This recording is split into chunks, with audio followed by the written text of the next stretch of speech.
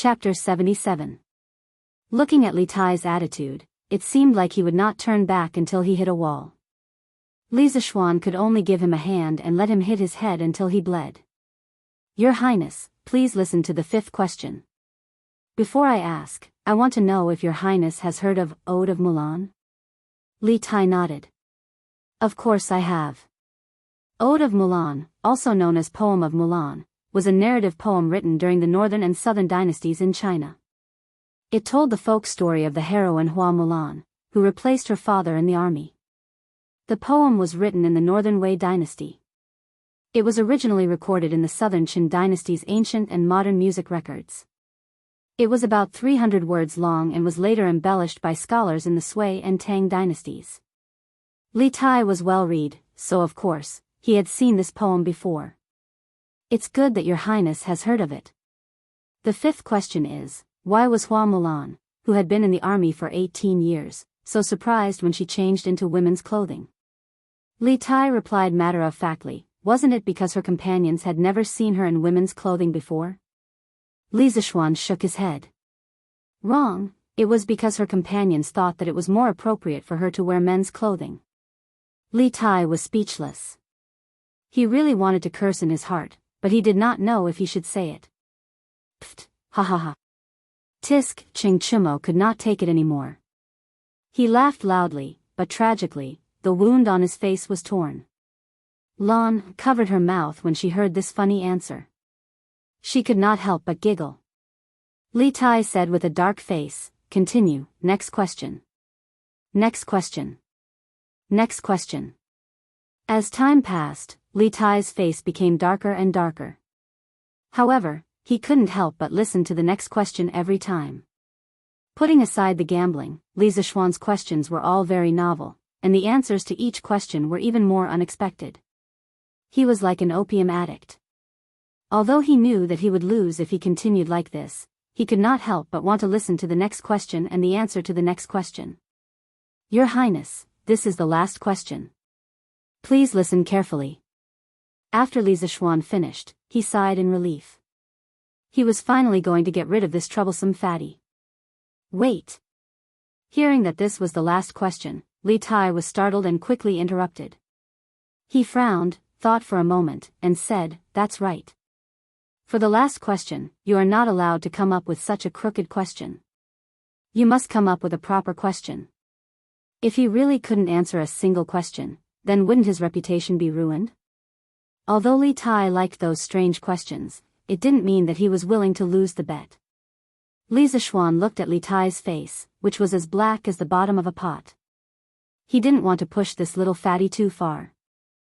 I heard that Your Highness is also proficient in mathematics. How about I give you an arithmetic question for the last question? Hey, since this little fatty is looking for a beating, then don't blame me. I can also play you to death with a proper question, Li Zishuan thought insidiously. Li Tai was energized. He was quite confident in mathematics. He didn't believe that Li Zishuan would be able to stump him. Okay, then it's an arithmetic question. Quickly give me the question. Your Highness, please listen to the 10th question. Let's say that our Tang Empire wants to attack the Turks. We need to transport 100,000 dan of grain from Qin province to the front line of Feng province. If we travel by water, we will lose 300 dan of grain for every 100 li. If we travel by land, we will lose 500 dan of grain for every 100 li. If the grain transport army travels a total of 1,000 li by water and land, they will have 95,800 dan of grain left. May I ask Your Highness, how many li did the grain transport army travel by water and land? Li Zishuan casually came up with a two-variable linear equation. As for higher-order equations, he didn't bother. He was afraid that Li Tai wouldn't be able to understand it. Although this question wasn't as strange as the previous one, it was still difficult for the ancient people. The people of the Tang dynasty didn't have the concept of equations. Li Tai furrowed his brows.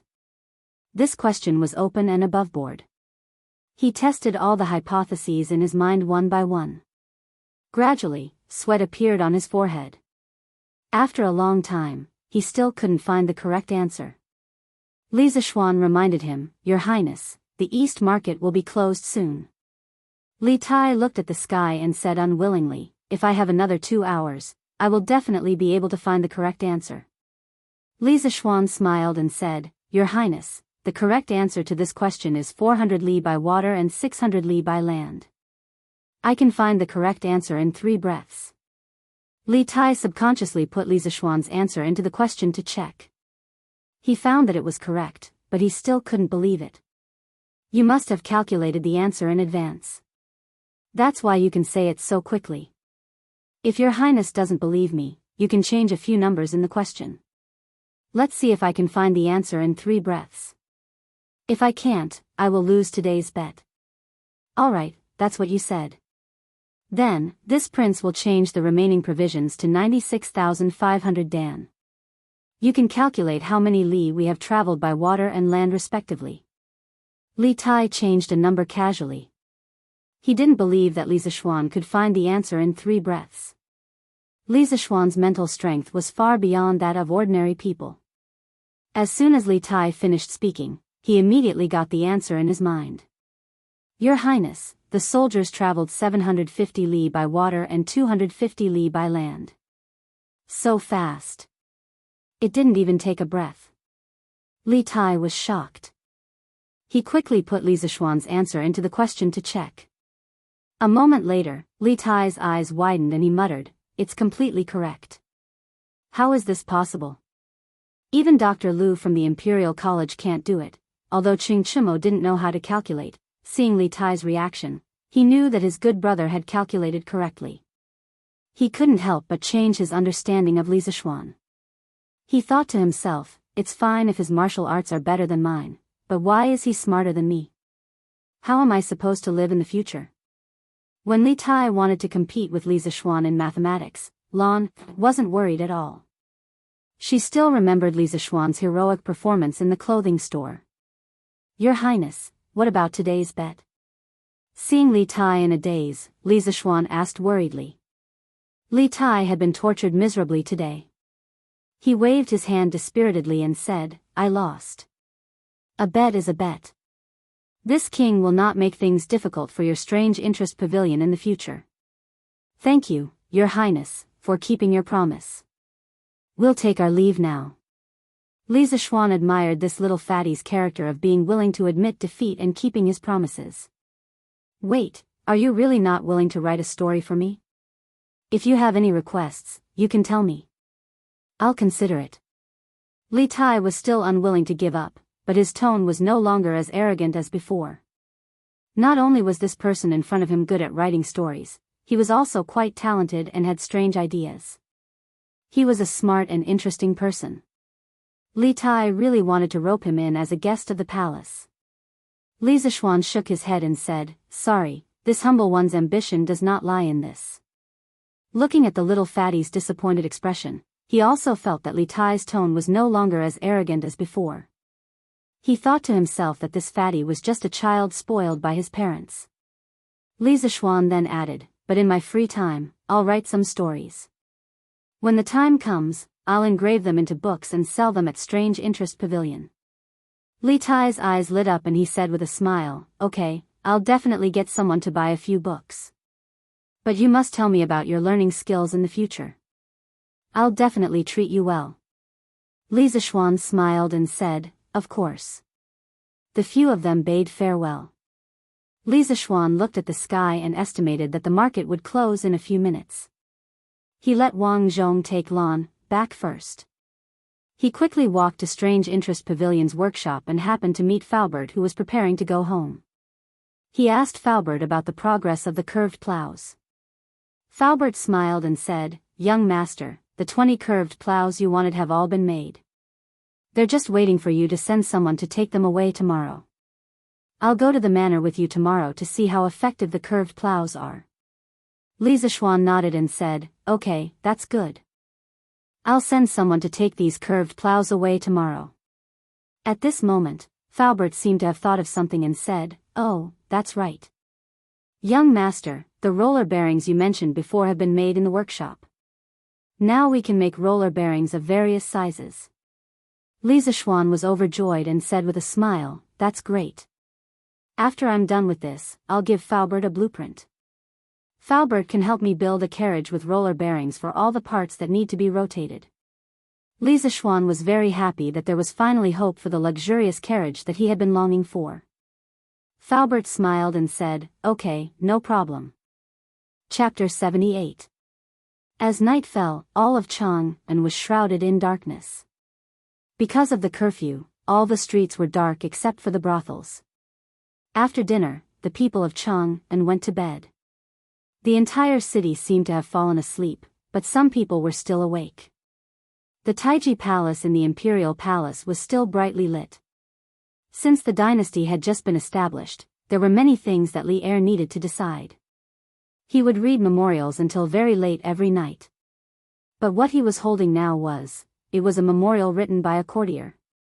He, not afraid of 10,000, but just in case. Why does this kid have so many strange things in his head? Li Er looked at the secret report in his hand and shook his head with a smile. Li Zishuan would never have thought that he would enter Li Er's sight again after the nibbled chicken incident. Qing Ke has been talented since she was a child. I didn't expect that she would suffer such a big loss today. But it's good for her to suffer some setbacks.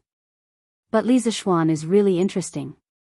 Of course, Li Er wouldn't hold a grudge against Li Zishuan for his son's humiliation outside. His daughter was raised in a rich family while his son was raised in a poor family. Li Er had always adopted a let nature take its course attitude towards his sons.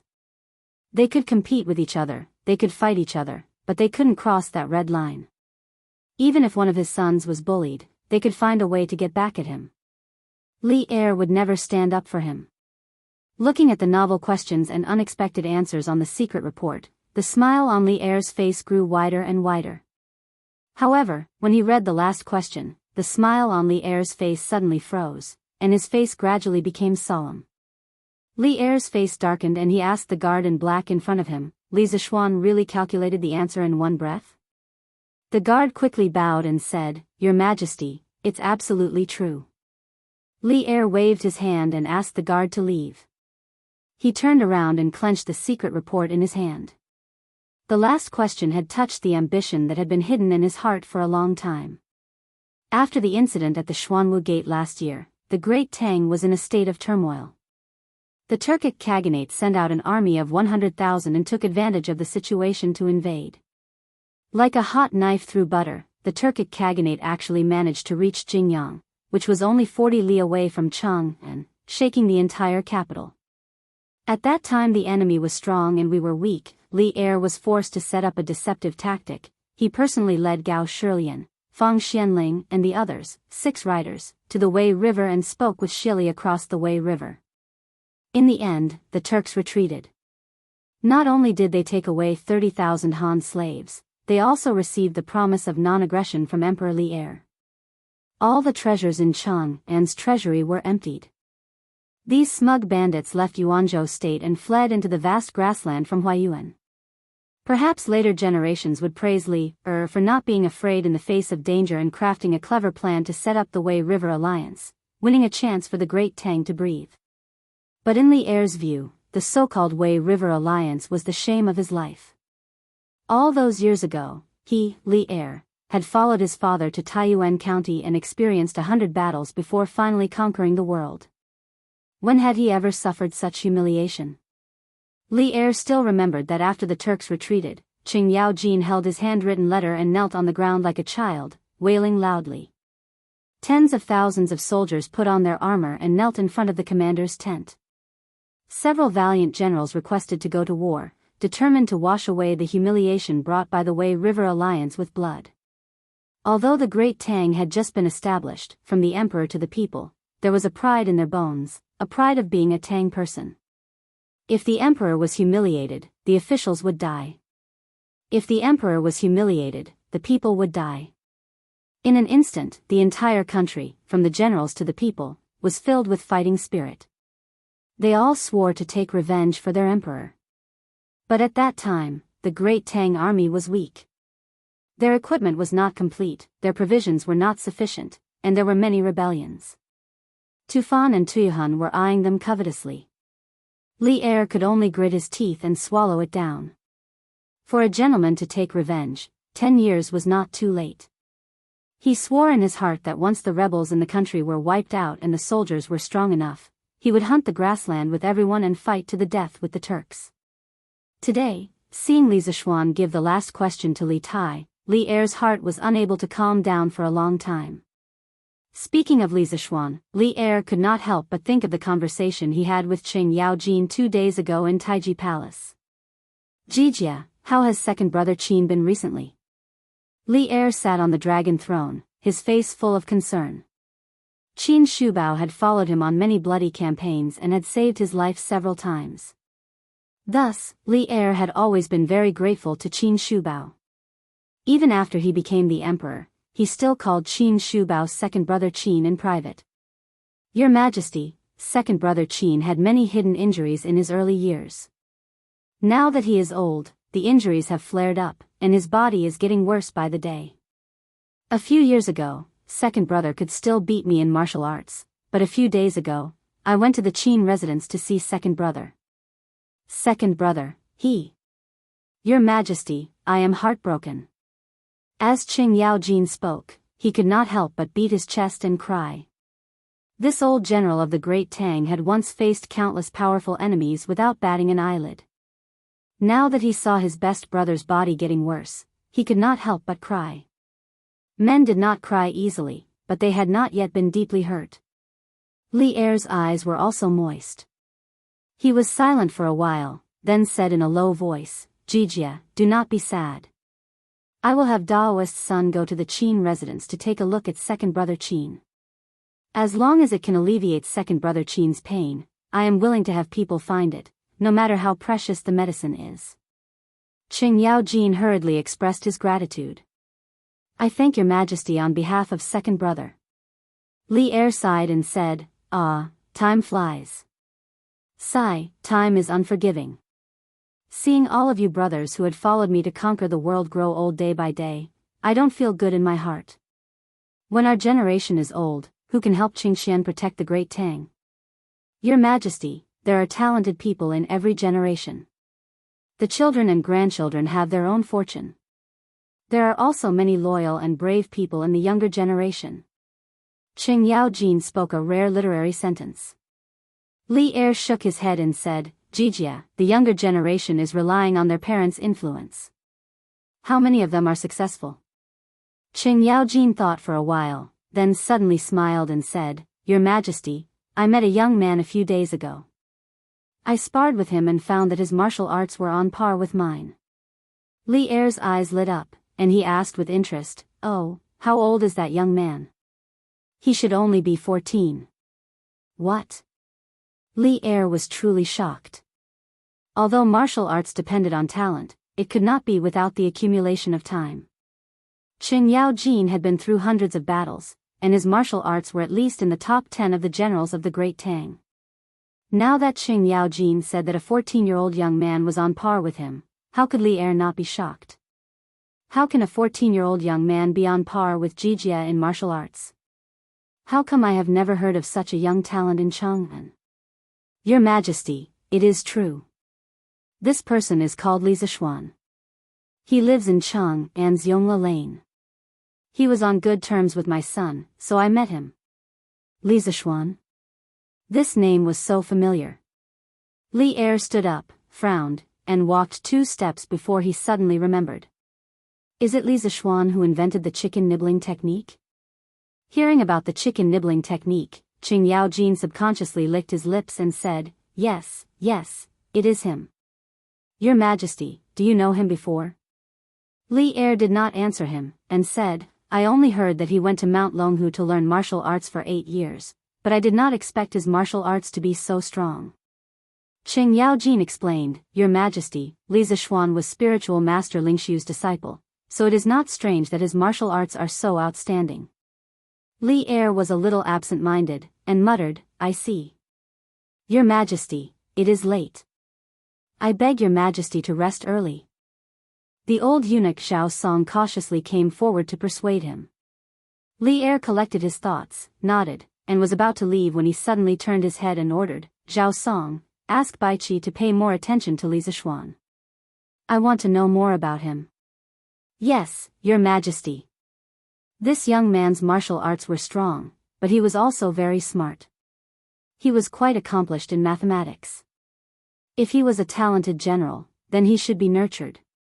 The younger generation of the empire needed a leader. Even if he was not a talented general, he could be transferred to the army as a clerk. If he was in charge of the allocation of provisions, it would probably reduce a lot of losses on the journey. It was time to find an opportunity to transfer this young man into the army and train him well. Li Er thought so. Chapter 79. The next day. Li Zishuan didn't laze around in bed. He got up early. He still had to go to the Han village to deliver the plow today. As for the business of Chitsu Pavilion, Li Zishuan had already told his father last night to send a reliable shopkeeper to take care of it today. Chitsu Pavilion's reputation had already spread yesterday, so the rest of the work just had to be done step by step. Li Zishuan didn't need to stay there every day. It was best for him to be a shopkeeper who didn't do anything. Before Li Zishuan ate breakfast, he asked Sanbao to quickly go to the carriage house to hire 4 carriages that were specially used to transport goods. Sanbao didn't go with Steward Wang to buy chicken seedlings today. Li Zishuan asked Wang Zhong to take Fu with him. He wanted Sanbao to go with him to the village today. After breakfast, he went to the door to see if Sanbao had returned. In the end, he didn't see Sanbao. Instead, he saw Ching Chumo. Hey, Chonyo, why are you here? After Ching Chumo went back with a bloody nose and a swollen face last night, he naturally couldn't avoid being interrogated by Ching Yaojin. When old Ching saw him like that, he thought that he had run out to fight with someone again. Ching Chumo explained for a long time before Ching Yaojin reluctantly believed him. He glared at him angrily. Useless thing. How can you fall like this from playing with a lousy carriage? You're really embarrassing me. Ching Chumo also knew that he had lost a lot of face this time, so he stood there silently and didn't dare to talk back. Who knew that Ching Yaojin would continue to say, another day, ask Xiao Xian to make one for me. I want to see what kind of carriage can make you fall like this. Ching Chumo cursed in his heart. I'm afraid that when the time comes, you'll fall even more miserably than me. Ching Chumo suddenly remembered something this morning. Yesterday, he had planned to ask Li Zishuan why his family was buying so many chicken seedlings. However, he fell down and forgot about it. Therefore, he came to look for Li Zishuan right after breakfast. At this time, he saw Li Zishuan at the door. Ching Chumo wanted to pull him to a corner and ask him about it. What are you doing? What are you doing? Pulling and pulling in broad daylight, what kind of scandal is this? Li Zishuan saw that Ching Chumo didn't say anything and came to pull him. Suddenly, his chrysanthemum tightened. He was not gay. He quickly slapped away Ching Chumo's claws. Ching Chumo's face was full of black lines. Little Xian, what are you thinking? I have something important to discuss with you. Come here quickly. Oh, you should have said so earlier. Come in and talk. It's not appropriate to talk outside. Li Zishuan tidied up his clothes and brought Ching Chumo to the front hall. After the two sat down, Ching Chumo couldn't wait to say, Little Xian, I'm here to ask you something today. Don't fool me. Li Zishuan took a sip of tea and said casually, What's the matter? Ching Chumo leaned over and asked in a low voice, Little Xian, why did your family buy so many chicken seedlings yesterday? How do you know? Li Zishuan was shocked and asked hurriedly. Hey, there are only so many things happening in Chang and all year long. How can you hide such a small thing? Those who are observant will know as long as they pay attention. Little Xian, tell me honestly, why did you buy so many chicken seedlings? Will the price of chicken increase next year? Do you know that you've almost emptied all the chicken seedlings in Chang'an? Ching Chumo laughed sinisterly. As long as there was profit to be made, he also wanted to go back and ask his father to buy a batch of chicken seedlings. Hearing Ching Chumo's question, Li Zishuan fell silent. He couldn't tell anyone about the locust plague prophecy. Not only would no one believe him, but his family would also be in trouble. However, he couldn't tell Chimo nothing. This guy was the first brother he had made since he came to the Tang Empire. From the previous few things, Chimo was the kind of person who would sacrifice himself for a brother in a critical moment. Maybe he could give him a hint. After hesitating for a long time, Li Zishuan asked, Chonyo, how many fields do you have in your family? Chimo was stunned by the question. He didn't know why Li Zishuan asked him this, but he still answered, I'm not too sure about this. It should be about 5,000 mu. Little Xian, why do you ask? So much. This was a big landlord. Li Zishuan sighed in his heart. He estimated that the locust plague next year would cause even more losses for his family. At this moment, he suddenly looked at Chimo seriously and said in an extremely serious tone, Chonyo, if you really believe me, then go back and ask Uncle Cheng to buy more chicken seedlings for your family to feed. As for the specific reason, I really can't tell you now. In June next year, you'll know why. In short, if you really believe me, then do as I say. Don't worry, Li Zishuan, will never harm my own brother. Chimo was also shocked by Li Zishuan's serious expression. After Li Zishuan finished speaking, he carefully pondered over Li Zishuan's words in his heart, but still couldn't figure out the reason. However, the second half of Li Zishuan's words did make sense. Chimo also firmly believed that Li Zishuan wouldn't harm him. Little Xian, since you have difficulties that you can't tell me, I won't force you. When I go back, I'll try my best to persuade my father. I believe that you won't harm your own brother. Chimo, may not be as smart as those literati, but I'm quite good at judging people. Li Zishuan smiled. Thank you for your trust, Chonyo. In June next year, you'll definitely be rewarded generously. Young master, the carriages are here. Young Master Yen is also here to look for you. Sanbao suddenly came in to report. Li Zishuan nodded and quickly walked out. As expected, 4 carriages were parked in the courtyard. Yen Xiaoning was also here. Brother Xiaoning, you're here. Yes, I shouldn't be late. Chonyo is here too. Yen Xiaoning was surprised when he saw Chimo coming out with Li Zishuan. Little Xiaoning, where are you guys going with so many carriages? Chimo couldn't help but ask curiously when he saw so many carriages and heard Yen Xiaoning's words. It seemed that they were going out today. Li Zishuan explained to Chimo since there was nothing to hide about the curved shaft plow. Little Xian, is this curved shaft plow really as amazing as you said? No, I'll go with you guys today. If it's really that amazing, Little Xian, you have to take care of me first. My family's farmers also complained that they didn't have enough cattle this year. Some of them might miss the spring plowing. No problem, let's go to the workshop now to pull the curved shaft plow. Since Chimo wanted to go with them, Li Zishuan naturally wouldn't reject him. Li Zishuan let the 4 coachmen drive the carriages while he, Chimo, and Yen Xiaoning rode behind them. The group rushed to the workshop. What surprised Li Zishuan was that he actually saw a few naughty kids on the road. They were riding on scooters and racing with each other. The other naughty kids around them were looking at them enviously. Li Zishuan smiled knowingly. All of this was within his expectations. The naughty kids who bought the scooters would spontaneously promote the Strange Taste Pavilion. In the following period of time, the sales of the Strange Taste Pavilion scooters would snowball and experience an explosive growth. The title should be Persuading People to Buy Chickens. I'm too lazy to change it now. It should be more interesting this way. I don't care if you guys believe it or not, I believe it. This isn't a clickbait, right? Chapter 80. After Li Zishuan and the others got the plows from the workshop, they brought Faubert to the Han village. Han Lijing remembered that Li Zishuan said that he was going to give them a new type of plows 2 days ago. Early in the morning, he brought Old Hu to the village entrance. The 2 men stood there and looked forward to it. A villager passed by and asked Old Hu what they were waiting for.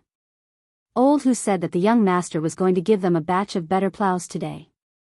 When the villager heard this, although they didn't believe that there was a better plow in the world than the current straight plows. They thought that the young master had brought a series of benefits to the village recently. There was no reason for him to lie to them. Therefore, the villager who had nothing to do in the morning accompanied Han Lizheng and Old Hu to wait at the village entrance. They looked forward to the stars and the moon, and they were about to turn into Amma stones. Finally, a group of carriages came into their sight. The person in the lead was Li Zishuan. Han Lizheng quickly led the others to welcome them. "Young master, you must have had a hard journey." Li Zishuan smiled and said, "Uncle Han, it's okay. You guys came at the right time. I brought a total of 20 new plows. Help me move them to Uncle Han's house first." Li Zishuan stopped the carriage at the village entrance and called a few villagers to move the plows. He also introduced Qing Chimo, Yan Xiaoning, and Faubert to Han Lizheng. Han Lizheng was shocked and quickly greeted the three of them. They exchanged greetings for a while. When Li Zishuan saw the eagerness in Yan Xiaoning and the others' eyes, he said, "Uncle Han, leave one of the plows. We'll go to the field now and see if the new plows are good or not. Uncle Hu, let's go to your family's field and try it out." Old Hu grinned and said, "All right, young master. I, Old Hu, used to be a blacksmith. I, Old Hu, will be able to use your plow after studying it for a while. I'll try using this new plow later." Everyone followed Old Hu to the edge of the field. At this time, a farmer had already brought over an ox. Li Zishuan gave Old Hu a brief introduction of the use of the curved plow. Old Hu had been a blacksmith before, and he was also good at farming, so it didn't take him long to understand. He couldn't wait to tell Li Zishuan, and then he took the curved plow and led the cattle to the field. Old Hu tied the reins of the curved plow to the ox. He held the plow with one hand and drove the ox with the other. Old Hu was taken aback the moment he started the plow. It was obviously more effortless than before. It was completely different from the previous plow, which had to plow the land with a lot of potholes. If it weren't for the fact that it was his own field, Old Hu would have suspected that someone had filled the field with water before. It was too easy to plow. When he reached the end of the field and was about to turn, Old Hu experienced another benefit of the curved plow. At this moment, Old Hu gently turned the shaft of the plow, and the entire plow easily turned around. It was not like the long and straight plow in the past, which had to be tilted and expended a lot of effort to turn around. It was obvious that the curved plow was more flexible, effortless, and time-efficient. Old Hu was so excited that his hands were trembling. He had lived for more than half of his life, but he had never used such a good plow. The Han village was saved, and no one would miss the spring plowing. At this time, there were already many farmers surrounding the embankment. When they saw how fast Old Hu was plowing, they couldn't help but be shocked. The farmers who had some experience quickly understood the superiority of this new plow. Everyone couldn't help but discuss spiritedly. "This plow seems to be more effortless. Look at the ox leading the plow. Why does it seem effortless? It seems to be true. At this speed, won't they be able to plow 6 or 7 mu of land in a day? It's not just 6 or 7 mu. Han Xiaodong, you're already an adult, but you still don't have any eyesight. Can't you see that the plow is more than twice as fast as the previous plow? In my opinion, this new plow should be able to plow 10 mu of land in a day, and it doesn't even use the ox." A slightly older villager analyzed. 10 mu? So much? Old Hu increased the speed of the ox and quickly plowed a round trip. At this time, he pushed the plow to a place slightly closer to Li Zishuan and the others. He shouted excitedly, "Young master, Li Zheng, this plow is really good. The plow is more than twice as fast as before. I, Old Hu, even feel that a slightly stronger adult can pull this plow." Hearing Old Hu's words, everyone on the ridge was shocked. They all thought that Old Hu was bragging.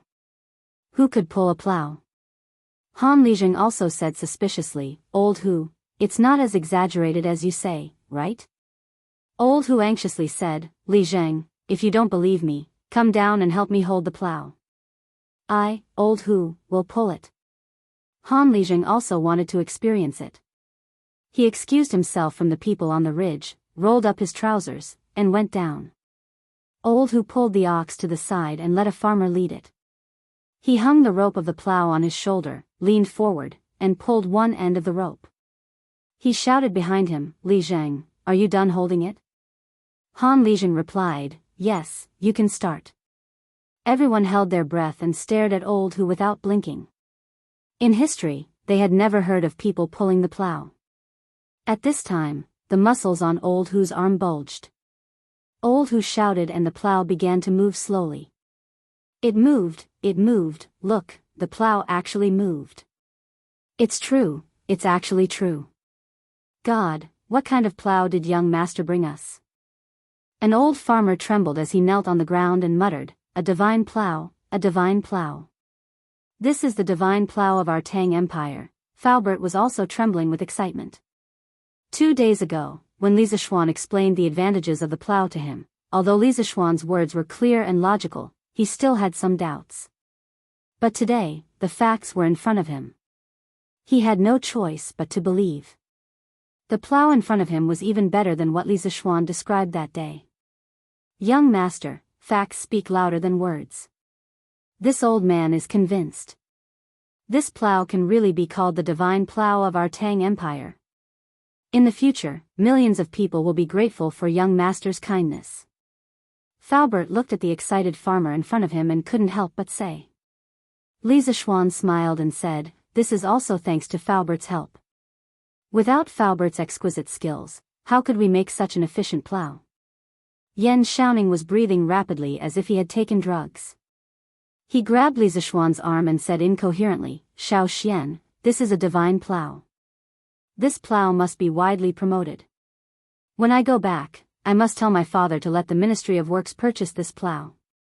This is the good news of our Tang Empire's people." Li Zishuan was speechless. It was just a plow. Did these people have to praise it so much? Qing Chimo jumped out excitedly at this moment. He patted Li Zishuan's shoulder and shouted, "Xiao Xian, if you treat me as a brother, then supply my family with 100 of these plows first. My farmer needs them urgently." 100? Why don't you go rob a bank? Li Zishuan was furious. This guy was really asking for too much. The Han village only got 20. Moreover, even if he gave Qing Chimo 100, did his farm have so many cattle? Wasn't this a waste of resources? Hee, then let's start with 50, no less. My family's farmstead has 50 cattle. Qing Chimo said with a flattering smile. Li Zishuan nodded. This was more like it. At this moment, he said to Faubert, "Faubert, when you go back to Chang'an, ask all the craftsmen in the workshop not to do anything but focus on making the plow. In addition, you are in charge of finding a group of skilled and reliable craftsmen. I wouldn't mind even if there were 40 or 50 of them. Don't worry, I don't lack money." Li Zishuan expressed that he was rich and could do whatever he wanted. Faubert nodded and agreed, "Yes, young master. This is an important matter. I will arrange it well." Chapter 81. After the villagers on the ridge saw the magic of the curved plow, some of them quickly spread the news back to the village. One person spread to 10, 10 spread to 100, and then the entire Han village was in an uproar. As soon as Li Zishuan and his group returned to the village, they were surrounded by enthusiastic villagers. "Young master, is this divine plow for sale?" "Yes, young master, where can I buy this divine plow?" "I want to buy one too. But I don't know if this divine plow is expensive." Li Zishuan waved his hand to stop the noisy crowd and shouted, "This plow is called the curved plow. I have already sent 20 plows to the Han village today. They are considered the public property of the village. If you can't afford a curved plow, you can rent one from Han Lizheng. The rent is 5 copper coins a day. If you want to buy one, you can go to the Strange Interest Pavilion in the East Market of Chang'an City tomorrow. They sell one for 170 copper coins. If you want to buy one, please come early tomorrow. The other villages don't know about this plow yet, so no one will fight with you." The cost of a curved plow was about 150 copper coins. Li Zishuan didn't want to earn money from these poor villagers, so he set the price very low. He only wanted to earn money for his hard work. He didn't want the villagers to be grateful to him, he only wanted to feel at ease. As soon as Li Zishuan finished his words, the crowd started to discuss. Master, it's only 170 copper coins. It's only 30 copper coins more expensive than the straight plow we bought before. Why don't we buy one too? Yes, it's better to buy one. You have to wake me up early tomorrow morning, or else we won't be able to buy it. Xiaodong, is your family buying it? Of course, only a fool wouldn't buy such a useful plow. Didn't you hear what young master said? When the other villages know about it, you won't be able to buy it even if you want to. Yes, that's right. Young master is really good to us villagers. Of course. Li Zishuan walked out of the crowd with Qing Chimo and the others when he saw that they were having a heated discussion. At this moment, Yan Xiaoning and Faubert both said goodbye. Yan Xiaoning had already achieved his goal of coming to the Han family manor today. Now, he only wanted to return home as soon as possible and report to his father how efficient it was to use the curved plow to plow the land. It would be able to solve the urgent problems of the imperial court to a large extent. Today, Faubert had witnessed the miraculous power of the curved shaft plow.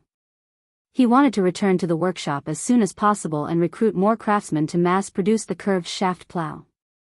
Time waits for no man. If he builds one more curved shaft plow, there would be one less family missing the spring plowing. Faubert felt that his body was filled with passion for work. His waist was no longer sore, and his legs were no longer painful. His entire body was filled with energy. Li Zishuan saw that Qing Chimo seemed to want to leave in advance, so he hurriedly pulled him back and said, "Cho Nyo, don't go yet. I'll bring you to see the Han family manor's chicken farm. If your family's farm also wants to raise chickens on a large scale, then do it like this. Otherwise, the chickens will easily catch the foul plague." Qing Chimo thought for a moment and nodded in agreement. All right, then we'll listen to little Xian and go take a look. The two of them followed Li Zishuan to the back mountain of the manor. Compared to the first time Li Zishuan came, the back mountain had changed a lot. In the forest, the farmers had used bamboo or tree branches to form chicken farms one after another. Each farm was about half a mu of land. Moreover, there was a sign hanging at the door with the name written on it. Li Zishuan nodded in satisfaction and turned around to ask, "Uncle Han, how many chicken farms are there on this mountain now?" Han Lijing smiled and replied, "Young master, because the farmers know that these chicken farms are for themselves, and because young master is paying them wages, everyone in the manor is very motivated to work. In 2 days, we have already surrounded more than 20 chicken farms. Young master, the 8,000 chickens that you sent before have all been settled down. The farmers have all used their own hens to raise these chickens.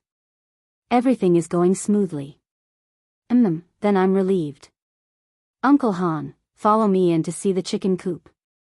Li Zishuan chose a chicken farm next to him and directly pushed the door open. Qing Chimo and Han Lijing also followed in. They saw a few old hens and a few groups of chickens. There were about 300 to 400 of them. They were looking for food everywhere. The chicken farm was noisy and lively. There was also a row of neatly arranged chicken coop inside. It was spacious and airy. Li Zishuan nodded in satisfaction and said, "Uncle Han, this chicken coop is very well done." "Uncle Han, this chicken farm is done very well. Just build the rest like this. You have to hurry up. Now, we've only delivered 8,000 chickens to you. There are still 72,000 left. Steward Wang will continue to deliver more to you in the next few days. Uncle Han, I suggest that you pick some people to manage the farm. It's best if you pick those who have learned the ability to control chickens. Let them get familiar with the chickens as soon as possible. These chickens are very important to me. Nothing must go wrong. Later, I will give you another 1,000 strings of cash. Go to Chang and City and buy more quicklime. You have to sprinkle quicklime around the chicken coop regularly." Han Lijing nodded solemnly and said, "Young master, don't worry. I will arrange it well." Then Uncle Han, you go ahead. Chou Niu and I will walk around here. Han Lijing nodded and smiled. Okay, young master, I will go back first. After Han Lijing left, Li Zishuan did not hear any movement from Qing Chimo for a long time. He could not help but turn around and found Qing Chimo staring at him in shock. Li Zishuan touched his face strangely and asked in puzzlement, Chou Niu, what happened to you? Were you struck by lightning? Qing Chimo wanted to kick Li Zishuan angrily, but Li Zishuan easily dodged it. Damn you, you are the one who was struck by lightning. I say, Xiao Xian, from what you said before, are you planning to buy 80,000 chickens? Yesterday, he received news that Li Zishuan had bought at least 7,000 chickens. He was shocked by this number at that time. He never thought that it was just a drop in the bucket. Li Zishuan was playing too big, far beyond his imagination. Yes, what's wrong with this? What's wrong with this? Are you crazy? 80,000 chickens? Chang'an City consumes less than 80,000 chickens in a month. Who are you going to sell these chickens to when they grow up? Qing Chimo said angrily. Li Zishuan touched his nose and said awkwardly, Chou Niu, actually the most valuable part of a chicken is not its meat, do you know? Qing Chimo heard him and looked at him as if he was an idiot. He was speechless, but what he wanted to say was written on his face. He was clearly saying, I am not educated, don't lie to me. Li Zishuan also knew that he could not explain it clearly, so he could only say vaguely, Chou Niu, you will understand what I mean next year. Your family's chicken farm must be built like the Han family's. Take a good look. Your family cannot buy so many chickens like me, but you must buy them, or you will regret it next year. Seeing that Li Zishuan was serious, Qing Chimo could only nod and say, okay, I will tell my father tonight. P.S. Regarding the issue of updating, I would like to clarify, swordsmen were surprised when I saw that many readers were urging me to update the book in the comments section. I can finally say goodbye to the single-player game. Swordsmen are honored that everyone is urging me to update the book. Swordsmen would like to clarify the issue of updating the book. Usually, the book will be updated at least 2 times a day, and occasionally 3 times. This book has been open for more than 40 days, and it has never stopped updating. Usually, a chapter will be updated at noon, and a chapter will be updated at 10 p.m. Due to the lack of popularity of his new book, there were fewer recommendations. Therefore, Vigilante A could only release his new book at certain times, hoping that others would be able to read his new book amidst the sea of books. Although this method was stupid, Vigilante A had no other choice. If there are many people reading the book, swordsmen will release 2 or 3 chapters at once to prevent people from waiting in the middle. In the end, it's all about understanding. I hope that everyone can understand. Also, if you find out that your comments on the bookstore's book reviews section have been deleted, don't blame it on Vigilante A. That's because your comments contain sensitive words that are automatically deleted by the system. Vigilante's own comments have been deleted many times. As for which sensitive words are, Vigilante doesn't know. Everyone will ask why you did not put this paragraph in the comments section or put it in the author's words section. Are you trying to increase the word count by putting it there? First of all, Vigilante A tried to post it in the book reviews and comments section, but it was instantly deleted by the system. Then, I also wanted to put it in the author's words section at the bottom, but there was a word limit there, so I couldn't put it there. I am also in despair. I can't even post in my own comments section. Chapter 82. After visiting the chicken farm, Li Zishuan and Qing Chimo left the Han family village. He originally wanted to see Hu Jing and his younger brother, but after thinking about it, he realized that he had been busy with the affairs of Strange Interest Pavilion these past few days and had forgotten to ask Li Qingxian to help him inquire about Sun Simiao's whereabouts. Even if he went to old Hu's house now, he wouldn't be able to treat Hu Jing and his younger brother, so he left with Qing Chimo. In his heart, he planned to find out Sun Simiao's whereabouts after these 2 days of work. Previously in Zhongnan Mountains, Sun Simiao had saved his life, and he hadn't thanked him yet. It wasn't Li Zishuan's style to not repay a favor. Chang'an East City, Curious Pavilion. It was noon, and the sun was shining brightly. Although it wasn't as hot as summer, the midday sun still made people sweat a little when it shone on their bodies. In front of the curious pavilion, the hot sun overhead couldn't stop people's enthusiasm, and there was already a long line in front of the door. "Shopkeeper, how many scooters do you have today?" "Yeah, there were only 300 scooters yesterday, and I didn't even get one. Last night when I got home, I was disturbed by that brat for the whole night." "Shopkeeper, you're too unkind, can't you prepare more? Aren't you cheating people?" "Yeah, you're cheating people. Last night, I was disturbed by that brat at home for the whole night, and I didn't sleep well."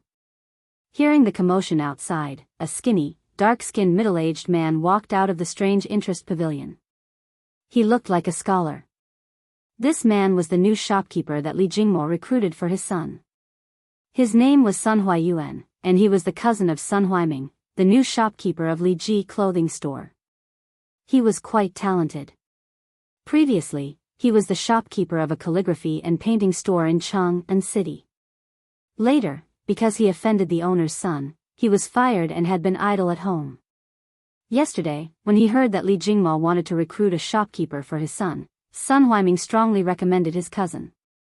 Li Jingmo had always been very satisfied with Sun Huaiming's performance in the clothing store, so he gave Sun Huaiming some face and let his cousin try out the Strange Taste Pavilion first. However, before Sun Huayuan was appointed, Li Zishuan called him to his side and gave him some instructions. In the end, Li Zishuan handed him the future development plan of Strange Interest Pavilion written by Li Zishuan and asked him to follow it. Sun Huayuan originally had the arrogance of a scholar, so he was disdainful of the development plan written by a 14-year-old boy. Who knew that when he opened it, he would see business plans that he had never seen before? He couldn't help but be shocked. He thought to himself, could it be that the boss's son is a monster? At the same time, he also made up his mind to follow the plan. Otherwise, if he didn't do a good job and got fired, not only would he fail to live up to his cousin's good intentions, but his wife would also fall out with him. Sun Huayuan walked out of the Strange Interest Pavilion and shouted to the crowd. "Everyone, please don't be impatient. Today, there will be 500 scooters. Please don't cut the queue. Also, I just received a notice from the master in my workshop. For the next 5 days, Strange Interest Pavilion will stop selling scooters. Because of my young master's order, Strange Interest Pavilion's workshop will focus on manufacturing a more important tool in the next few days. The scooters will be sold next time. Please forgive us." Sun Huayuan gracefully cupped his hands and apologized to everyone. He was actually quite helpless.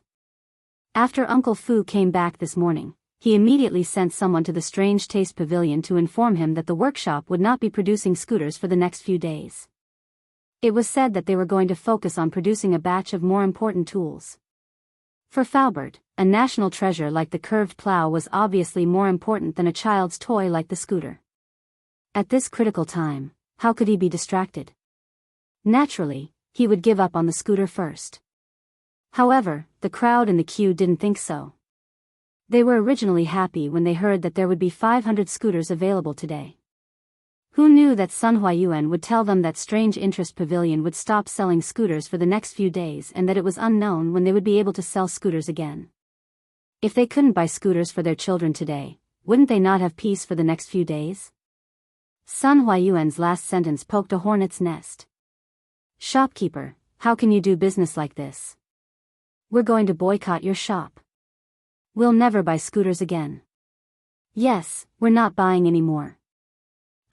Brother, if you don't want to buy it, can you give your seat to me?" "Bah, who said I'm not buying anymore?" Didn't you just say that?" "I didn't say that." "Go away." "Hey, why are you scolding me?" "I'm scolding you." "What, you dare to look at me?" "I'm looking at you, so what? Why don't you try looking at me again?" "Fine, I'll try." "What can you do?" At first, there were people who wanted to put pressure on Sun Huayuan to cancel the suspension of the scooter sales. Sun Huayuan panicked when he heard the commotion. Who knew that the commotion didn't get everyone's response? Instead, there was an internal conflict. There were already signs of a big fight. Sun Huayuan was stunned at the door. It was the first time he saw such a weird customer. However, he couldn't let them fight. If Wu Ho was alerted, it would probably implicate Strange Fun Pavilion. Sun Huaiming quickly went down to mediate. Please calm down. Please don't fight. Although we will temporarily suspend the sale of the scooters for a few days, you can use our membership card to reserve the scooter first.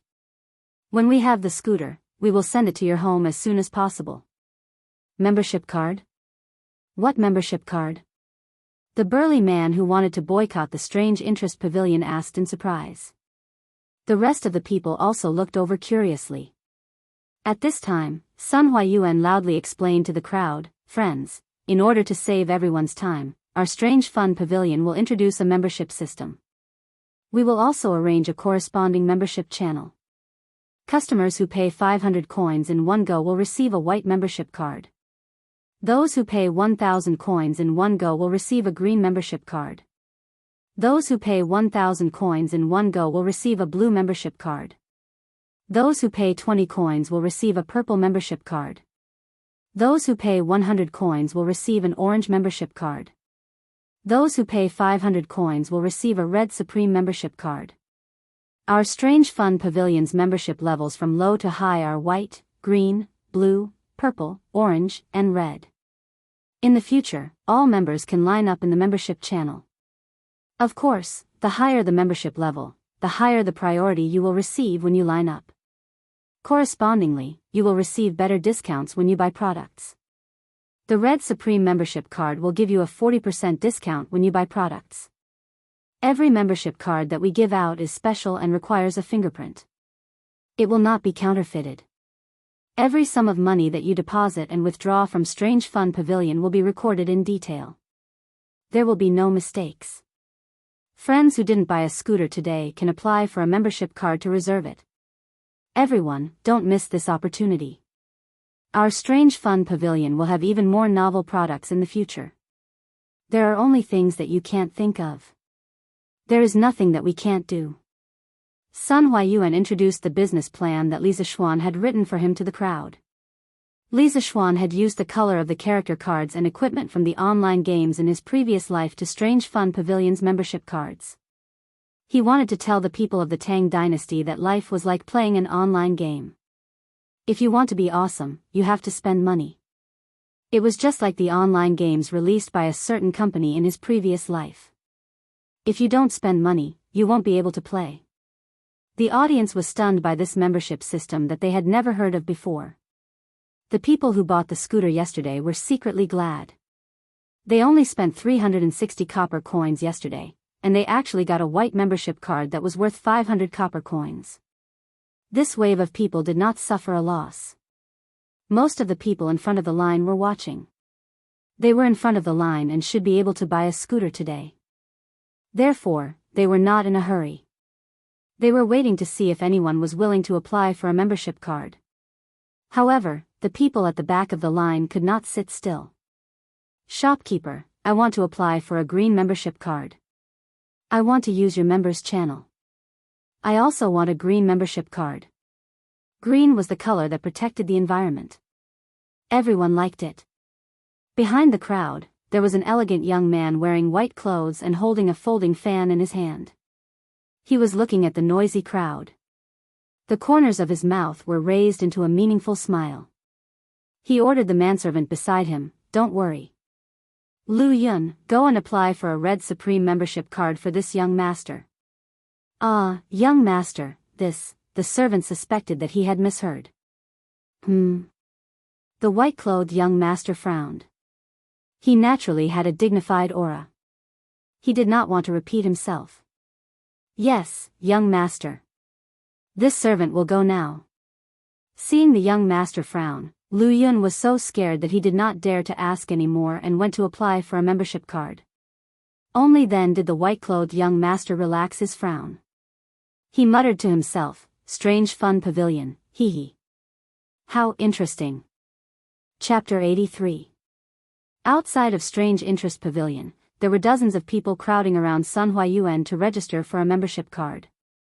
Sun Huayuan hurriedly helped these people register, but he was pleasantly surprised.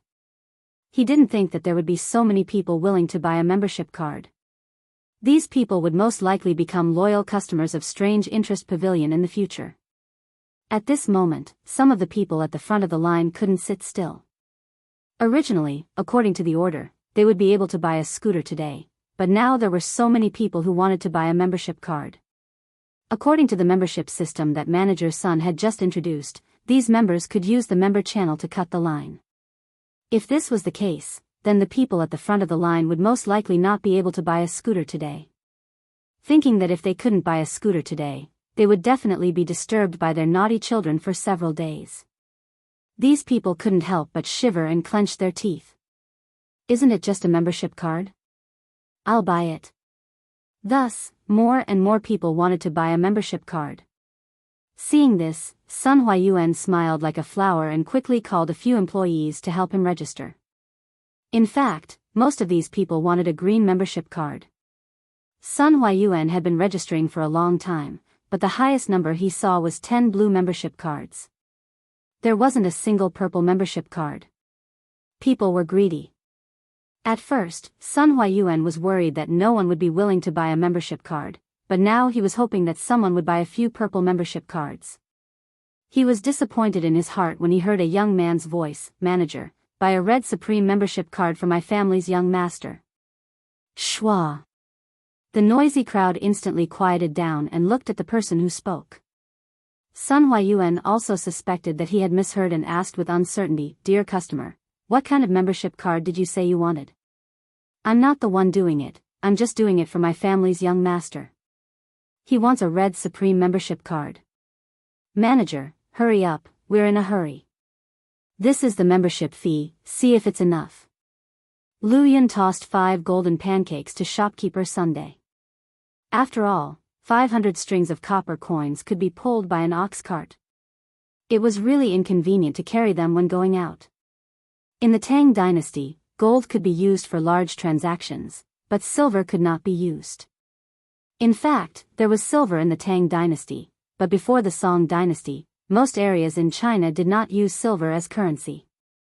In the Tang dynasty, the annual production of silver was only 15,000 taels. At that time, for ordinary people, there were only 3 sources of silver. The first was a reward from the emperor, the second was a bribe from local officials, and the third was the payment from foreign merchants. Regardless of the source of the silver, no one would use it for trading. In large transactions, gold chains and gold pancakes were more commonly used. That's enough, that's enough. I'll handle it for you right away." After Sun Huayuan confirmed that he didn't mishear, he quickly took the golden pancake and weighed it in his hand.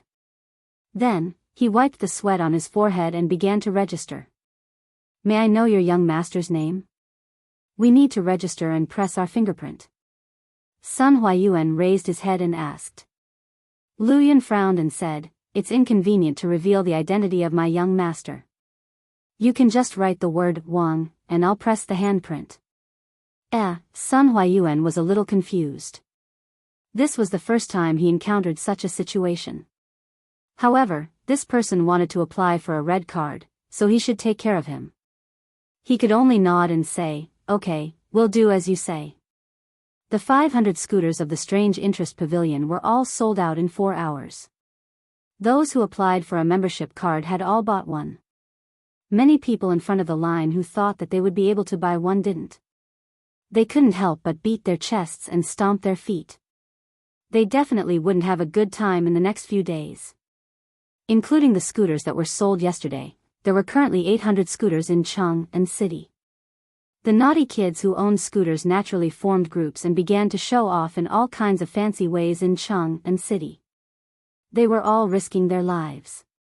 For a moment, the streets and alleys of Cheng and City were filled with naughty kids on scooters chasing each other. Naturally, all kinds of accidents were caused. The entire Cheng and City was in chaos. People and horses were thrown off their feet. Yongxing City. Nay, a coachman suddenly pulled the reins tightly. The horse raised its front hooves high and neighed. The speeding carriage behind suddenly stopped. The people in the carriage staggered and almost fell out of the carriage. Lai Fu, what happened? There was a hint of anger in the middle-aged man's voice. He had just come out of the palace and was thinking about the deeper meaning of Emperor Li Er's words. He didn't expect to be interrupted by this sudden breaking. Master, there are a few kids playing on a moving plank in front of us. I was afraid of hitting them, so I pulled the horse. Please forgive me. The coachman named Lai Fu quickly got off the carriage and bowed to the inside of the carriage. At this time, the middle-aged man in the carriage lifted the curtain and looked at the kids playing in the middle of the road. He couldn't help but be curious when he saw that they could easily slide on a plank. He walked forward and asked, "Little kids, what are you playing on?" A little girl with a ponytail answered, "This is a scooter." "Grandpa, don't you know?" The middle-aged man asked, "Where did you buy this scooter?" "Strange Interest Pavilion in the East City. My father bought it for me with great difficulty." The middle-aged man stroked his beard. He silently remembered this Strange Interest Pavilion. He smiled at the kids and said, "Go play in other open spaces. Don't play in the middle of the road. It's dangerous." "Okay, thank you, Grandpa." The middle-aged man turned around and frowned. He muttered to himself, "Strange Interest Pavilion, selling this kind of children's toy that disturbs the order of Chang'an. They don't care about the safety of children. I must report them tomorrow." "Lai Fu, let's go back." "Yes, master." The carriage moved slowly again and finally stopped in front of a mansion. The words, "House of Wei," were hanging on the lintel. Li Zishuan didn't know that someone was unhappy with his scooter. He called Wang Zhong when he got home and asked about the purchase of chicken seedlings today. "Young master, we bought 10,000 chicken seedlings today. The peddler sent a large batch of chicken seedlings from the vicinity of Chang'an yesterday." "Young master, you are very smart. The price of the chicken seedlings today is indeed more expensive. It has risen to 100 copper coins each. Correspondingly, the price of eggs in Chang'an has risen from 2 copper coins each to 5 copper coins. I am afraid that the price tomorrow will be even more expensive, so I bought all the chicken seedlings in the East City today." Li Zishuan nodded and praised, "Well, Uncle Wang, buy as many as you have now. The price of the chicken seedlings will only get higher and higher. You did the right thing. Send this batch of chicken seedlings to the Han village now." "Yes, young master." Chapter 84. Afternoon, Yan Manor. Yan Xiaoning was pacing in the front hall, anxiously waiting for something. Young master, master is back." A servant in green rushed in and shouted. "That's great, my father is finally back." Yan Xiaoning walked out of the door quickly and arrived at the front courtyard. He saw Yan Lide had just entered the residence. "Father, you're finally back." When he returned to Chang'an with Faubert this morning, he wanted to tell his father about the curved yuan plow. However, the old butler said that his father went to the morning court and had not returned yet. Yan Xiaoning could only wait anxiously. The curved yuan plow belonged to Chitsu Pavilion and he had a share in Chitsu Pavilion. Thinking about it, the curved yuan plow must be related to him. He knew that the court was thinking of a solution for the people's spring plowing. Although Yan Xiaoning had some strange ideas in the past, they were just for fun. Now that the curved yuan plow was born, he could help his father. Thinking of this, Yan Xiaoning could not help but feel excited. "Ning, you're looking for me?" "Yes, father. It's very important. Please follow me to the study." "In the study?" "Ning, tell me. Why are you looking for me? You look like you're in a hurry." After Yan Lide sat down, he asked curiously. Although this son of his wasn't like the other hedonistic sons who played cockfights, walked dogs, and loitered in brothels, he didn't do any proper work and spent all his time researching strange things. He really didn't know why his son was in such a hurry to find him today. "Father, has the court been thinking of a solution for the spring plowing near Chang'an recently?" Yan Lide sighed, "Yes. A few days ago, His Majesty was planning to bring in a batch of cattle from Bing province to Chang'an to solve the urgent problem. However, there was an urgent report today that a group of bandits in Bing province had robbed the cattle prepared by the court. His Majesty was furious. However, the most important thing now was not to eliminate the bandits, but to solve the spring plowing problem for some farmers.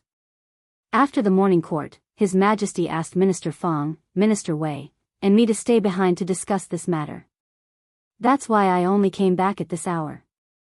Ning, when did you become interested in court matters? Yan Xiaoning smiled, Father, I already have a solution for the spring plowing problem. What? Ning, this is a serious matter. You can't joke about it. Yan Lide widened his eyes in disbelief. Yan Xiaoning saw that his father didn't believe him, so he told Yan Lide about the invention of the curved shaft plow and the effects he saw with his own eyes when he went to the Han family village today. After Yan Lide heard this, he stood up in shock and muttered to himself, a divine plow has descended. The heavens are truly protecting my great Tang. Father still underestimated Li Zishuan. Ning, you've helped the imperial court a lot this time. Father will report to His Majesty tomorrow and ask for a reward for you.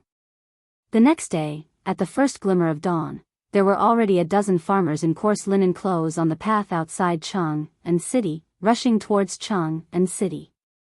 Oh, isn't this brother-in-law? Why are you so early today? A quick-witted young man saw that the person in front of him looked familiar and quickly sped up to catch up.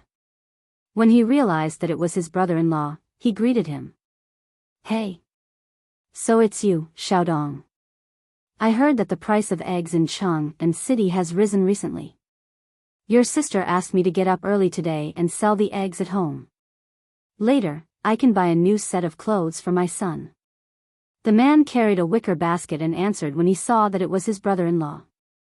The quick-witted young man was Han Xiaodong from the Han family manor. Today, his father had woken him up early in the morning and told him to go to the Strange Interest Pavilion to buy a curved plow. A few years ago, his elder sister had married into the Plum Village. This man was his brother-in-law. His name was Mei Jun, but he was big and burly, not handsome at all. Usually, the two families had a good relationship and they visited each other frequently. Well, I also heard about this. It said that eggs in Chang'an City are sold for 5 coins each. My sister is still as smart as before. Hee hee. The man scratched his head embarrassedly. At this moment, he seemed to have thought of something and asked, Xiaodong, why are you so early today? Han Xiaodong was a little hesitant. He had seen the efficiency and flexibility of the curved shaft plow with his own eyes. Even if he was not educated, he knew that if everyone knew about the curved shaft plow, the Han family village would definitely not be able to buy it. However, his brother-in-law's family usually treated him very well. Han Xiaodong scratched his ears and cheeks. After hesitating for a long time, he finally made a decision and whispered, Brother-in-law, come here. I want to tell you something. You must not tell anyone else, okay? Mei Jun saw that his brother-in-law was speaking so mysteriously and could not help but be curious. He patted his chest and promised, Xiaodong, who doesn't know that your brother-in-law is the most tight-lipped person in this area? You can rest assured. Han Xiaodong was speechless when he heard his brother-in-law bragging. At this moment, he remembered that his brother-in-law was nicknamed Big Mouth Mei. He could not help but regret it. However, since he had already said it, it was too late to make up another excuse. Han Xiaodong could only say, Brother-in-law, you must not talk about what I told you. Otherwise, I will ask my sister to punish you by making you kneel on the washboard. I came to Chang'an today to buy a curved shaft plow at the Strange Taste Pavilion in the East Market. Let me tell you, this curved shaft plow is awesome. It can increase the speed of plowing by at least 3 times. Yesterday, my young master personally brought a batch of curved shaft plow to our village to do an experiment. The speed of plowing was witnessed by everyone in our village. My young master also said that the curved shaft plow will be sold at the Strange Taste Pavilion today for only 170 copper coins. Almost everyone in our village will come to buy it today. Now, other villages do not know about it yet. We will definitely be able to buy it. Brother-in-law, if you want to buy one, you can also buy one. However, you must not tell anyone else. Otherwise, if the people in our village know that I am the one who told others, they will beat me to death. You must not trick me." Mei Jun heard that the curved shaft plow was so awesome and could not help but drool. He secretly made up his mind that after selling all the eggs today, he must buy one. When he returned home, his wife would definitely praise him for being quick-witted. At this moment, when he heard his brother-in-law ask him to keep it a secret, he quickly raised his hand and swore, "Xiaodong, don't worry. I will definitely not tell anyone about it to trick you. Thank you for telling me all this. Our family's land will not miss the spring plowing. Your sister and I did not dote on you for nothing." Han Xiaodong was still worried and reminded him again, "Yes, brother-in-law, you must remember not to tell anyone. Otherwise, my sister will punish you by making you kneel on the washboard." Han Xiaodong's thinking was a little simple. Which villager in the Han village did not have relatives in other villages? Even if he did not say it, many villagers would secretly inform their relatives. An undercurrent was gradually surging and was about to engulf the Strange Taste Pavilion. The name of the divine plow would soon spread throughout the world. Chapter 85. The morning drum of Chang'an City finally sounded. The soldiers on the city walls opened the city gates and let the peddlers in. However, the general guarding Yangxingmen was surprised to see that most of the people entering the city were farmers in linen clothes. In the past, when the city gates opened, it was mostly peddlers from outside the city. He didn't expect so many farmers to come in today. Didn't the farmers need to plow in spring? After entering the city, the farmers went straight to the East Market. They asked around and finally found the Strange Interest Pavilion. The gate of the Strange Interest Pavilion was not open yet, but many farmers were lining up in front of the gate. "So this is the Strange Interest Pavilion. It's the first time I've seen it. It's so cool." Old Hu also came today. His wife thought that it was more convenient and cost-effective to buy a curved plow than to rent one in the village, so she urged him to come and buy one. "Hey, Old Hu, I heard from my daughter that the things in the Strange Interest Pavilion are very expensive. 2 days ago, they were selling something called a scooter. It's just a wooden board with a few small wheels under it. One scooter costs 400 coins. Oh, then we have to thank the young master. This curved plow is so easy to use, but it only costs 170 coins. I guess the young master didn't make any money from us. That must be it. I, Han Er, admire the young master. It's a pity that I don't have a daughter. Otherwise, I would definitely send her to the young master as a concubine." Li Zishuan got up early today to check on the preparation of the curved plow. He didn't expect to hear Han Er's silly words as soon as he arrived. He almost fell to the ground. Han Er's first sentence reminded Li Zishuan of a classic joke from his previous life. "I admire you even if you don't help me when I go to the toilet." As for Han Er's last sentence, Li Zishuan automatically ignored it. Even if Han Er had a daughter, Li Zishuan wouldn't dare to have her. "Hey, the young master is here." "Greetings, young master." Old Hu saw Li Zishuan coming. He hurriedly greeted him. "Young master." "Greetings, young master." When the villagers heard Old Hu's words, they hurriedly greeted Li Zishuan warmly. They were grateful to this young master from the bottom of their hearts. Li Zishuan nodded to everyone and entered the Strange Interest Pavilion. "Shopkeeper's son, how many curved plows did the workshop send today?" After Li Zishuan entered the room and greeted Sun Huayuan, he went straight to the point.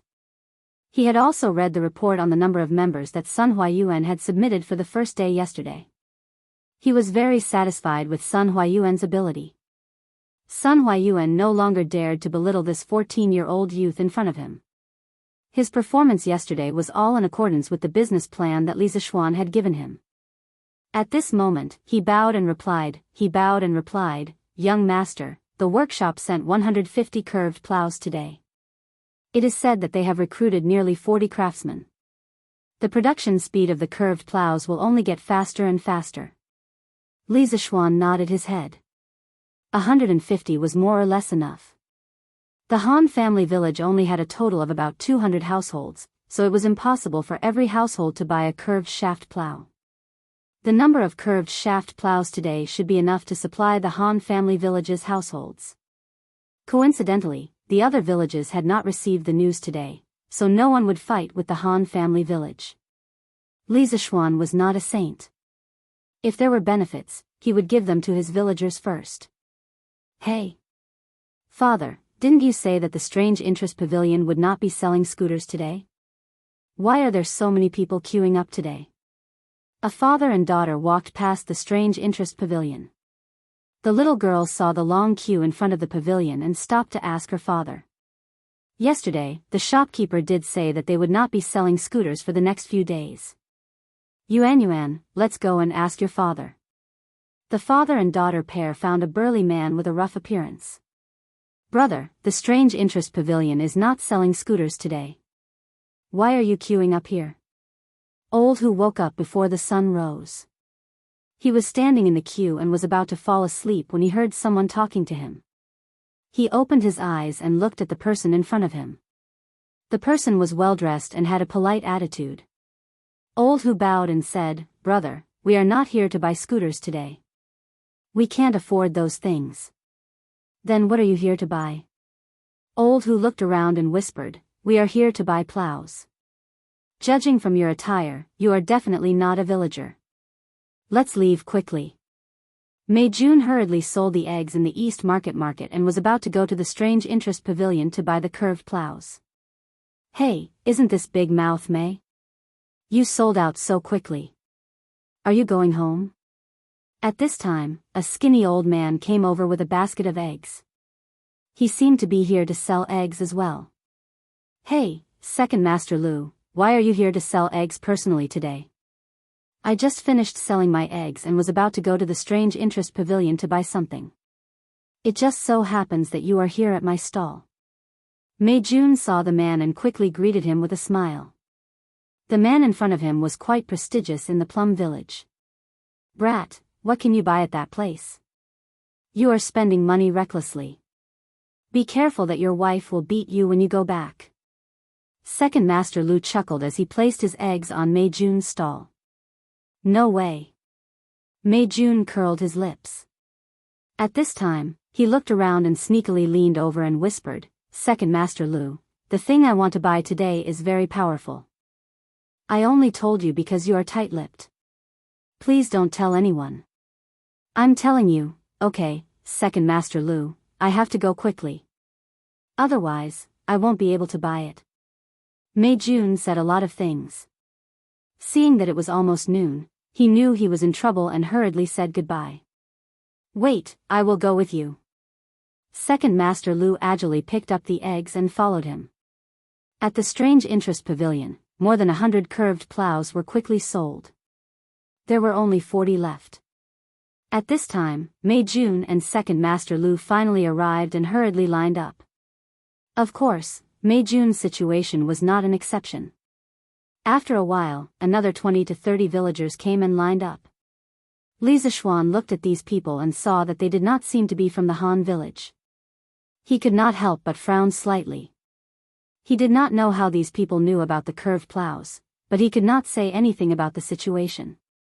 Since he was open for business, there was no reason to be picky. In fact, these people's situation was similar to Mei Jun and Second Master Lu's. They were all secretly told by their relatives in the Han village. Some people were like Mei Jun and did not know how to keep their mouths shut. Thus, more and more people knew about the curved plows. Li Zishuan silently estimated that there were about 50 to 60 people outside the Han family manor. From the looks of it, there were still some Han family manor's villagers who would not be able to snatch the Ziyuan plow today. He could not help but feel that it was a pity. But he did not know that at this moment, a storm was sweeping over the imperial court with him as the center. Chapter 86. Taiji Palace, Imperial Palace. The officials arrived and divided into two sides according to civil and military officials. Li Er put down a memorial and looked at a young official in the civil official line.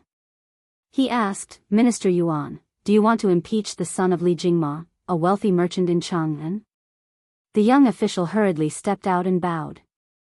Your Majesty, I do want to impeach Li Zishuan, the son of Li Jingma. According to the East Market Bureau, this person has been buying chicken seedlings in Cheng and for the past 2 days. Not only has the price of chicken seedlings skyrocketed, but the price of eggs has also more than doubled. This person has disrupted the market and driven up prices. I implore your Majesty to punish him severely. This person was the Taifu Temple's Vice Minister Yuan Wendao. The Taifu Temple was one of the 9 temples of the Tang dynasty's central government. The chief minister of the Taifu Temple was a secondary 3rd-rank official. The vice minister of the Taifu Temple was a secondary 4th-rank official. Taifu Temple was in charge of the country's finances and government decrees. It was in charge of the officials in the 4 cities of Jingdu, Pingzhuan, Shuazang, and Chongping. In addition to managing the country's finances and treasury, it directly led the 4 cities of Jingdu and Pingzhuan in the market management. It provided macro guidance and used measurement and balance to implement specific regulation. The East Market Bureau was only a 6th-rank official. Of course, he was not qualified to attend court. He could only report the abnormalities in the East Market to Yuan Wendao. Li Er curiously asked, this Li Zishuan is just a commoner. Why didn't Taifu Temple directly punish him?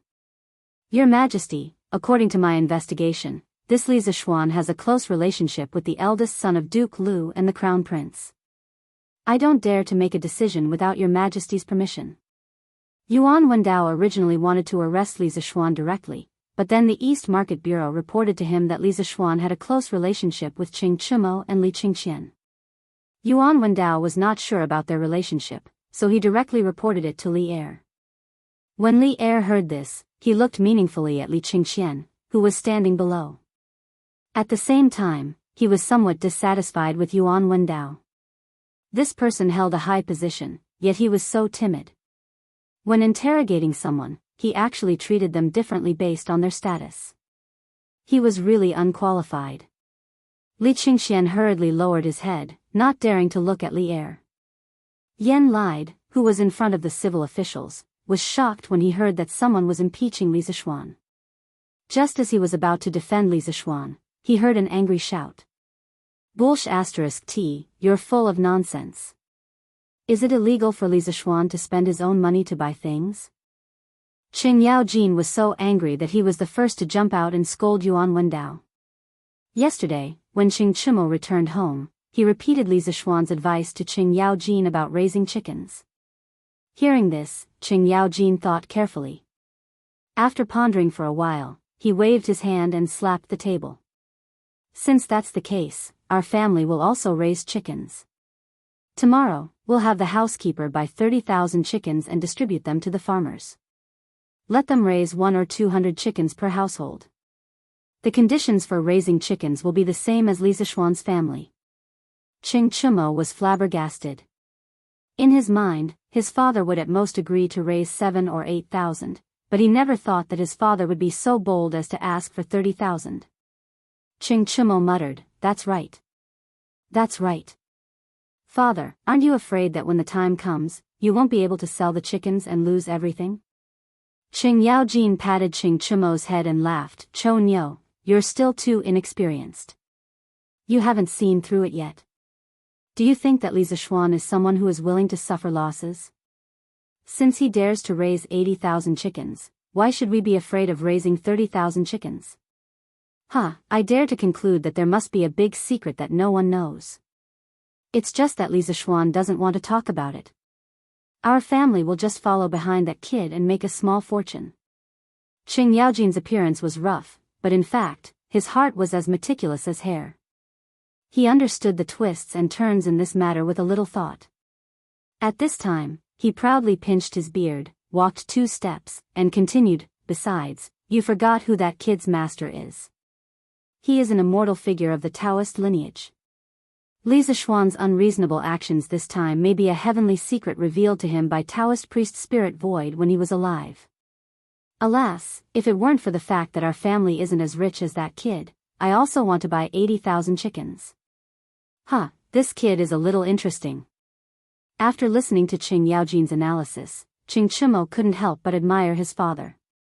The older the ginger, the spicier it is. In the imperial court. Yuan Wendao's face was tragically sprayed by Qing Yaojin's spittle, and his ears were buzzing because of Qing Yaojin's loud roar. He wiped his face and angrily said, "High Duke Lu, how can you deliberately cover up for Li Zishuan just because he has a good relationship with your son?" Li Zishuan drove up prices and affected the people's livelihood. The evidence is conclusive. High Duke Lu, do you want to bend the law for personal gain? Qing Yaojin was extremely angry. According to Yuan Wendao's words, his family also bought a large number of chickens today. Wasn't that also breaking the law? Qing Yaojin was too lazy to argue with him. He directly hit Yuan Wendao's nose with his uppercut. "I'm your mother. You're a villain who is twisting words and forcing logic. I'm not afraid to tell you that my Qing family also went to the East Market to buy tens of thousands of chickens today. Are you also going to punish me for my crime?" Yuan Wendao was just a weak scholar. How could he withstand Qing Yaojin's big fist? He was directly hit by this punch and flew far away. His nose was bleeding and he almost fainted. At this time, he knelt down to Li Er and cried, "Your Majesty, High Duke Lu maliciously hurt people in the imperial court. He also intended to protect the suspect. Your Majesty, please punish him." Qing Yaojin was furious and wanted to come up and beat him again. Qin Xiong, who was standing next to him, quickly came over and stopped him. "Jijia, you're not allowed to be presumptuous in the imperial court." Qin Shubao's old injury in the past 2 years was acting up. His legs and feet were not very good. Qing Yaojin did not dare to struggle. Only then did he calm down and looked at Li Er pitifully. "Your Majesty, I was rude in front of you just now. Your Majesty, please forgive me." Li Er was angered by this reckless guy. "Qing Jijia, why didn't you think of asking me to forgive you when you hit people before? In the imperial court, you actually hit a minister. It's really outrageous." Qin Shubao quickly bowed and begged for mercy. Jijia was just confused for a moment. "Your Majesty, please forgive me." Niu Jinda, Yu Qigong, and the other generals in the army also pleaded for mercy for Qing Yaojin.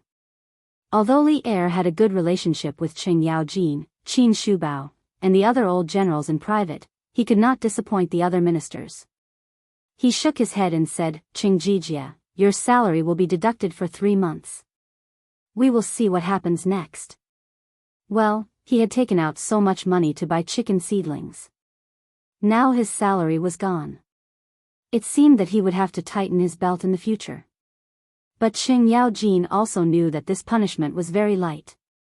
Qing Yaojin bowed and thanked him. "Your Majesty." Li Er looked at Yuan Wendao and asked, "Shao Qin Yuan, you said that Li Zishuan was driving up prices. Did he use this to make profits?" Yuan Wendao covered his nose and replied in a muffled voice, "Your Majesty, I didn't notice this."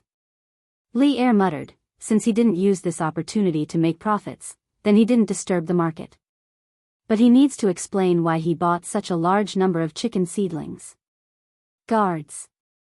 A big Han general immediately walked in from outside the hall and bowed. "This general is here." Li Er ordered, "Go to Yongla Lane and bring Li Zishuan here." Yes. Although the big Han general did not know Li Zishuan, he still bowed and hurried out to find Li Zishuan. Chapter 87. Chang'an City, East Market. As the last curved plow was sold, there was a commotion outside the Strange Taste Pavilion. "That's it? I haven't bought it yet. Who asked you to come so late?" "Nyo Dahai, you should have come earlier. Those who came early today have already bought the curved plow. I guess old Nyo woke up late because he was sleeping with his wife at home." "Haha." A man beside him said in a wretched manner. Nyo Dahai's face turned red. He pushed the man and said angrily, "Bullsh *T, I went to sell eggs just now. I thought only people from our village would buy the curved plow, so I didn't rush to buy it.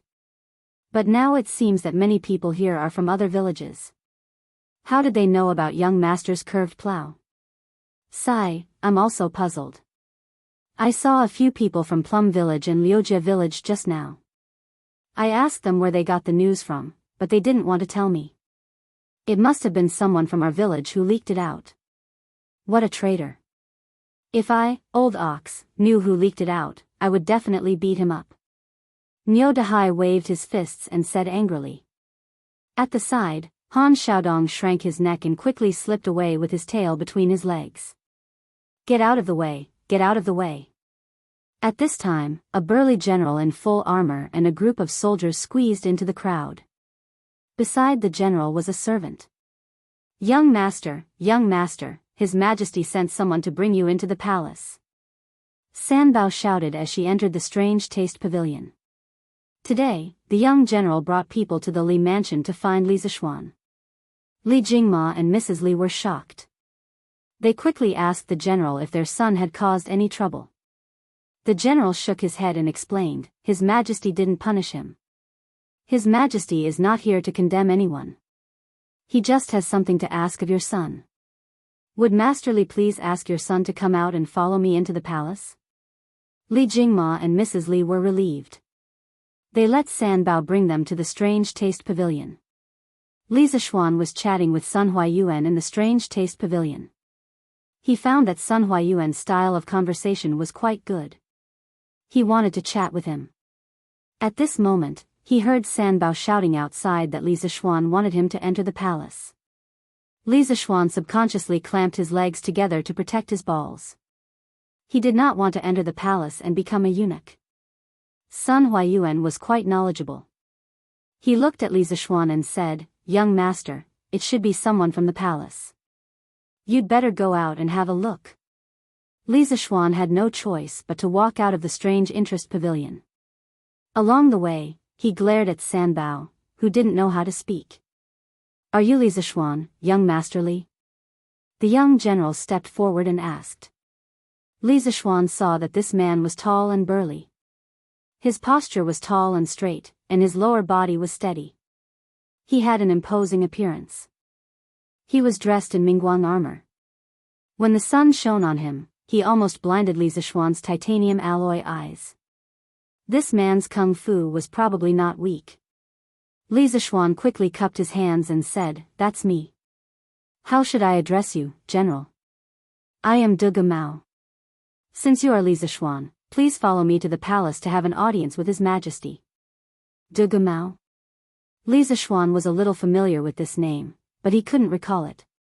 However, people with the surname Dugu were usually more powerful. Therefore, he learned from the TV dramas in his previous life.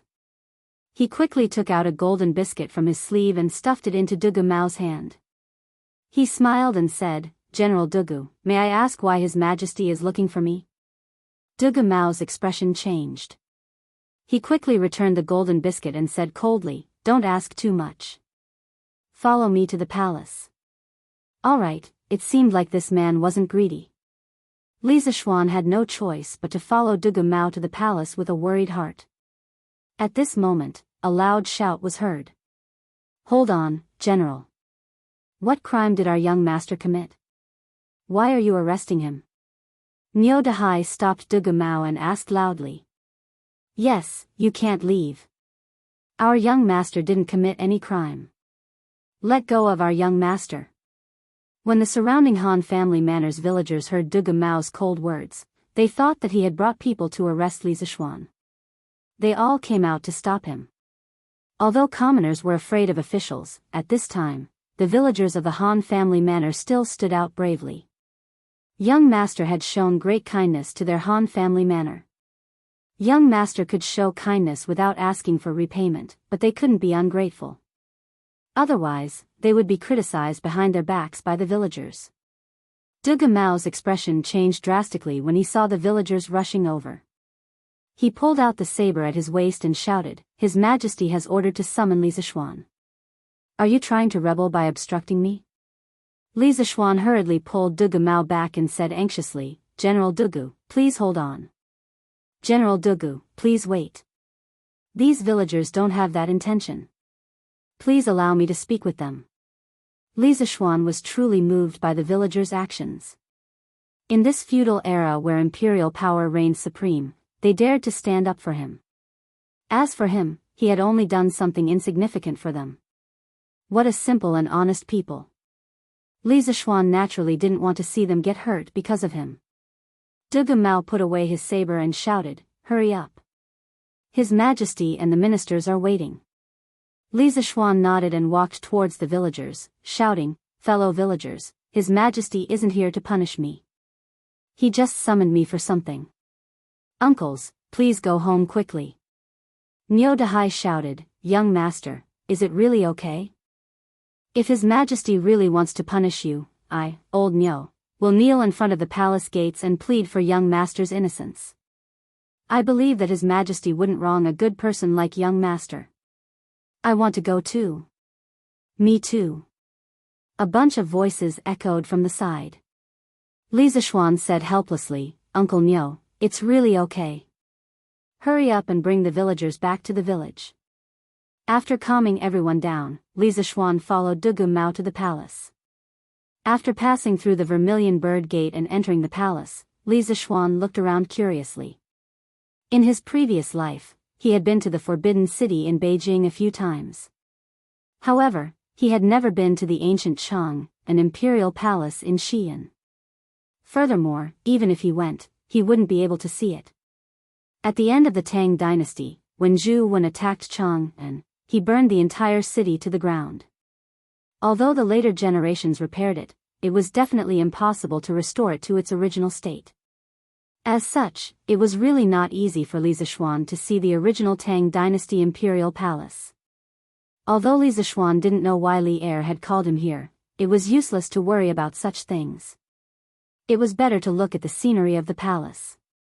Furthermore, if Li Er really wanted to find trouble with him, the person who came would definitely not be Dugu Mao, but the officials from the Supreme Court. After a while, Dugu Mao brought Li Zishuan to the outside of Taiji Palace. Taiji Palace was built on top of 36 stone steps. Standing at the bottom of the steps, one could only see the upturned eaves. The auspicious beasts on the eaves, Xieji and Xieji, looked majestic under the faint sunlight. The pointed eaves that almost pierced through the clear sky were undoubtedly the embodiment of the supreme imperial power. "Wait here for a while, I will go in to report. When you go in later, pay attention to your etiquette. Don't forget what I just taught you," Dugu Mao instructed. "Thank you, General Dugu, I will pay attention." Li Zishuan cupped his hands in thanks. Along the way, other than teaching Li Zishuan about the palace etiquette, Dugu Mao didn't say anything else. Li Zishuan felt that Dugu Mao was angry about the matter of the golden pancake. In his heart, he thought that he was indeed too rash. Not everyone loved money. The television dramas in his previous life had killed people. Dugu Mao nodded and went in to report. A quarter of an hour ago, in Taiji Palace. Li Er saw Dugu Mao leaving and looked at Qing Yaojin. He asked with deep meaning, "Jijia, if I remember correctly, didn't you just say that your family is also preparing to buy tens of thousands of chicken seedlings?" Qing Yaojin stepped forward and answered, "Your Majesty, I am indeed planning to buy tens of thousands of chicken seedlings." Li Er smiled and asked curiously, "Oh? Jijia, why are you and Li Zishuan buying so many chicken seedlings?" Qin Shubao, Niu Jinda, and the other generals also looked at Qing Yaojin curiously. Qing Yaojin scratched his head and pretended to be ignorant. "Your Majesty, I saw that my family's farmers were poor, so I gave them chicken seedlings for free and asked them to help raise the chickens. The eggs that they usually lay can be used to supplement their household expenses." Zhang Sun Wuji, Fang Xianling, and the other civil officials looked at Qing Yaojin in disbelief.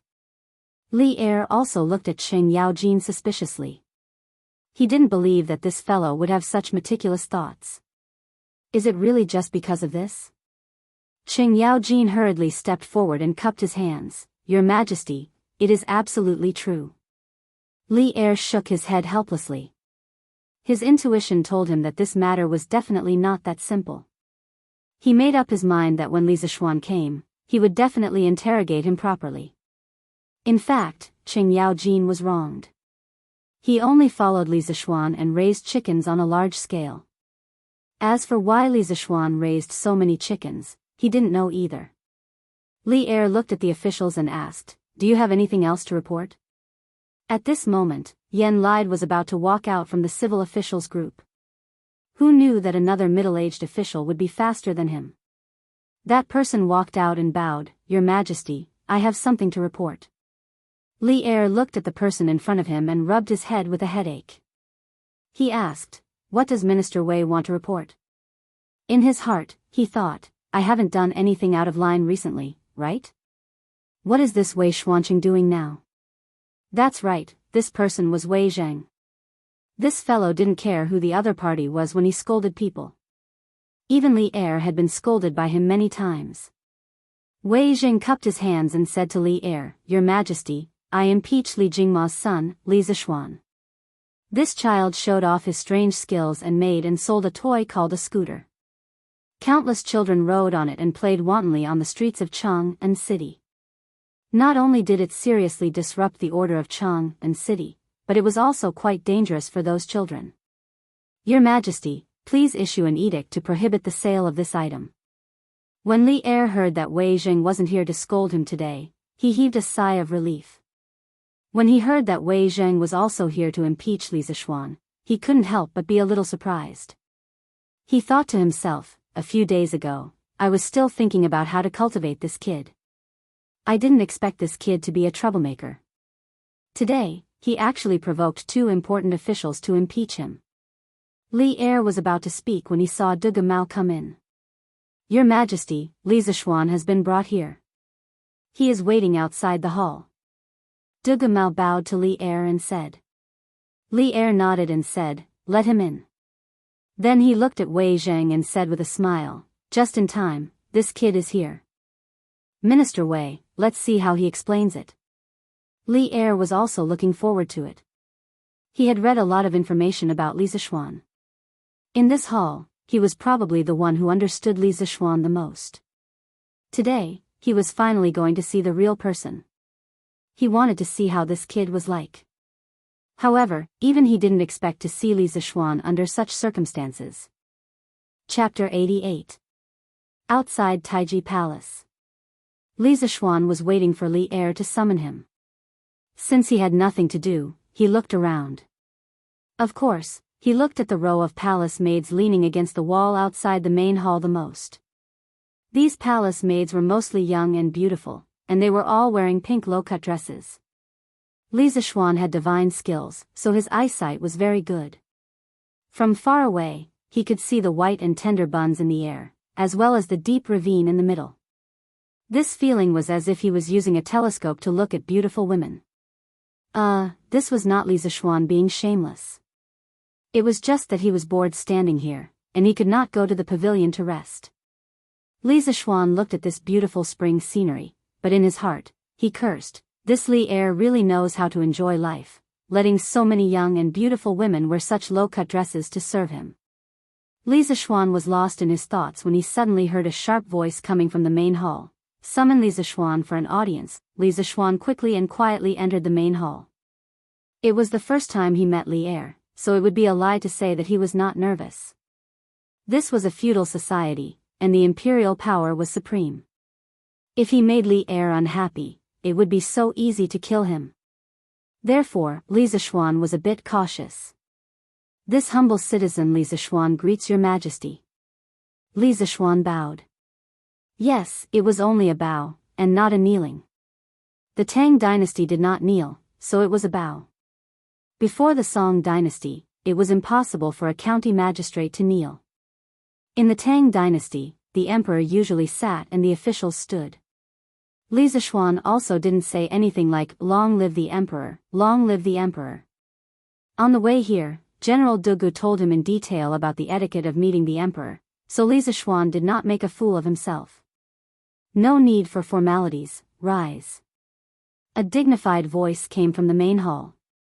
Only then did Li Zishuan straighten his back and raise his head.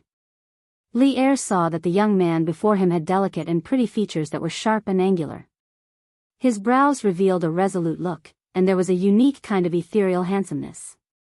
What surprised Li Er the most was that this was the first time this young man had met him, but he was neither servile nor overbearing, and there wasn't the slightest trace of fear in his eyes. Li Er secretly nodded. This young man could be considered a talent. One must know that during the Tang dynasty, one's appearance was the standard for selecting officials. Those who were too ugly would not be able to become officials. However, Qing Yaojin, Yu Qigong, Niu Jinda, and the other founding generals were exceptions. While Li Er was sizing up Li Zixuan was also secretly sizing up Li Er. He was very curious about this legendary Emperor Taizong of the Tang dynasty, and wanted to see what he looked like. He saw Li Er wearing a heavenly crown and a python dragon robe. The pearls hanging down were at the same level as his eyes. Under the illumination of the 99 candles, they shone in all directions. He looked like a singer from the later generations who threw flirtatious glances at him, making people dizzy. It was impossible to see what he looked like. This was probably the greatest effect of the heavenly crown. Li Zixuan was quite depressed. He secretly thought that Li Er was too petty, not letting others see what he looked like. Could it be that he was too ugly? If Li Er knew what Li Zixuan was thinking, he would definitely cut this little brat into 8 pieces. When Li Er was young, he was also a famous wanderer in the Taiyuan area. He was handsome and his martial arts were not bad. How could he be as unsightly as Li Zixuan thought? Li Er said in a deep voice, "Li Zixuan, do you know why I asked you to come here today?" "I don't know." Li Zixuan's mouth twitched. He secretly thought, how would I know? That cold-faced General Duga Mao didn't tell me. How would I know? Li Er pretended to be strict and said, since you don't know, I will tell you personally. Just now, Minister Yuan of the Taifu Temple accused you of wantonly buying chicken seedlings, causing the price of chicken seedlings and eggs to skyrocket in Chang'an. You are driving up prices, disrupting the market, and affecting the people's livelihood. This is the first crime. In addition, Minister Wei accused you of showing off your skills and selling scooters. This scooter disrupts the order of Chang'an and affects the safety of children. This is the second crime. Li Zixuan, do you have anything to say? Li Zixuan was shocked. He really didn't expect that the minister would make an issue out of these 2 matters. He thought quickly. After a moment, he stepped forward and bowed to Li Er. "Your Majesty, I have something to say." Li Er nodded and said, "Say it." At this time, Li Zixuan cupped his hands and asked the minister next to him, "May I ask which one is Minister Yuan?" At this time, Qing Yaojin pointed to Yuan Wendao, whose face was covered with blood, and said with a smile, "This is Minister Yuan." Li Zixuan glanced at Qing Yaojin. Qing Yaojin nodded at him meaningfully, making him feel at ease. Yuan Wendao stood up and said, "I am the minister of the Taifu Temple." "What do you want?" Li Zixuan smiled and said, "Minister Yuan accused me of driving up prices.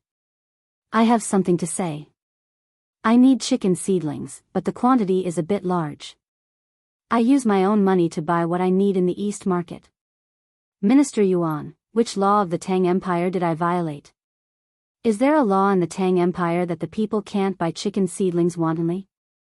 Yuan Wendao quibbled, "You are hoarding, driving up prices, and disrupting the market. You have raised the price of chicken seedlings and eggs so high. How can ordinary people afford it?" Li Zixuan walked to Yuan Wendao, looked into his eyes and said, "Minister Yuan, chicken seedlings are not like grain and fodder. They are strategic materials. How can you say that they are hoarding? The so-called market is just supply and demand. The supply is less than the demand, so the price will naturally rise. Do you think that when I need something, I have to consider whether it will cause the price to rise after I buy it? If so, what is the benefit of this market to the people? What's more, Minister Yuan, you only see the price of chicken seedlings and eggs rising. The people can't afford eggs. But why don't you see that because of the rising price of chicken seedlings and eggs, there are tens of thousands of farmers near Chang'an who make extra profits by selling their own eggs? The world is full of profit.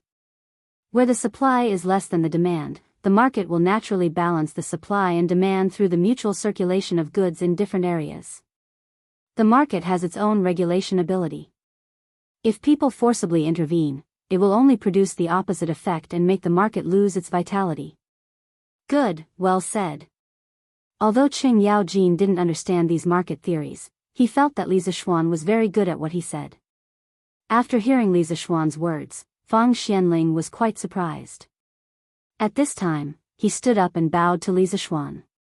Your Majesty, Li Zishuan's words are rather reasonable, and this old subject also feels that it is time to reflect on the market management system of my great Tang. Li Zishuan looked at Fang Xianling gratefully. Although he didn't know the official in front of him, he was able to see the limitations of the current market system. Li Zishuan was grateful and admired him. The market in the Tang dynasty, as a commodity trading place, could not spontaneously form because of the certain development of the commodity economy in a certain place. It was also not a natural product or inevitable result of economic development. In the Tang dynasty, the right to set up and abolish the market was clearly owned by the government. This market system, which was completely dominated by the government, was certainly not conducive to the development of the market. It would only make the market gradually lose its vitality. Li Er didn't expect Li Zishuan to be so reasonable. What was even more unexpected was that Fang Xianling would stand up for him.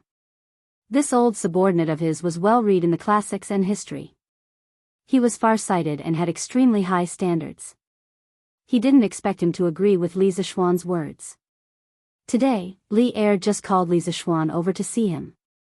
He didn't mean to punish him, but he didn't expect to be surprised. He nodded to Fang Xianling thoughtfully and said, Fang Xianling, let's talk about this later. Then he looked at Li Zishuan and said, in this case, I won't pursue the crime of driving up prices and disturbing the market. But I have to ask, why did you buy so many chicken seedlings? Hearing Li Zishuan's question, Qing Yaojin also pricked up his ears to listen to what Li Zishuan would say. He was also very curious. Li Zishuan's heart skipped a beat. The question he didn't want to answer the most had come. Chapter 89. Taiji Palace. Li Zishuan and the other officials all looked at Li Zishuan. Li Zishuan immediately felt the pressure. If he wanted to convince Li Zishuan, he had to think of a proper reason. He could not be as vague as he had been in front of Qing Chimo. Li Zishuan quickly searched for all kinds of suitable reasons in his mind. Suddenly, he had an idea. He stepped forward and bowed. He bowed and said, reporting to Your Majesty, there are two main reasons why I bought so many chicken seedlings. First, I saw that my family's farmers were living in poverty. They didn't even have enough meat to eat twice a year. The children in the village might not even have new clothes to wear during the new year. So, by providing the farmers with chicken seedlings and reducing their annual rent, I asked them to help me raise the chickens. Moreover, the eggs that the chickens lay can be used to supplement their household expenses and improve their lives. Second, my family opened a restaurant called Drunken Immortal. A month ago, they released a chicken that was very popular with the people of Chang'an. I presume that all the officials already know about it. Next year, I plan to release 128 dishes with chicken as the main ingredient. These include braised chicken, stewed chicken with mushrooms, beggar's chicken, roasted chicken, sliced hibiscus chicken, multicolored shredded chicken, crispy chicken, spicy chicken, kung pao chicken, boiled chicken, roasted chicken wings, fried chicken, salt-baked chicken, fragrant concubine chicken, sweet and sour chicken, 3-cup chicken wings, honey ginger chicken, apple pineapple chicken, 100-flower phoenix wings, white cut chicken, shredded chicken, cold shredded chicken, chicken skewers, iron plate chicken, chicken stir-fried rice, and so on. Li Zishuan quickly announced the names of the dishes in a fancy way. Qing Yaojin, Niu Jinda, Yu Qigong, and the other old generals listened with wide eyes. Although they had never eaten before, just hearing the names of these dishes made them salivate.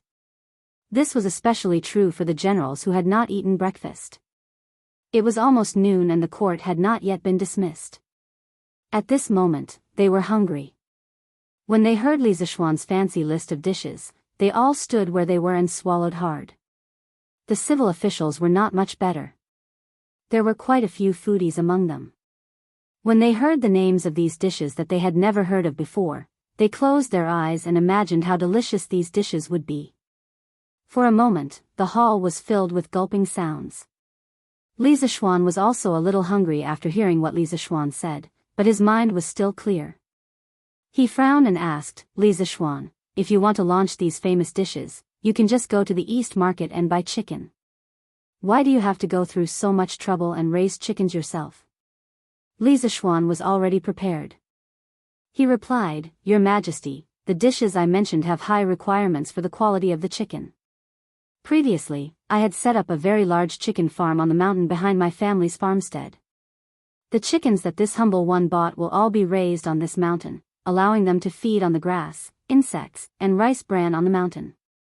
Compared to the chickens raised by the villagers themselves, the free-range chickens on the mountain were more lively and active, and their ability to fly was stronger. This will lead to the compact muscle structure of free-range chickens, less fat, more fragrant taste, better nutrition, and better taste. In fact, there was one point that Li Zishuan did not mention in his heart. The free-range chickens could fly better, and their efficiency in catching locusts would naturally be higher. Li Zishuan had never raised chickens before. He was stunned by Li Zishuan's theory. In the end, he asked suspiciously, Are free-range chickens really as good as you say? Li Zishuan was still confident about this. He nodded and said, Your Majesty, it's absolutely true. Qing Yaojin swallowed his saliva and stepped forward to help. Your Majesty, I can testify about this. When I was still in Wagong village, I caught a few chickens that escaped from the villagers in the mountains. Those chicken wings were obviously longer, and the taste of the chicken was better. Li Er nodded and said, Well, Li Zishuan, you have passed the first test. How do you explain Minister Wei's impeachment of you? Li Zishuan first heard about Wei Zheng from Han Yushi. He heard that he liked wine and was a master winemaker. On the other hand, there were many stories about Wei Zheng and Li Er. In the end, Wei Zheng became a famous minister and was ranked in the Lingyan Pavilion. Li Zishuan did not expect that the first time he met Wei Zheng, he would be scolded by the Tang dynasty's biggest troll. He turned around gloomily and looked at the civil officials, wanting to ask which one was Wei Zheng. No need to ask. I am Wei Zheng. What I said about the impeachment is true. What do you have to say? Wei Zheng saw Li Zishuan looking at the civil officials again and knew that he was looking for him. He did not wait for Li Zishuan to ask and directly walked out. As the Tang dynasty's #1 troll, when had he ever been afraid of anyone? Li Zishuan bowed respectfully. This junior greets Left Deputy Wei. This junior has a question. I wonder if Left Deputy Wei can answer this junior's question. What question? There's a blacksmith shop, and the kitchen knives they make are especially sharp. The world isn't peaceful, and many outlaws use this shop's kitchen knives to kill people and rob them. May I ask Left Prime Minister Wei, should the authorities punish the criminal or the blacksmith? Li Zishuan told Wei Zheng a story about whether it was a crime to kill or sell a knife. Wei Zheng said, Of course, the murderer should be punished. Before he finished, he realized that something was wrong. Li Zishuan did not give him a chance to change his words. He smiled and said, Minister Wei, you are right. The same logic applies to the scooter. Why would Minister Wei punish me? Children playing with scooters may be dangerous and may disturb the order in the city. But Minister Wei should not set the relevant laws and limit the places where scooters can be used. Why would you find trouble with me? Wei Zheng was speechless. He could not think of a good excuse to refute. This kid is interesting. Zhang Sun Wuji had an inexplicable smile. He bowed to Li Zishuan and said, Your Majesty, I think Li Zishuan's words are reasonable. The curious pavilion should not be guilty. I agree. I agree. In an instant, the ministers in Zhang Sun Wuji's camp all agreed. The curious pavilion had 30% of the crown prince's shares. Li Qingxian had mentioned it to Zhang Sun Wuji many times. Currently, Zhang Sun Wuji was the most resolute supporter of the crown prince. Although the curious pavilion had nothing to do with the crown prince's foundation, if Wei Zheng's intention was to seal the curious pavilion, it would more or less damage the crown prince's reputation. Of course, Zhang Sun Wuji would definitely not be the vanguard.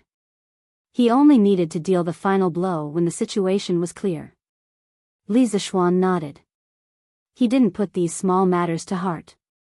He brought them out to give Wei Jing some face and prevent himself from being implicated. He didn't expect Li Zishuan to be able to turn the situation around. This kid was rather quick-witted. Of course, seeing Wei Jing being defeated, Li Zishuan was secretly happy. He held back his laughter and said, "Since that is the case, Li Zishuan is not guilty." Li Zishuan quickly bowed and thanked him. "Thank you, Your Majesty." At this moment, Li Zishuan let out a breath of relief. He looked at Zhang Sun Wuji and didn't know why this person was helping him. He had to ask Qing Yaojin later. The imperial court was indeed a little complicated. Li Zishuan felt a little tired. As expected, he wasn't suitable for this scheming officialdom. Chapter 90. The situation in the imperial court had suddenly changed. Li Zishuan, who was originally charged with 2 crimes, actually managed to resolve the dangerous situation with just a few words, allowing him to escape danger. This quick-wittedness and calmness did not seem like a brat who had just entered the imperial court for the first time.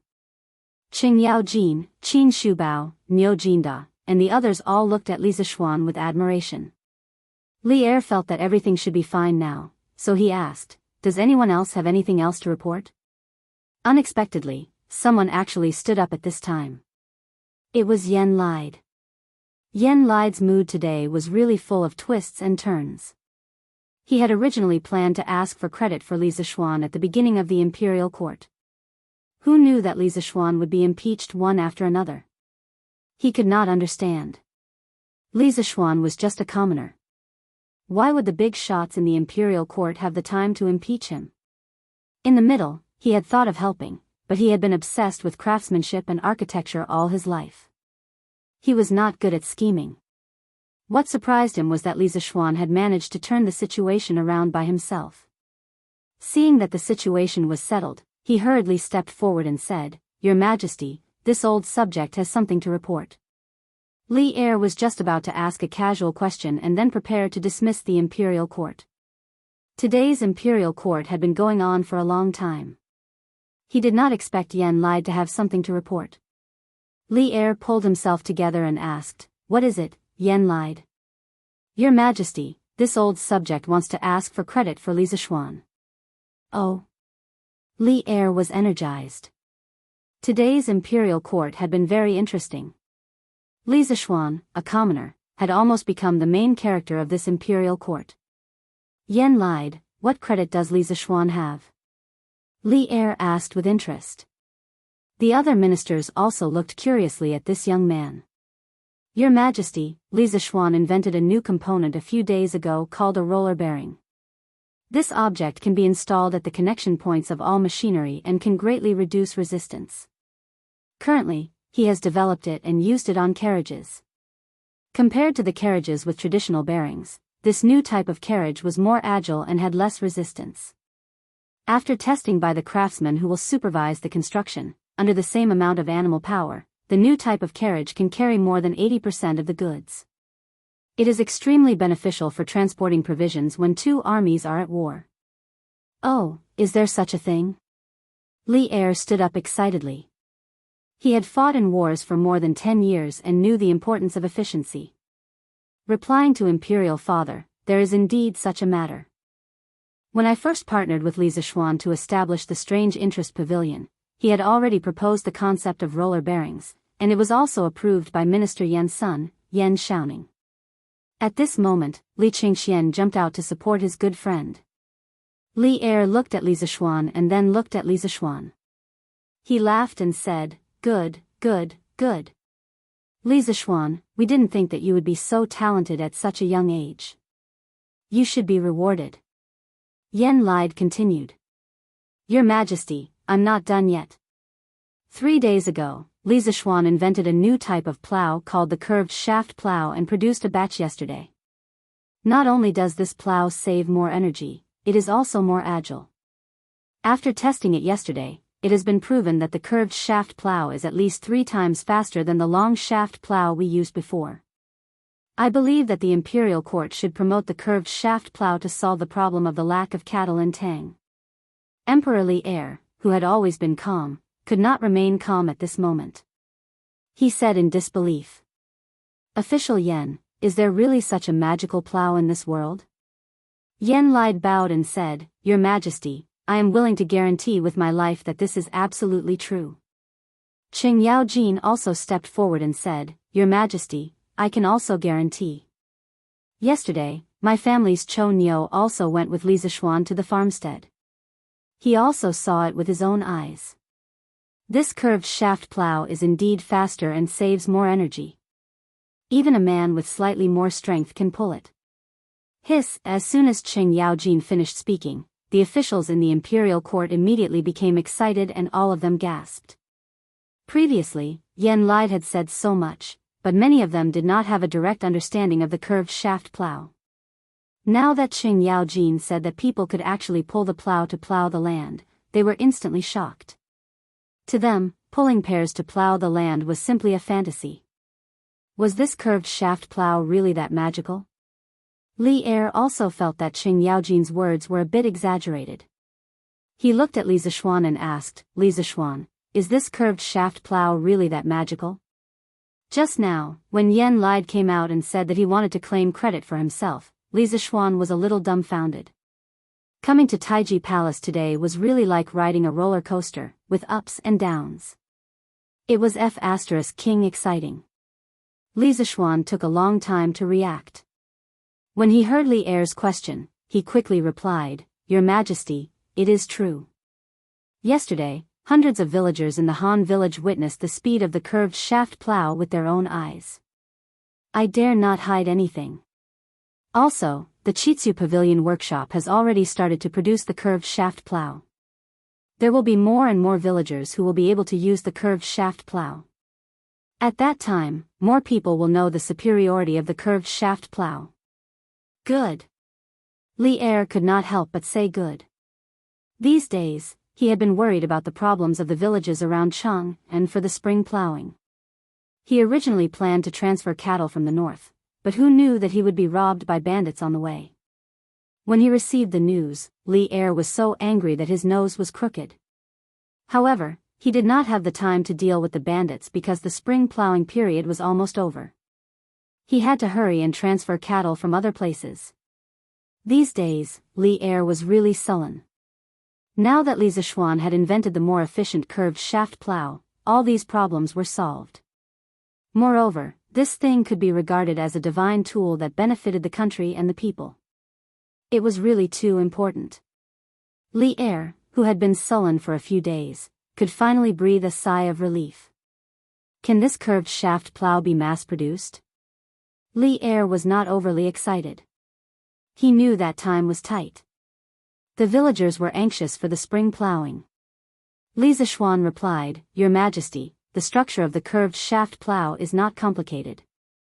My workshop can make 100 or 200 of them in a day. However, the villagers are anxious for the spring plowing. My personal ability is limited and cannot satisfy the needs of all the villagers in a short time. I am willing to give the blueprint of the curved shaft plow to the imperial court and let them make it. This way, the villagers will not miss the spring plowing as soon as possible. Firstly, the curved shaft plow did not make much money. Secondly, Li Zishuan did not have the ability to produce a large number of curved shaft plows at once. It would delay the spring plowing of many villagers. It seemed that it was better to give it to the imperial court. Li Er laughed and said, You are quite righteous. Not bad, not bad. Yen Lide, this matter will be handed over to your Ministry of Works. During this time, order all the craftsmen to work overtime and rush out a batch of curved shaft plow. Yen Lide quickly cupped his hands and said, Yes, Your Majesty. I will personally supervise. That would be best. But I will have to trouble you. Li Er nodded and smiled. Chapter 91. Inside the Taiji Palace. After Li Er finished explaining to Yen Lide, he looked at Li Zishuan with mixed feelings. He had originally planned to transfer Li Zishuan into the army and nurture him. He never expected Li Zishuan to be so talented in machinery. Could it be that priest spirit void taught him all this? The roller bearings were indeed very useful. Li Er also planned to reward Li Zishuan with some gold and silver as a reward. However, the significance of the curved plow was too great. It was not an exaggeration to say that its merits were in the present and its benefits were in the future. In a feudal society, the rulers attached great importance to agriculture. If he only rewarded some gold and silver for this merit, it would seem that Li Er was stingy. Li Er pondered for a moment and said to Li Zishuan, "I heard from Jijia that you learned martial arts from Priest Spirit Void when you were a child. Recently, you even created a strange object like the roller bearings. This is one merit. Today, you presented the technique of making the curved plow, so that countless farmers would not miss out on the spring plowing. Your merits are in the country and its benefits are in the future. I am very grateful. This is the second merit. In the imperial court, rewarding merits and punishing faults, making the best use of people's talents, this is the right that the heavens have bestowed upon me. It is also my life's ambition. Li Zishuan, tell me, what do you want? I will satisfy you." Damn, as long as one's IQ was not lacking, they would be able to tell that there was a trap in Li Er's words. "If you really want to reward me, why don't you just say it out loud? Why do you need me to say it myself? If I say too much, you'll definitely be unhappy. If I say too little, won't I suffer a huge loss?" Li Zishuan thought for a moment and simply pushed the question to Li Er. "Your Majesty, my livelihood is in the Tang Empire. I have already deeply fallen in love with this land. These small contributions are what I should do. I really do not dare to covet your Majesty's reward." When Qing Yaojin heard this, he anxiously glared at Li Zishuan from the side. He secretly cursed that his brain was rusty. He actually did not want to reward such a good opportunity. Li Er frowned and said, "How can I not reward a merit? If this were to spread out, how would the commoners view me? How about this, Li Zishuan, are you willing to work under Minister Yan at the Ministry of Works?" Yan Lide's eyes lit up. He also had the same idea. With Li Zishuan's talent, it would be a pity if he didn't join the Ministry of Works. Li Zishuan immediately shook his head like a rattledrum. He didn't want to enter the imperial court and fight for power. Looking at the fate of Zhang Sun Wuji, Fang Xianling, Du Ruhui, Wei Zheng, and the others who fought bravely in Zhenguan's court, according to the records of later generations, these people committed suicide, had their properties confiscated, their families exterminated, and their corpses whipped. These people were all godlike figures, and they couldn't avoid a tragic end. As a newbie in the bureaucracy, it was better for him to shrink his head and be an honest tortoise. Making a fortune in silence was the right thing to do. It would be best if he could get a position with a high rank, less responsibility, and no management. If he went to the Ministry of Works, not only would he suffer, but if he offended someone, he would probably fall into a trap. He was very envious of Qing Yaojin's unscrupulous personality. He often made a scene in the imperial court, making everyone think that he was a simple-minded boor. As long as they didn't provoke him, he would be harmless to them. Therefore, he was able to be a free and unfettered duke during Zhenguan's reign. This was why he was so awesome. Great wisdom disguised as stupidity. He never showed his talents, but he lived for 100 years. After his death, he was conferred the title of Longevity Lu Wang. He lived a rich life and survived 4 emperors. He could be said to be a weirdo in the bureaucracy. Li Zishuan saw Li Er's glare and quickly considered his words before explaining, "Your Majesty, I'm used to being lazy. I'm afraid that going to the Ministry of Works will delay Minister Yan's matters. Moreover, I've been away from home for 8 years and finally returned home. I want to be filial to my parents. Your Majesty, please grant my wish." Well, the banner of filial piety was brought out. What else could Li Er say? Even if he was the emperor, he didn't dare to openly disobey filial piety. Li Er pondered for a while and said, "If that's the case, then forget it. However, you have contributed to the country and can't not be rewarded. How about this, I'll confer you the title of Lantian County Baron and give you 200 households. How about that?" Li Er had spent a lot of money. Everyone in the imperial court was shocked. The imperial court's nobility was divided into 5 ranks: duke, marquis, count, viscount, and baron. Li Zishuan was conferred the title of baron this time. It was a leap from a commoner to a lord. Under the general trend of the country, the conferment of nobility was extremely cautious. The entire imperial court was thinking about how to reduce the number of nobles and reduce the rank of nobility. Li Zishuan was actually conferred the title of baron with a mere curved plow. Qing Yaojin hurriedly gave Li Zishuan a look, telling him to quickly agree. He was really afraid that Li Zishuan would be stupid and refuse again. Li Zishuan didn't pay attention to Qing Yaojin's message. However, when he heard Li Er's words, he was overjoyed. He thought to himself that he had leaped from a commoner to a noble. There was no reason for him to refuse. He hurriedly bowed and thanked the emperor. "I thank your majesty for your kindness." Li Er nodded with satisfaction and said, "If there's nothing else, the imperial court is dismissed." All the ministers bowed and saluted. "We respectfully send your majesty off." This old man really didn't misjudge you. You're promising." As soon as they left Taiji Palace, Qing Yaojin excitedly patted Li Zishuan's shoulder and laughed. After that, he looked at Qin Shubao and smiled proudly. "How is it, brother Qin? I told you before that this kid isn't a fish in a pond, right?" I, old Sheng, have a good eye for people." Qin Shubao laughed and shook his head. He looked at Li Zishuan and said, "This old man heard from Jijia that your master is spiritual master Ling Su. Your martial arts are excellent and not below Jijia. However, I didn't expect you to be able to make such a thing that benefits the country and the people. His Majesty has granted you the title of Baron. Since you are greatly indebted to the country, you should serve the country well in the future. However, this old man has no chance to meet such an immortal like your master. It is a great regret in my life." When Li Zishuan heard Qing Yaojin call the person in front of him as Brother Qin, he had already guessed the identity of this person. At this time, when he heard Qin Xiong instructing him in the tone of an elder, Li Zishuan knew that he was treating him as a nephew for the sake of Qing Yaojin. He was moved and bowed respectfully to Qin Xiong. "This must be great General Qin. In the past, when I was in the mountains, I often heard my master say that General Qin seized 3 passes in the day and 8 strongholds at night. Your martial arts are rare in the world and you are the first pillar of our Tang Empire. I will remember General Qin's teachings and will not forget His Majesty's kindness." Qin Shubao was somewhat delighted. "I didn't expect your master to know this old man."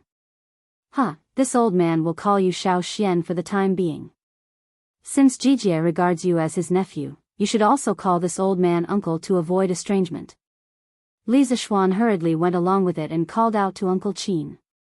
Qing Yaojin looked at Qin Xiong's sallow face and sighed. "Alas, little Xian, it would be good if your master was still here."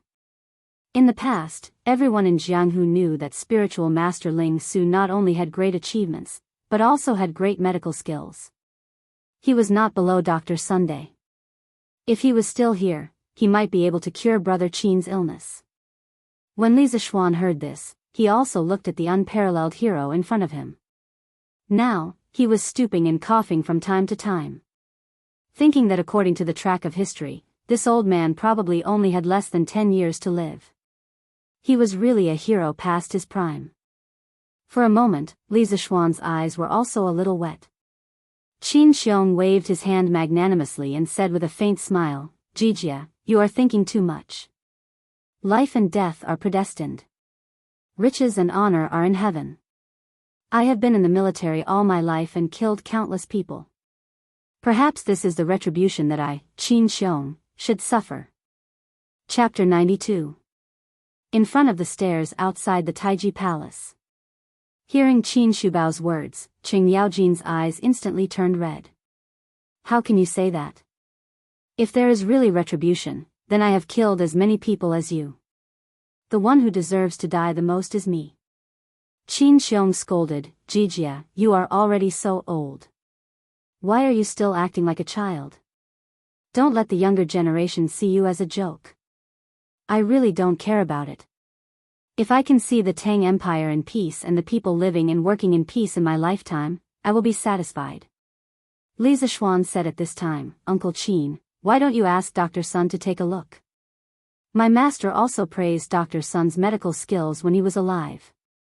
I think Uncle Qin just has a lot of internal injuries. Dr. Sun should treat you a little. Qing Yaojin's eyes lit up and he cried, by the way, His Majesty told me before that he would send Dr. Sun to the Qin mansion to take a look at my second brother these days. Second brother, you can't go out these days. Qin Xiong nodded with a smile. Li Zishuan thought for a moment and said, if Dr. Sun goes to the Qin mansion, please send someone to tell me. I was lucky to be saved by Dr. Sun in the Zhongnan Mountains. I haven't thanked him in person. Li Zishuan thought that he could ask Sun Simiao to take a look at Hu Jing and his brother. Qin Xiong nodded. At this time, Qing Yaojin pulled Li Zishuan and said, come, little Xian, this old man will introduce you to the elders. These are all good brothers who have gone through life and death with this old man. You should pay your respects. Li Zishuan hurriedly said yes and followed Qing Yaojin's footsteps to the people walking in front. Old fool Yuqi, Niu Sanlang, you two wait. Qing Yaojin shouted at the top of his voice from a distance.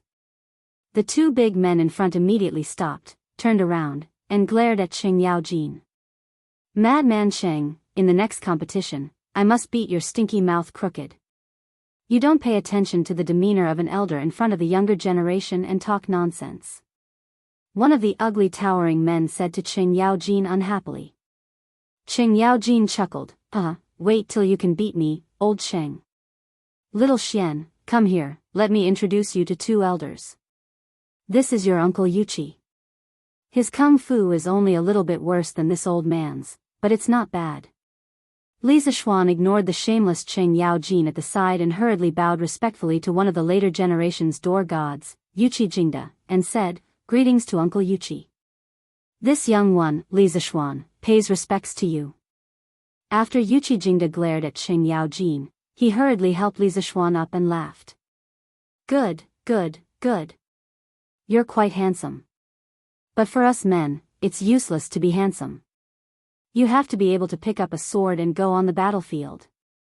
Previously, Madman Cheng said that you were actually able to fight him to a draw. You should spar with this old man some other day. Let's see if you are as powerful as Madman Cheng said. Li Zishuan almost vomited blood. Was Yuqi Jingda saying that he looked like a pretty boy? But compared to Yuqi Jingda, this tower-like man, his appearance was indeed a bit fair. Qing Yaojin said sarcastically, if everyone looked like a charcoal ball like you, whose family's daughter would dare to marry?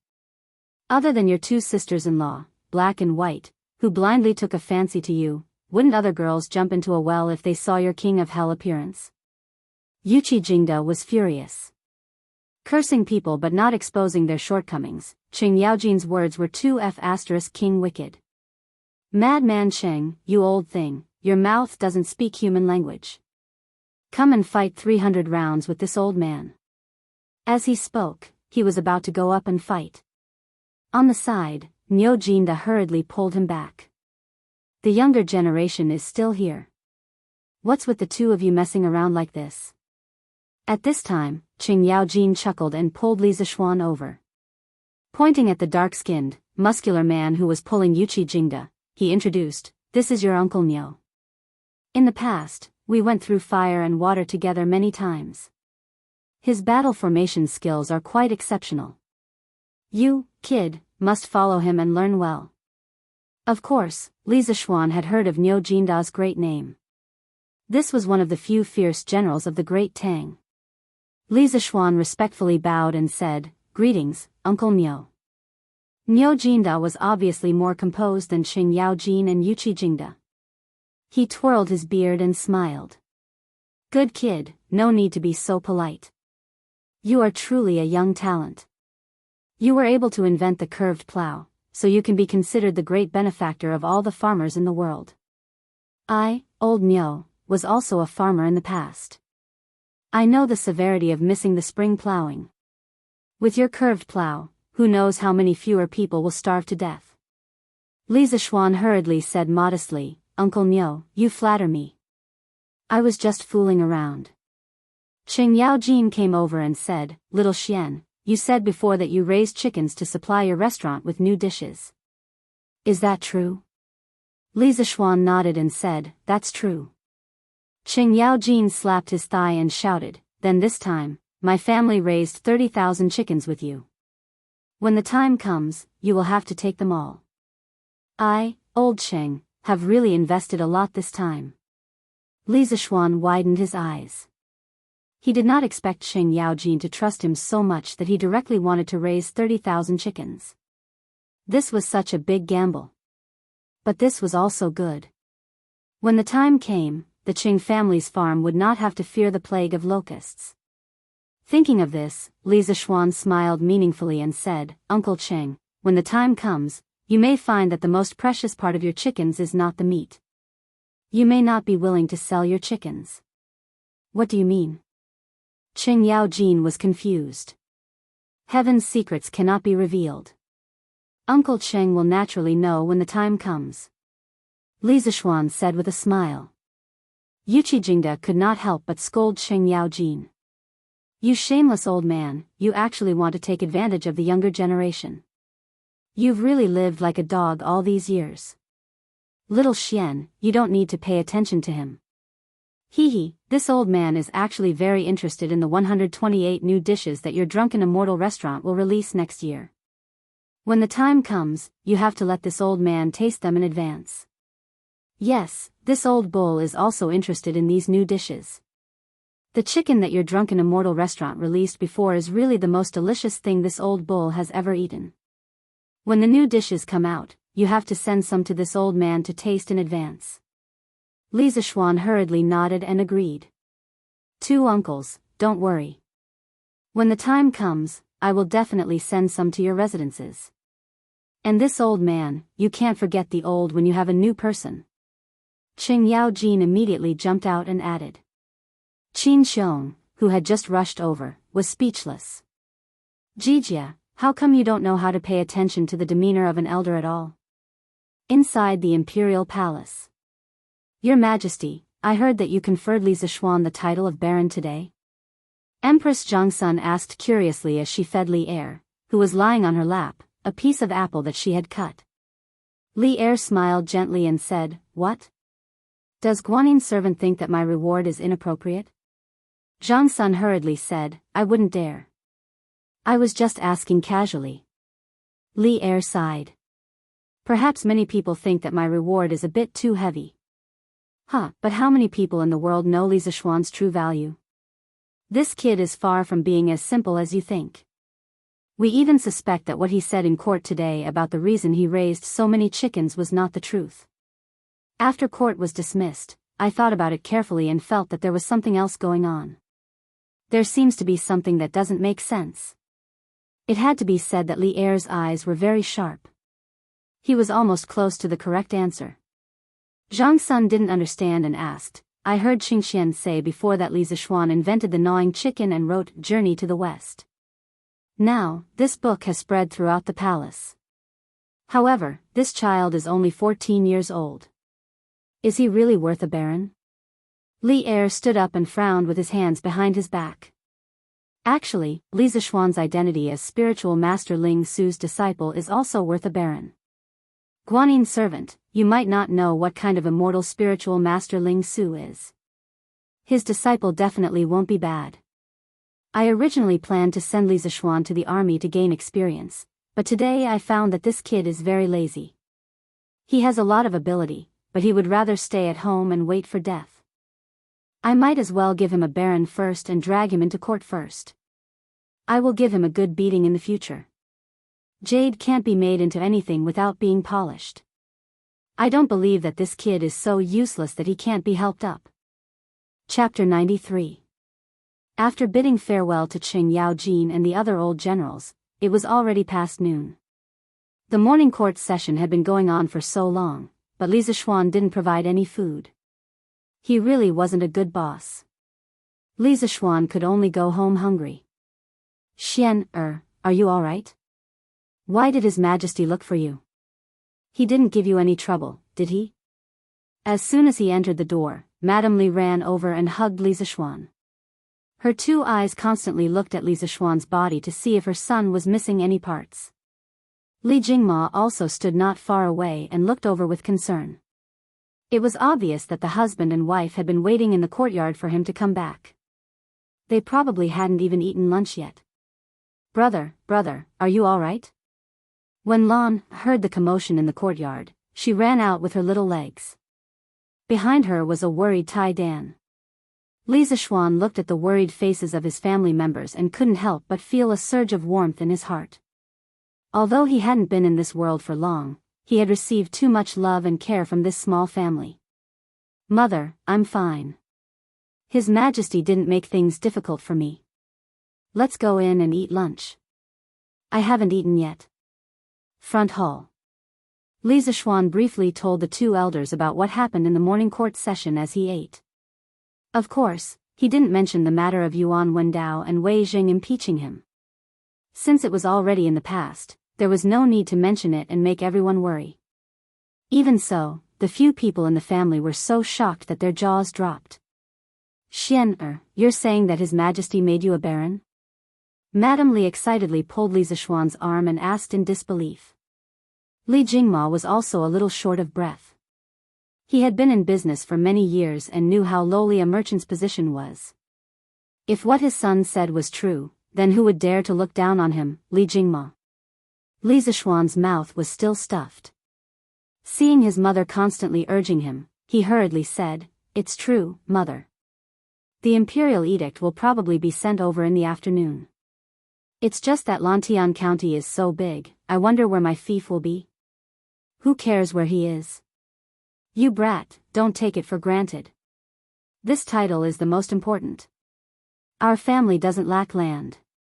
Hurry up and eat. You still have to receive the imperial edict in the afternoon." Li Jingma grumbled from the side. In fact, he was more excited than anyone else. His son had gone from a commoner to a baron. When the time came, the entire Li family would rise along with him. They would not be far from becoming a wealthy family. It was just that he couldn't bear to see Li Zishuan act like he was the victim of a bargain, so he couldn't help but say a few words. "Dad, aren't you going to the shop in the afternoon?" Li Zishuan asked curiously. In the past, at this time, Dad Li would usually be busy with his business. Li Jingma glared at him and said, "Why do you still care about business at a time like this? Do you think your father is as clueless as you?" Li Zishuan rubbed his nose awkwardly. "Wow, then Lan will be the baron's sister in the future. Does that mean she's also a high-ranking official?" Lan cheered at this time. Madame Li couldn't help but laugh and said, "Yes.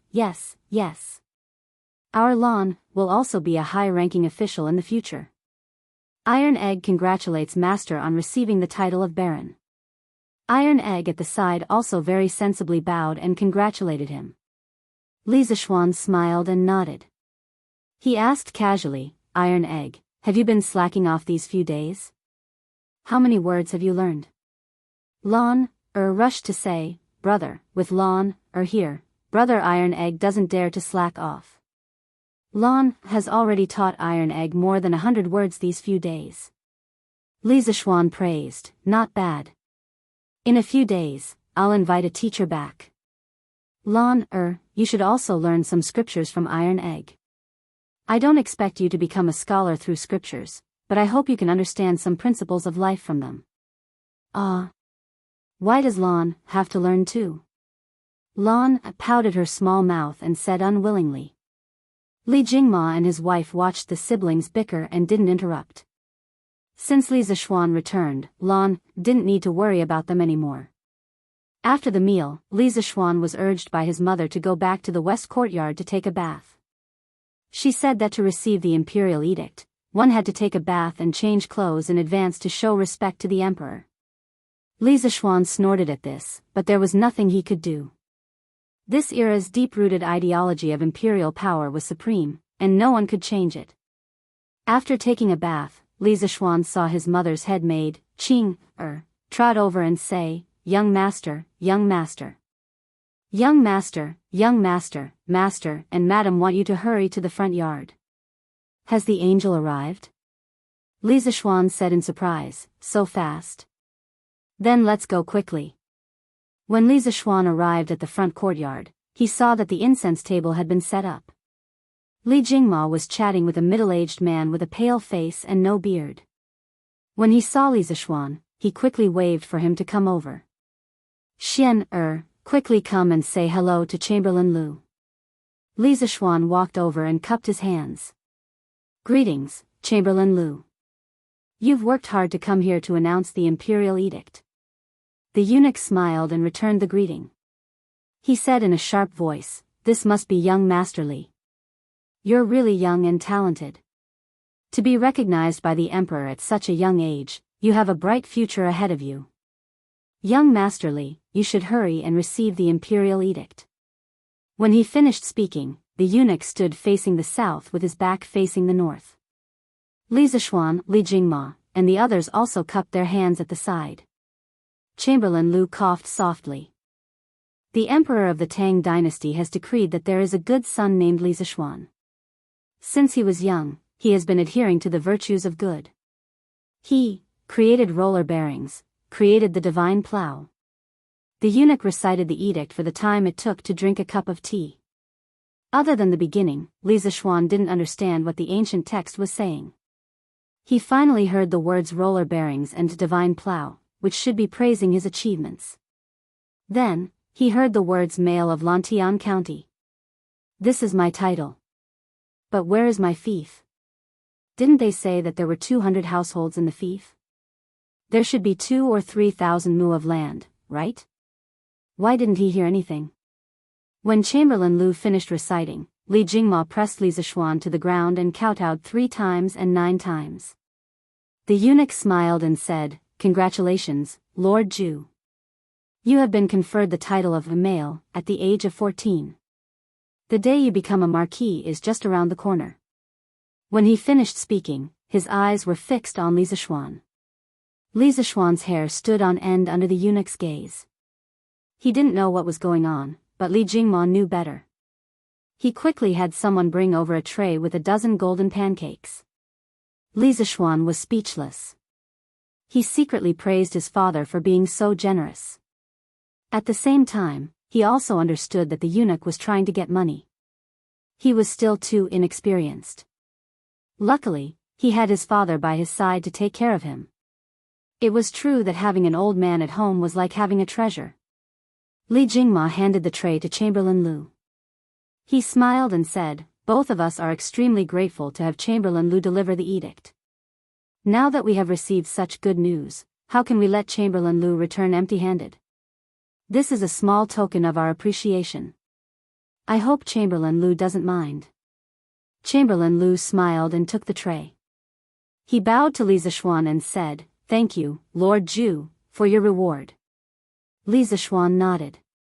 This Tang dynasty eunuch wasn't bad. However, he was most concerned about where his fief was. Chapter 94. After the eunuch left, the Li residence became a sea of joy. Li Jingma and his wife held the imperial edict and flipped it over and over. From time to time, they would whisper and laugh. Their joy was evident in their words. Li Zishuan estimated that if there was an ant on top of the imperial edict, Li Jingma would be able to catch it. Father, have you seen enough? His parents had been looking at it for almost an hour. Li Zishuan couldn't take it anymore. What, your mother and I raised you. Now that you've finally made a name for yourself, why can't you look at it more? Father Li was unusually happy today. It was rare that he didn't scold Li Zishuan. When Li Zishuan said that he was going to be knighted, Father Li was excited. However, he was still worried that something might happen. Now that the imperial edict was in his hands, Father Li's heart was finally at ease. He could laugh out loud. No, father, mother, you can look as long as you want. I just want to ask, where is my fief? Li Zishuan scratched his head awkwardly. Who told him to not study Chinese? He didn't understand the imperial edict just now. He was at a disadvantage because of his lack of knowledge. Father Li glared at Li Zishuan. Ignorant and incompetent. You can't even understand the imperial edict. Didn't Lu just tell you the location of your fief? You also said that you wanted to find a teacher for Lan. I think you need a teacher to teach you.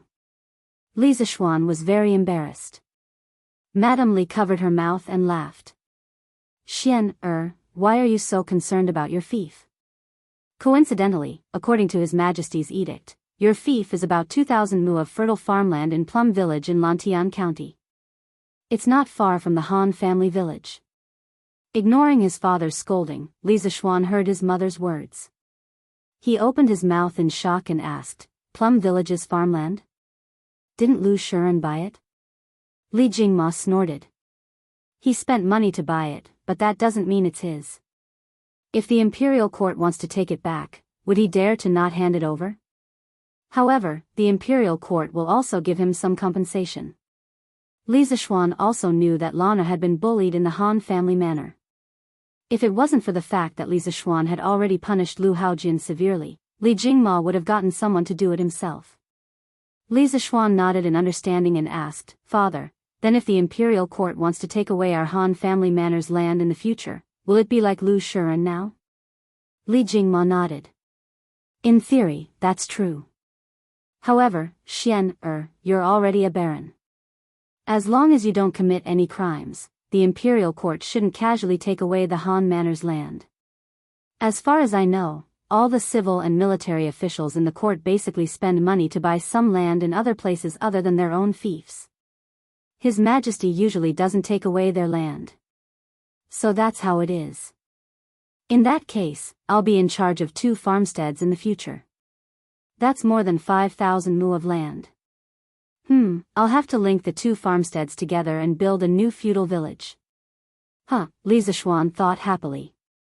In a private room on the top floor of the Yinshi restaurant, a young master was holding a wine cup and sipping wine while looking down at the pedestrians on the street. A soft sound came from the door. Then, a middle-aged scholar in black carefully walked in and respectfully said to the young master, Second young master, Without waiting for him to finish, the young master didn't even turn his head. A cold aura suddenly filled the room. Even though the middle-aged scholar couldn't see the young master's expression, he knew that he had said something wrong. He quickly slapped himself and corrected himself. Young master. The young master then asked, How did it go? Did Yuan Wendao's impeachment succeed? The middle-aged man in black didn't dare to raise his head and whispered, Young master, Yuan Wendao's impeachment failed. Li Zishuan was instead made a baron by His Majesty. What a piece of trash. The young master slammed the table and snorted angrily. Please forgive me, young master. The man in black immediately kept quiet out of fear and quickly knelt down to beg for mercy. After a while, the young master picked up his wine cup and took a sip of wine. He said lightly, Tell me, what happened? The black-clothed man then reported in full detail how Li Zishuan had rebutted Yuan Wendao and Wei Zhang's impeachment during the morning court assembly. After listening to the story, the young master closed his eyes and meditated for a long time before muttering to himself, Oh, I didn't expect that Li Zishuan not only escaped this disaster, but also benefited from it. It's like this kid was sent by the heavens to go against me. Half a month ago, when I was sent to take over Yinshi restaurant, that kid pushed out the chicken he ate at Drunken Immortal restaurant. At first, I thought he was just an ant and could easily kill him. I didn't expect that he would soon become friends with Qing Chumo and the Crown Prince.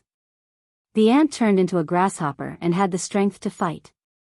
And now, he was unexpectedly made a baron. This grasshopper turned into a tiger and had its own teeth. Things are getting more and more interesting, haha. The middle-aged man in black was ashamed. It's my fault. Please punish me, young master. Is there any use in punishing you? This young master will remember this matter. If you fail again, don't come back to see me. The middle-aged man in black hurriedly said, Don't worry, young master. There won't be a next time. The young master nodded and asked, Is Wang Eru still unwilling to come to Yinshi restaurant? Reporting to young master, this subordinate offered twice the monthly salary of Drunken Immortal restaurant, but Wang Eru is still unwilling to come. Young master, this person doesn't know how to appreciate favors. Should this subordinate send someone to teach him a lesson? The young master shook his head. Times are different now. Now that Li Zishuan has been made a baron, if we go overboard, it'll be easy to expose ourselves. Besides, even if we get Wang Eru to our Yinshi restaurant, Li Zishuan can still train a second Wang Eru. To me, Yinshi restaurant's business doesn't matter, but this young master isn't willing to lose to that person. The middle-aged man in black didn't dare to reply. The room fell into silence. After a short moment, the young master spoke and asked, "How many customers have we robbed from the Drunken Immortal restaurant?" The middle-aged man pondered for a few breaths of time and answered, "About 30 to 40%, but I heard that the Drunken Immortal restaurant has started to lower their prices." "Then we'll lower our prices as well." "That's right." Did Li Zishuan explain why he bought so many chicken seedlings during the morning court assembly? The young master suddenly thought of something and asked. Reporting to young master, Li Zishuan said that he's raising so many chickens for the farmers to subsidize their expenses. Secondly, it's for the 128 chicken banquet that his Drunken Immortal restaurant is going to launch next year. It's said that their new dish requires free-range chickens. Humph. Do you believe that? The young master thought for a moment and snorted disdainfully. Young master, this lowly one feels that Li Zishuan's words are quite reasonable. The middle-aged man scratched his head and spoke in bewilderment. You're a pig's head. Although I can't guess his true objective, I'm sure it's not just for this. Moreover, I don't think the emperor will believe it. Also, what's that good big brother of mine doing recently? The young master first mocked the middle-aged man and then suddenly asked. He deliberately emphasized the words good big brother. Reporting to young master, the eldest young master hasn't made any moves recently. However, the eldest young master spent 500 strings of coins at the Strange Taste Pavilion yesterday to apply for a Red Supreme membership card. This lowly one doesn't know what the eldest young master's intentions are. The middle-aged man replied respectfully. Humph. This good big brother of mine is probably interested in my sworn enemy, isn't he? The young master snorted coldly and the room fell into silence again. Chapter 95. From tomorrow onwards, he would be a happy person. He would feed the horses, chop firewood, and travel around the world. From tomorrow onwards, he would care about food and vegetables. He would have a house that faced the sea. He would have a house, land, and a title. He would finally have a place to settle down in the Tang dynasty. Thinking about this, Li Zishuan felt extremely relaxed. He lay on the bed and did not want to get up. He even wanted to spend the rest of his life eating and waiting for death. After all, he would not be able to use up all the money at home.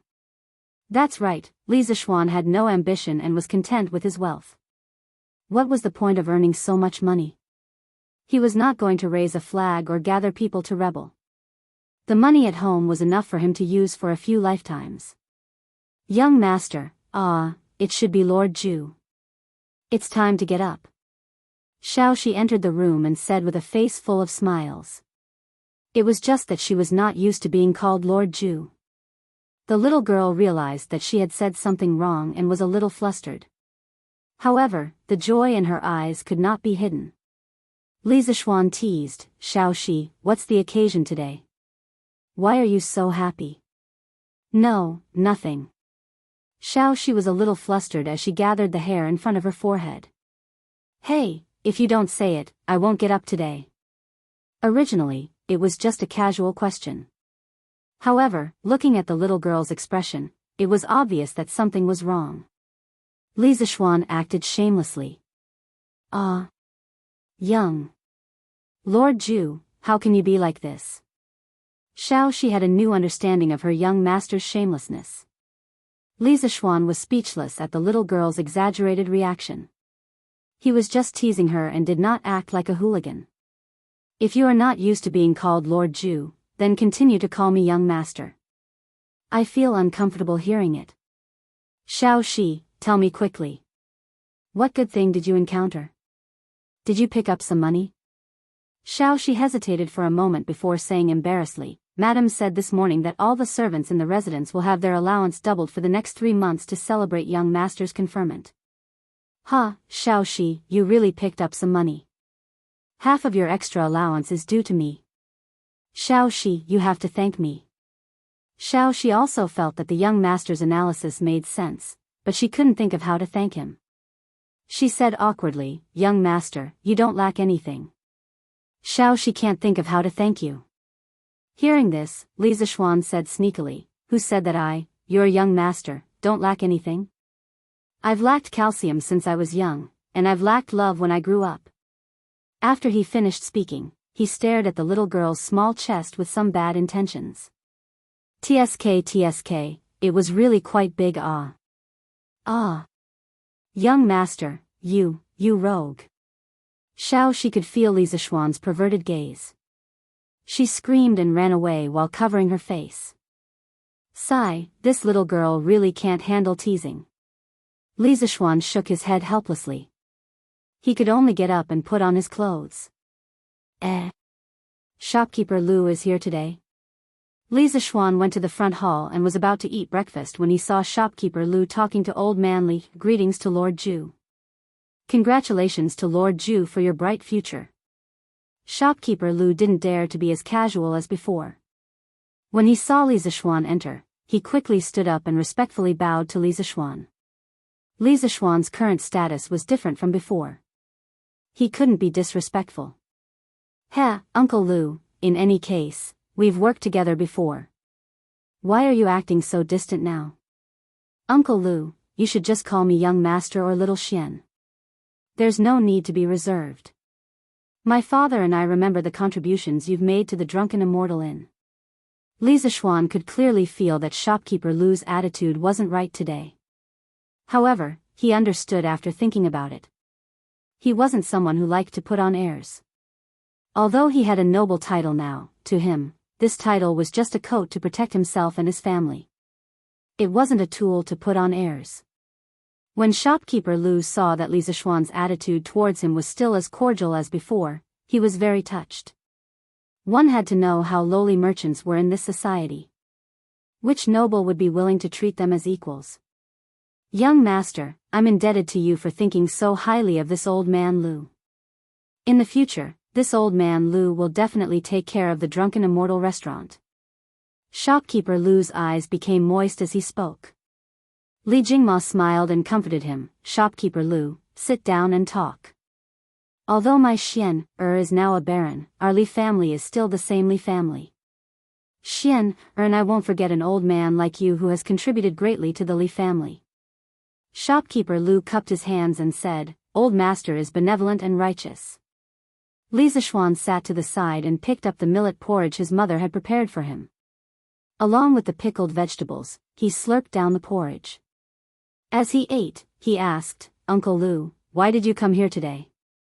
Old man Li glared at Li Zishuan when he saw his rude eating manners. Shopkeeper Lu didn't mind at all. In his view, Li Zishuan didn't treat him as an outsider. Old man Lu was very pleased. When he heard Li Zishuan's question, shopkeeper Lu hurriedly replied, Young master, old man Lu is here today to discuss the Drunken Immortal restaurant with old master. Oh. So what if it's the Drunken Immortal restaurant? Didn't I ask Uncle Lu to lower the price before? Li Zishuan curiously asked. Young master, we did lower the price of the chicken we ate as per your instructions. We also recovered 20% of the customers we lost. But today, the Yunxi restaurant lowered the price again. Their chicken is now only 450 copper coins per serving. Shopkeeper Lu said with a bitter expression. Li Zishuan frowned and muttered, They want to fight until the end. They want us to fight to the end. We can't lower the price of this chicken any further. There's no need to fight a price war with them anymore. Father, do you know who the owner of the Yunxi restaurant is? Li Jingma thought for a moment and said, I don't know who their owner is. I've never heard of their owner, but I do know their shopkeeper. His name is Xiao Ying, and he's a nobody. He only became the shopkeeper of Yunxi Pavilion 2 years ago. However, the Yunxi restaurant seems to have some backing. In the past, there were quite a few local ruffians who made a scene there and drank and reneged on their debts. Li Zishuan's frown deepened. After pondering for a moment, he said, "Seems like the Yinshi restaurant has some backing. Looks like this Yinshi pavilion has quite the background. Uncle Lu, don't bother about them for now. Just run your business as usual. I still have some matters to attend to. Once I'm free, I'll teach Wang Eru a few new dishes. While I'm at it, I'll also bring the Drunken Immortal restaurant a divine wine that no one has ever tasted before." Old man Li glanced at his son suspiciously. Shopkeeper Lu, on the other hand, was abnormally excited. Since young master wants to take action, then this old man Lu is completely at ease. "Oh, right, there's one more thing. Wang Eru previously told me that the Yinshi restaurant wanted to poach him with a higher price, but Wang Eru didn't agree." Li Zishuan was angered to the point of laughing. "The Yinshi restaurant is really pushing us hard. They're unscrupulous. Uncle Lu, Eru is a good seedling. Don't mistreat him. Tell him to follow this young master and work hard. Don't think about anything else. I can give him anything that others can give him. I can even teach him to make many new dishes that others can't make. Let him weigh the pros and cons." Shopkeeper Lu hurriedly nodded and said, "Yes, young master. Don't worry. I, old man Lu, feel that Eru is quite reliable." "Then, young master, old master, I'll go back first." Li Zishuan nodded. Chapter 96. Li Estate's Front Hall. It's fine if Drunken Immortal's business isn't good, but why do you care so much? Our family doesn't lack money.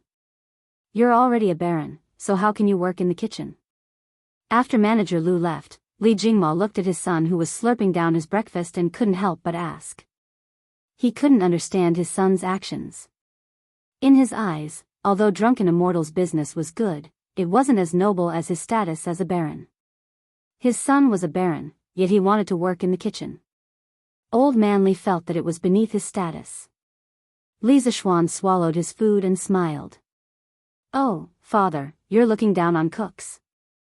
Li Jingma shook his head. "That's not it. When I was young, I was a peddler. How could I look down on others? I'm just worried that you'll be impeached, saying that you don't care about the dignity of an official." Li Zishuan curled his lips in disdain. "Let whoever wants to impeach me. I don't believe that His Majesty will punish me for such a small matter. Besides, those who impeach me, if they have the ability, don't eat anything from our strange taste pavilion for the rest of their lives." Li Jingma helplessly shook his head. He could only follow his son's wishes. After breakfast, Li Zishuan went to the Strange Taste Pavilion's workshop. Inside the workshop, everyone was busy and in full swing. Moreover, there were clearly more craftsmen here compared to the last time Li Zishuan was here. "Falbert, how many curved plows can we produce in a day?" Li Zishuan had someone find Falbert and asked.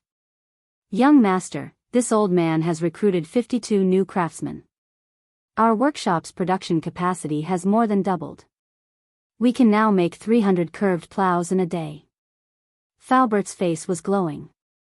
There was no trace of the lethargy of an old man on his body. Instead, one could feel his high fighting spirit. Li Zishuan smiled and nodded. Not bad. Falbert, if you meet skilled craftsmen in the future, feel free to recruit as many as you can. Our family has a lot of money, so you don't have to worry. Currently, Strange Taste Pavilion's products were in short supply. Li Zishuan really wanted to expand the workshop, but he didn't know any craftsmen. He could only ask Falbert to hurry up and recruit more craftsmen. Even someone as indifferent as Uncle Fu's mouth twitched when he heard this. This was the first time he had met such a rich and willful boss. "Oh, that's right. Uncle Fu, I handed the blueprint of the curved plow to the Imperial Court yesterday. The Imperial Court will produce it vigorously. This way, the pressure on our workshop will be reduced a lot. You can spare some people to continue producing the scooters." Li Zishuan patted his head. He had almost forgotten about this. Falbert was slightly surprised when he heard this, but he understood and nodded. When he heard about the price of the curved plows, he knew that Li Zishuan didn't plan to make money from them. He was relieved. As for Li Zixuan handing over the design of the curved plows to the imperial court, Faubert thought that it was natural. This was because the curved plows could only be popularized with the power of a country. That's good. This old man will spare some people tomorrow to specialize in producing scooters. Faubert, you said that our workshop can already produce roller bearings. Then you should hurry up and use the roller bearings on the scooters and release the second generation of scooters as soon as possible. Because our previous scooter would probably be imitated by others in a short period of time. By the way, you can also produce a batch of skateboards without handrails on the basis of the scooter. This is quite suitable for young people to play with. Li Zixuan thought for a while and instructed. Faubert was speechless. Although this boss in front of him was very talented in machinery, why did he always want to have fun? However, he couldn't say anything and could only nod in agreement. Faubert, the workshop has some time recently. Help me build a carriage. The carriage needs to use our workshop's newly developed roller bearings. I also brought the blueprint over today. Li Zixuan excitedly took out the blueprint of a luxurious carriage that he drew last night. This luxurious carriage was based on the Queen of England. Australia spent a lot of money to build a luxurious diamond carriage for the Queen when she attended the opening ceremony of Parliament. In his previous life, this carriage was also known as the Golden Carriage. It was designed by Jim, and 50 of the best craftsmen spent 10 years to build it. Of course, Li Zixuan abandoned the appearance of a nouveau riche. He used a low-key dark red color for the exterior of the carriage. For safety reasons, the carriage was sandwiched with iron plates. The original Golden Horse carriage had 6 hydraulic shock absorbers.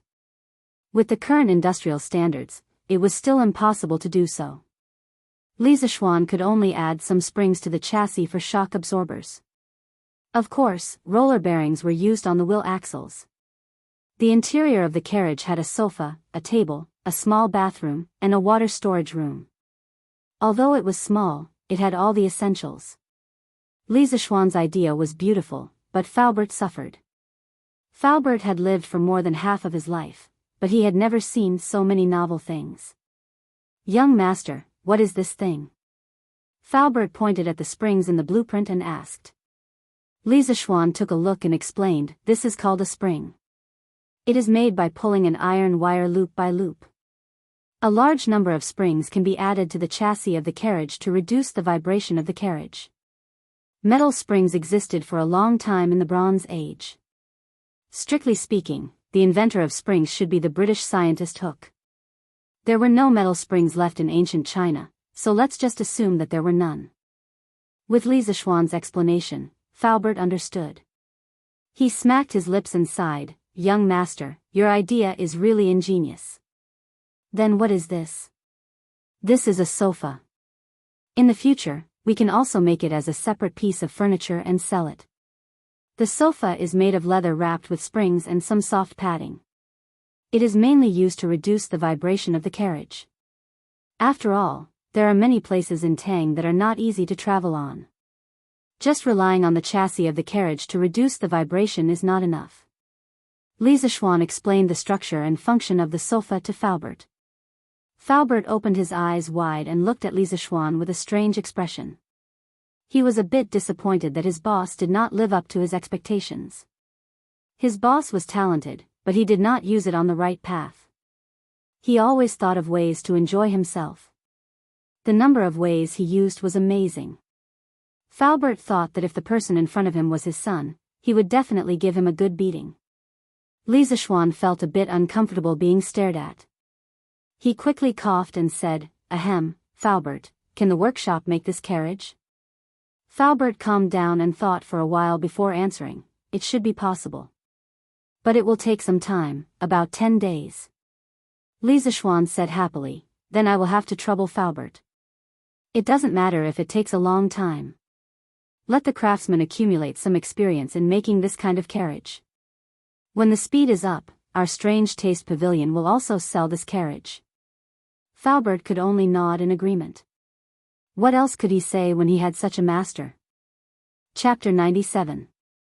East Market, Strange Interest Pavilion. After Li Zixuan left the workshop, He wanted to go to Strange Interest Pavilion to take a look. When he arrived at the East Market, he could see a long line in front of Strange Interest Pavilion from afar. Everyone in the line was whispering to each other. It was very lively. "Hey, Zhao Lao Air, why are you here today? Why can't I be here? Wu Lao San, I say, you people are too unkind.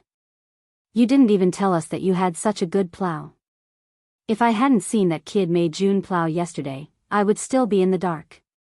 A scar-faced man scolded. "Hey, you can't blame me for this. I also heard from the sister-in-law of the child's mother's cousin's eldest uncle yesterday afternoon. Our Liujia village is so far away from your plum village. I can't possibly go over and inform you, right? Sigh, actually the people from the Hanjia village were the first to know about the curved plow. We all came too late." "That's right. However, this curved plow was invented by their main family's young master. Sigh, I heard that their main family's young master was conferred the title of Baron yesterday. No one will dare to bully the Hanjia village in the future. I also heard about this. I just don't know where this lord's fief is. If it's in our plum village, then our plum village's villagers will have good days. I heard that this lord is very good to the villagers of the Hanjia village. Not only did he pay them to help him brew fruit wine, he also provided them with free chicken seedlings to raise and reduce their rent." "Bah, you're dreaming. Why don't you say that the lord's fief is in our Lujia village?" Wu Lao San shouted. "Sigh, Zhao Lao Air, I heard from my uncle who works in the Yamen that Lord Li's fief is in Plum Village. The Yamen has already sent people to your village's Lujia village to negotiate. They said that they want to take back the land and give it to Lord Li." A young man couldn't help but interrupt. "Ah, Han Air Go, are you telling the truth?" Zhao Lao Air excitedly grabbed the young man's shoulder and shouted. "Ouch, it hurts, it hurts. Second Uncle Zhao, let go of me first. Everything I said is true. It was my uncle who said it himself." The young man grimaced in pain and hurriedly promised. Zhao Air's face turned red. He put down Dog Han's shoulder, turned his head, and laughed at Wu Lao San. "Ha, old third Wu, it's my turn to be lucky this time. I'm going to be Lord Ju's family's farmer in the future. When that time comes, you'll definitely not be as rich as me. Ha, are you envious? Jealous? Are you King going to bite me?" His big face that was smiling like a chrysanthemum, coupled with the scar on his face, looked particularly terrifying and mocking. Wu Lao San shouted angrily, "F*ck, Zhao Lao San, you King bastard. You're asking for a beating." Li Zishuan's hearing was very good. He could hear their conversation from afar. He shook his head with a smile and ignored them. He passed through the crowd and entered through the back door of Strange Interest Pavilion. There were very few people from the Han family manor in the crowd today, so no one recognized him. "Oh, young master." No, it's Lord Ju. You're here?" Sun Huayuan, who was busy at the front desk, heard the servant's report. He quickly put down his work and ran up to the second floor. He greeted Li Zishuan enthusiastically. Li Zishuan nodded slightly and gestured for Sun Huayuan to sit down. "Shopkeeper's son, I'm sure you've heard that I've submitted the blueprint of the curved plow to the imperial court. From tomorrow onwards, half of the workshop will continue to manufacture the scooters. Shopkeeper's son, when the time comes, you can set up another team to sell the scooters." Sun Huayuan was pleasantly surprised. "That's great. Don't worry, Lord Ju. I'll arrange it well." Although the curved plow was popular, Strange Interest Pavilion didn't make much money. In comparison, Sun Huayuan was more willing to sell the scooters. This was a good performance. Li Zishuan continued. "The workshop should be able to develop the second generation of scooters in the next 2 days. Compared to the first generation, the second generation scooter uses our workshop's exclusive technology. It's more flexible and faster. Shopkeeper's son, you can have people copy some flyers tomorrow to encourage people to apply for a membership card. Later on, we'll introduce more comprehensive products. Sun Huayuan happily nodded. Yes, Lord Zhu. Don't worry. I guarantee that when the time comes, everyone in Chang and will know about our second-generation scooters. Li Zishuan nodded with satisfaction. After chatting with Sun Huayuan for a while, Li Zishuan thought that he had told him everything he needed to tell him, so he left the Strange Interest Pavilion and went home. Duke Lu's mansion. Master, the price of the chicken shoots in Chang and has risen to 115 coins. Should we continue to buy them? The old housekeeper of the Qing mansion worriedly reported to Qing Yaojin. So expensive? Qing Yaojin was also shocked. He secretly cursed the merchants in Chang and for being treacherous. Although he was a duke, he wasn't as rich as Li Zishuan. The Duke Lu's mansion didn't have any extra food. Facing the high price of 115 coins, Qing Yaojin was a bit hesitant. However, he couldn't help but think of Li Zishuan's meaningful words after yesterday's morning court. Uncle Cheng, when the time comes, you may find that the most precious part of your chickens isn't the meat. You may not be willing to sell your chickens. Qing Yaojin frowned. Now he understood that Li Zishuan raised so many chickens. It wasn't as simple as what he said in court. There must be more to it. Qing Yaojin thought of Li Zishuan's godlike master. He clenched his teeth and made a decision. Buy, continue to buy. Housekeeper Liang, when the gate of the Eastern Market opens, you go there. Bring more people with you and act separately. Li Zishuan got a new piece of land yesterday. I think he will continue to raise chickens on his land. The price of the chicken shoots will only get more and more expensive. Try to be ahead of them and buy all the chicken shoots in the Eastern Market. Try to get 30,000 chickens as soon as possible. Anyway, that kid's family doesn't lack money. Let them buy later. Haha. As Qing Yaojin spoke, he burst into laughter. In his heart, he was silently praising himself for being quick-witted. Housekeeper Liang also felt that Qing Yaojin's words made sense. He quickly bowed and left. It had to be said that Qing Yaojin's speculation was very accurate. At this time, Li Zishuan was at home. He asked housekeeper Wang to continue buying chicken shoots. Uncle Wang, how many more chickens do we need from the 80,000 in the Han village? Housekeeper Wang took out a small booklet and looked at it. He said, Young master, with the ones we bought today, we are less than 10,000 chickens. I think we can get them by tomorrow. Li Zishuan said happily, not bad. We will have 80,000 chickens by tomorrow. You can continue to buy. I will go to Plum Village tomorrow and see how many chickens the farmers can raise. Conservatively speaking, we need at least 70,000 more. Housekeeper Wang widened his eyes and said, Young master, the price of a chicken shoot in Chang and has risen to 115 copper coins. Do we still need to buy so many? So expensive? It was almost double the initial price of 70 copper coins. Li Zishuan pondered for a moment and asked, Uncle Wang, how much will it cost to gather all 80,000 chickens for the Han family village? Housekeeper Wang silently calculated for a moment and answered, Young master, it will cost about 13,000 strings of cash.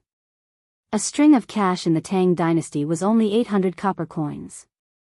Therefore, it was reasonable to ask for 13,000 strings of cash for 80,000 chickens. Li Zishuan nodded. It was still within the range he could afford.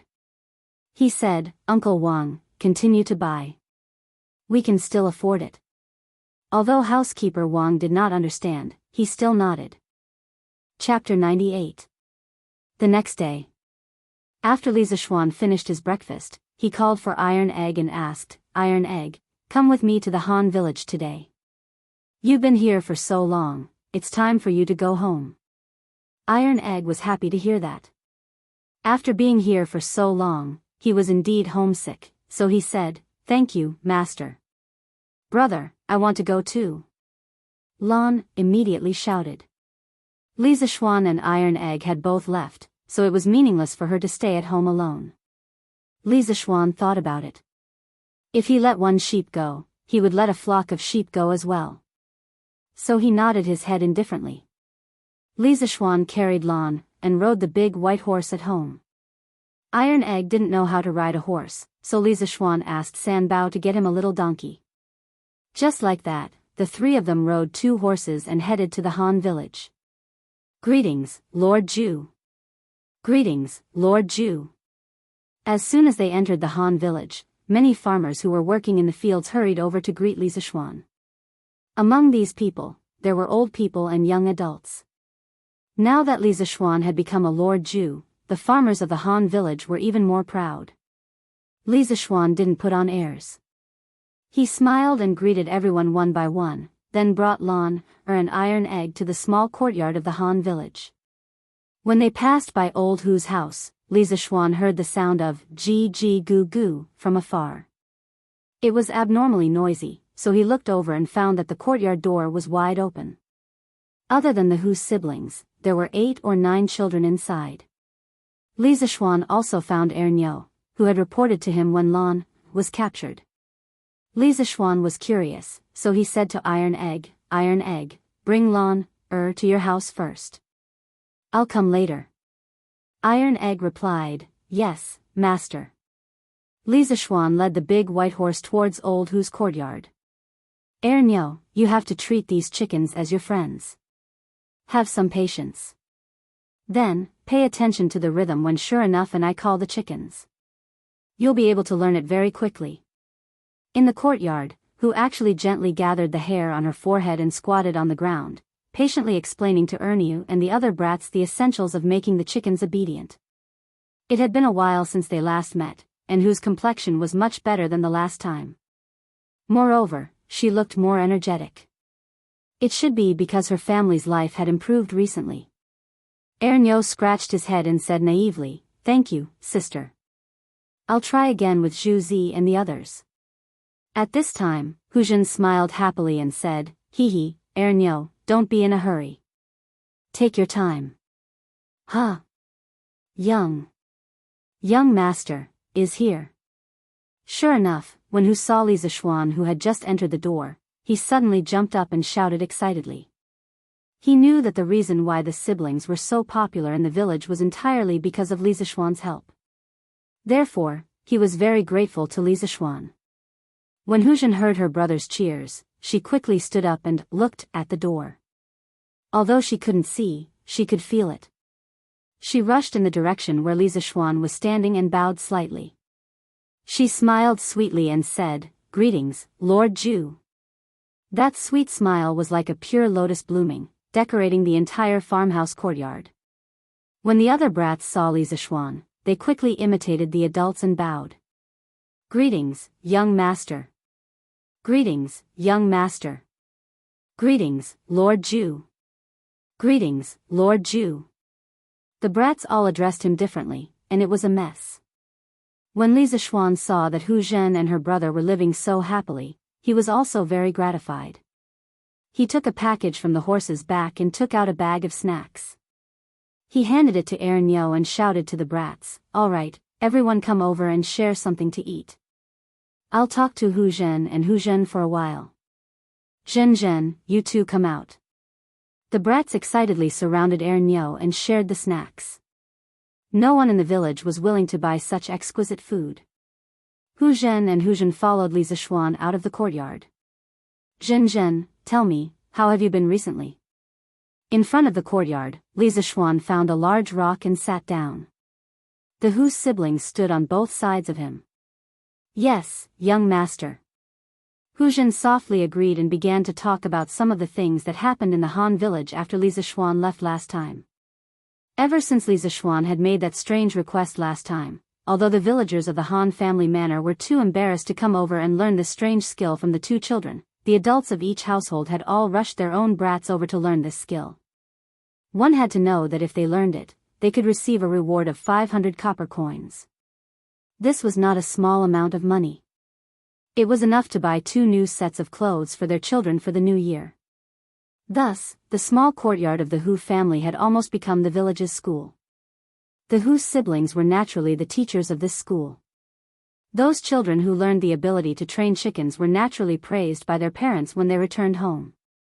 They were provided with good food and drinks, as if they had obtained good results in the school. Those brats who couldn't learn after a few days, when they returned home, their parents would feel that they were not as good as the children of other families. Naturally, they couldn't avoid being beaten up. Just like those brats who didn't do well in the exams, they wouldn't have a good ending when they returned home. Just like this, the Hu siblings became the leaders of the brats in the Han village.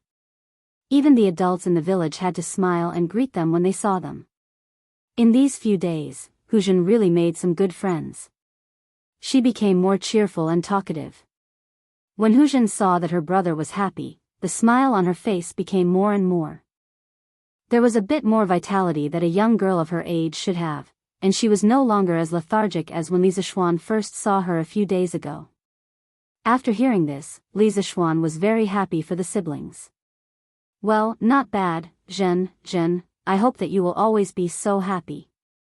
Oh, right, how many people have you taught now? Hu Jin said proudly, young master, we have taught 45 people, hee. Li Zishuan smiled and said, well, you two have done well. In the next few days, I should be able to find Dr. Sun Simiao. When the time comes, I will ask him to come over and take a look at you too. Hearing this, Hu Jin's little face was full of surprise. She said in disbelief, young master, you said that you would find a famous doctor to treat me and Zhen. Are you talking about Dr. Sun? Li Zishuan nodded. Then he remembered that Hu Jin could not see, so he quickly said, yes, it's Dr. Sun Zhen. Have you heard of Dr. Sun? Hu Jin said with a face of admiration, of course I have. I admire people like Dr. Sun who saves people and helps the injured without asking for anything in return. Li Zishuan did not expect Hu Jin to be a loyal fan of Sun Simiao. He asked half-jokingly, have you ever thought that if your eyes are cured, Dr. Sun wants to take you as his disciple? Would you be willing? Hearing this, Hu Jin's face was first excited, and then a trace of sadness flashed across her face. She shook her head and said, young master, you must be joking. I am not talented and I am a woman. How could Dr. Sun be willing to take me as his disciple? Can't women learn medicine? Li Zishuan shook his head and did not want to argue. After chatting with the siblings for a while, he went to the small courtyard of the Han family. Chapter 99. The sun was high in the sky. Li Zishuan finally arrived at the Han family's courtyard. From afar, he could hear Lan, and Iron Egg's noisy voices. Sister Yushi, Lan, wants to eat the chicken stewed with mushrooms from last time. Sister, Iron Egg wants to eat gnawed chicken. You brat, gnawed chicken is so expensive. How can you eat it every day? This was Han Lijing's voice. A few days ago, he had gone into the city to ask about the price of the gnawed chicken.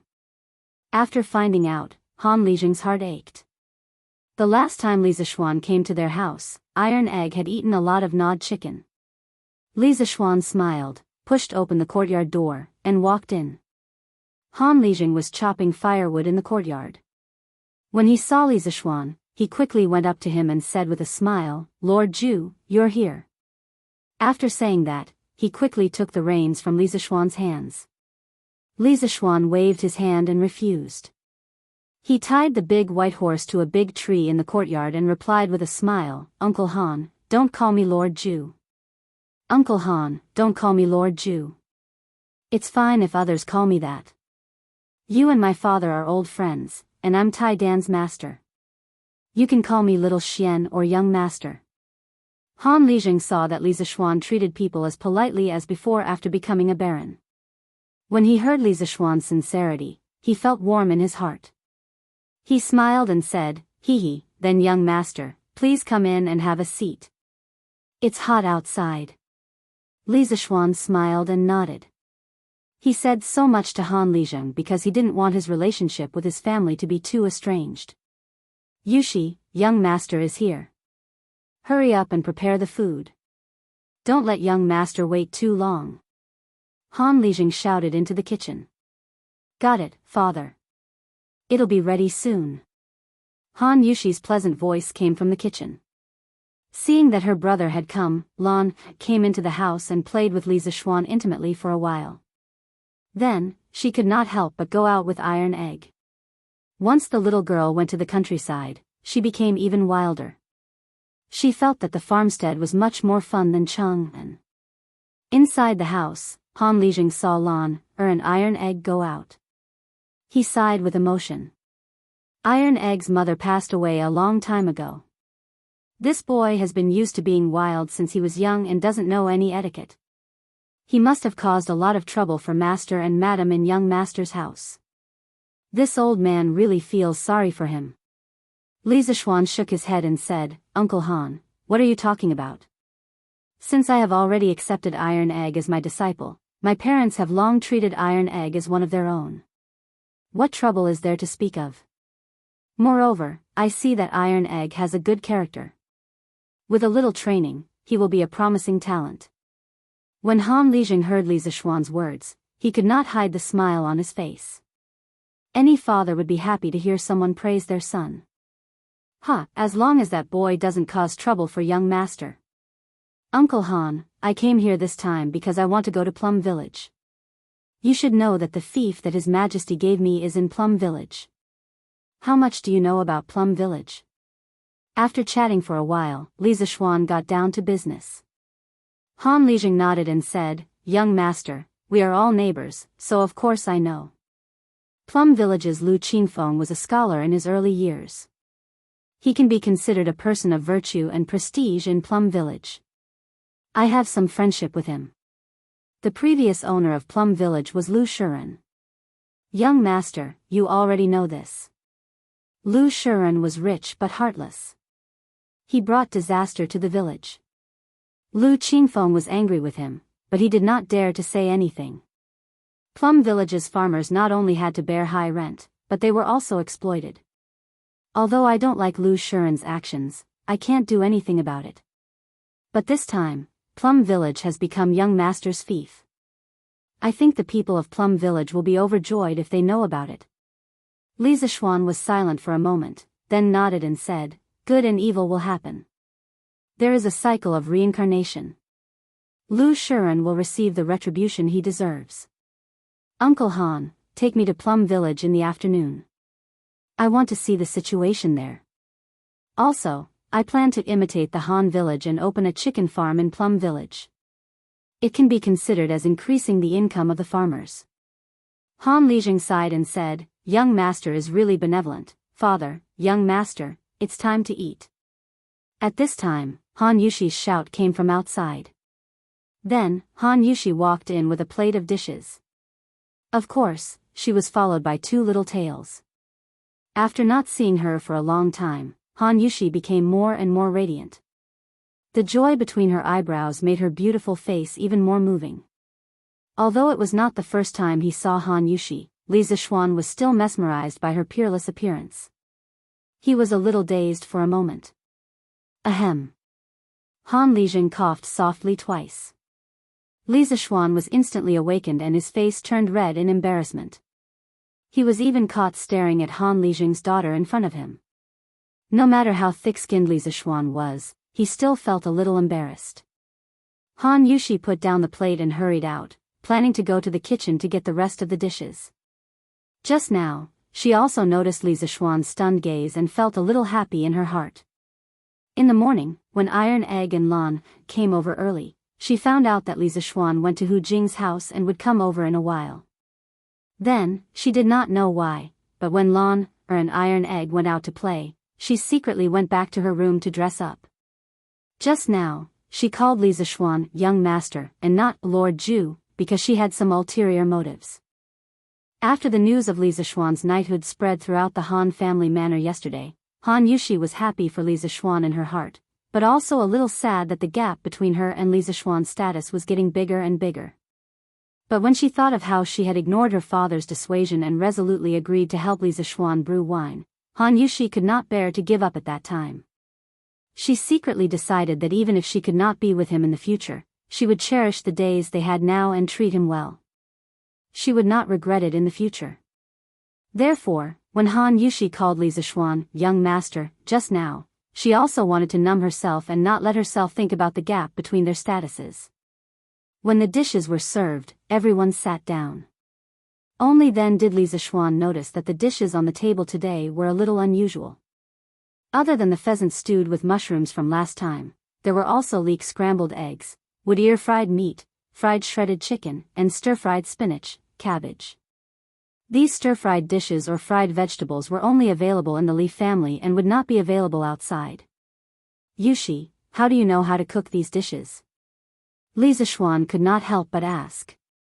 Han Yushi was a little embarrassed as she combed her hair and said softly, the last time I stayed at young master's house, Yushi saw that the cooking method at young master's house was a little unusual. Out of curiosity, I went to ask your kitchen maid, Auntie Zhao, and only then did I know that you could cook in this way. So, Yushi went home and tried cooking a few times and found that the taste was not bad. Later, Yushi thought of some other dishes that could be stir-fried with a big fire. Just nice, I can use these new dishes to treat young master today. Li Zishuan smelled the fragrance of these stir-fried dishes and gave a thumbs up. He praised, not bad, not bad. Just smelling this aroma is enough to stimulate one's appetite. Yushi, you are really clever. Han Lijing chuckled and said, young master, you don't know. When my Yushi cooked at home for the first time, old Han almost swallowed my tongue. Cooking like this, the taste is really too good. Lan could not wait to pick up her chopsticks and try the leek scrambled eggs. The little girl immediately narrowed her eyes and exclaimed, it's really too delicious. Brother, Lan doesn't even want to go home. I want to eat Sister Yushi's dishes here every day. Everyone was amused by these innocent words. Li Zishuan also picked up his chopsticks and started eating. He realized that Lan was not exaggerating at all. The taste of these stir-fried dishes was basically comparable to some of the big restaurants in his previous life. It was even more delicious than the ones made by Auntie Zhao at home. Han Yushi's culinary skills were simply superior. Li Zishuan tasted some of the flavors from his previous life in these dishes. For a moment, his appetite was stimulated. He ate a total of 4 bowls of rice before he put down his bowl and chopsticks in satisfaction. However, in his heart, he thought that if he could marry this fairy-like and clever girl, he would have accumulated 8 lifetimes of virtue. Han Yushi saw that Li Zishuan was eating happily. She could not help but feel a little sweet in her heart. Her efforts over the past few days had not been in vain. She had just said it was simple, but in order to come up with these new dishes, only God knew how much effort she had put in. However, from the results, all her efforts were worth it. She had already taken the first step and captured Li Zishuan's stomach. Chapter 100. After lunch, Li Zishuan sat in the front hall and happily drank the chilled fruit wine that Han Yushi had taken from the ancient well. He was chatting with Han Li in the house. There was no helping it. The weather had been a little abnormal recently. It was just May and the weather had started to heat up. The afternoon sun was especially scorching. Even though Li Zishuan had internal energy and was immune to both heat and cold, he didn't want to be exposed to the scorching sun. He could only wait for the sun to warm up a little before going to Plum Village. After all, it was less than 2 li away from the Han Manor. Lan, this crazy girl, wasn't afraid of the sun. She followed Iron Egg to the manor to play with Denyo and Ernyo. Li Zishuan wasn't too worried.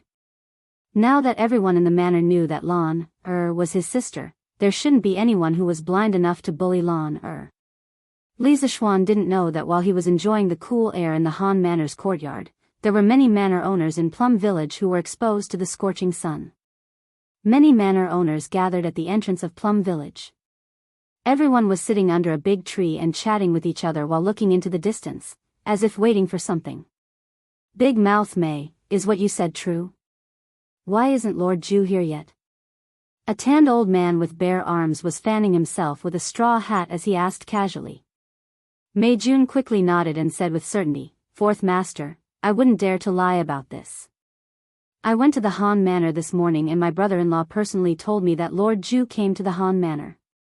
Think about it, our manor is so close to the Han Manor and it's Lord Ju's fief. Lord Ju will definitely come and take a look. I say, Mei Laosi, why are you in such a hurry? It's such a hot day. Won't you let Lord Ju rest for a while? An old man was lying on a bamboo mat and enjoying his eldest grandson fanning him with a cattail leaf fan. When he heard Mei Laoxi's words, he couldn't help but rebuke him. "Hey, second brother Lu, I'm just anxious. When I heard that Lord Ju's fief was in our manor yesterday, I was so excited that I couldn't sleep well the entire night." Our manor's good days are coming," Mei Laoxi hurriedly explained when he heard the old man's reprimand. "Tsk, look at you." The old man on the ground was the second master Lu Wanshan, whom Mei Jun had met in the East Market a few days ago. This man was a man of virtue and prestige in Mei Village. His elder brother was the village chief, Lu Qingfeng. Lu Qingfeng was just a scholar with a weak personality. In the past, when he saw Lu Shiren and his son bullying the villagers, he did not dare to speak up. However, second master Lu was not like his elder brother. He was a fearless master. As soon as he saw Lu Shiren and his son bullying the villagers, second master Lu would directly pick up his walking stick and hit the heads of the father and son.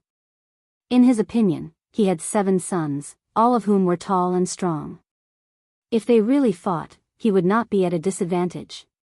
Taking a step back, he was already so old. Could it be that Lu Shiren and his son could beat him to death? One had to know that in ancient society, people were very respectful to the elderly. If Lu Shiren really dared to beat second master Lu to death, it would be a very serious case. The father and son's lives would not be spared. Therefore, second master Lu's reputation in Mei Village was even higher than his elder brother, Lu Qingfeng. It was not an exaggeration to say that he could rally hundreds of people at a single call during critical times. Yesterday, when Zhao Lauer of Mei Village brought back the news that Li Zishuan was in theft and that his fief was in Mei Village, the entire village was in an uproar. One had to know that the Han Manor's situation was not much different from Mei Village's. After the Li family took over the Han Manor, they reduced the rent. The Han Manor was able to provide for food and clothing. The overall situation was slightly better than Mei Village's.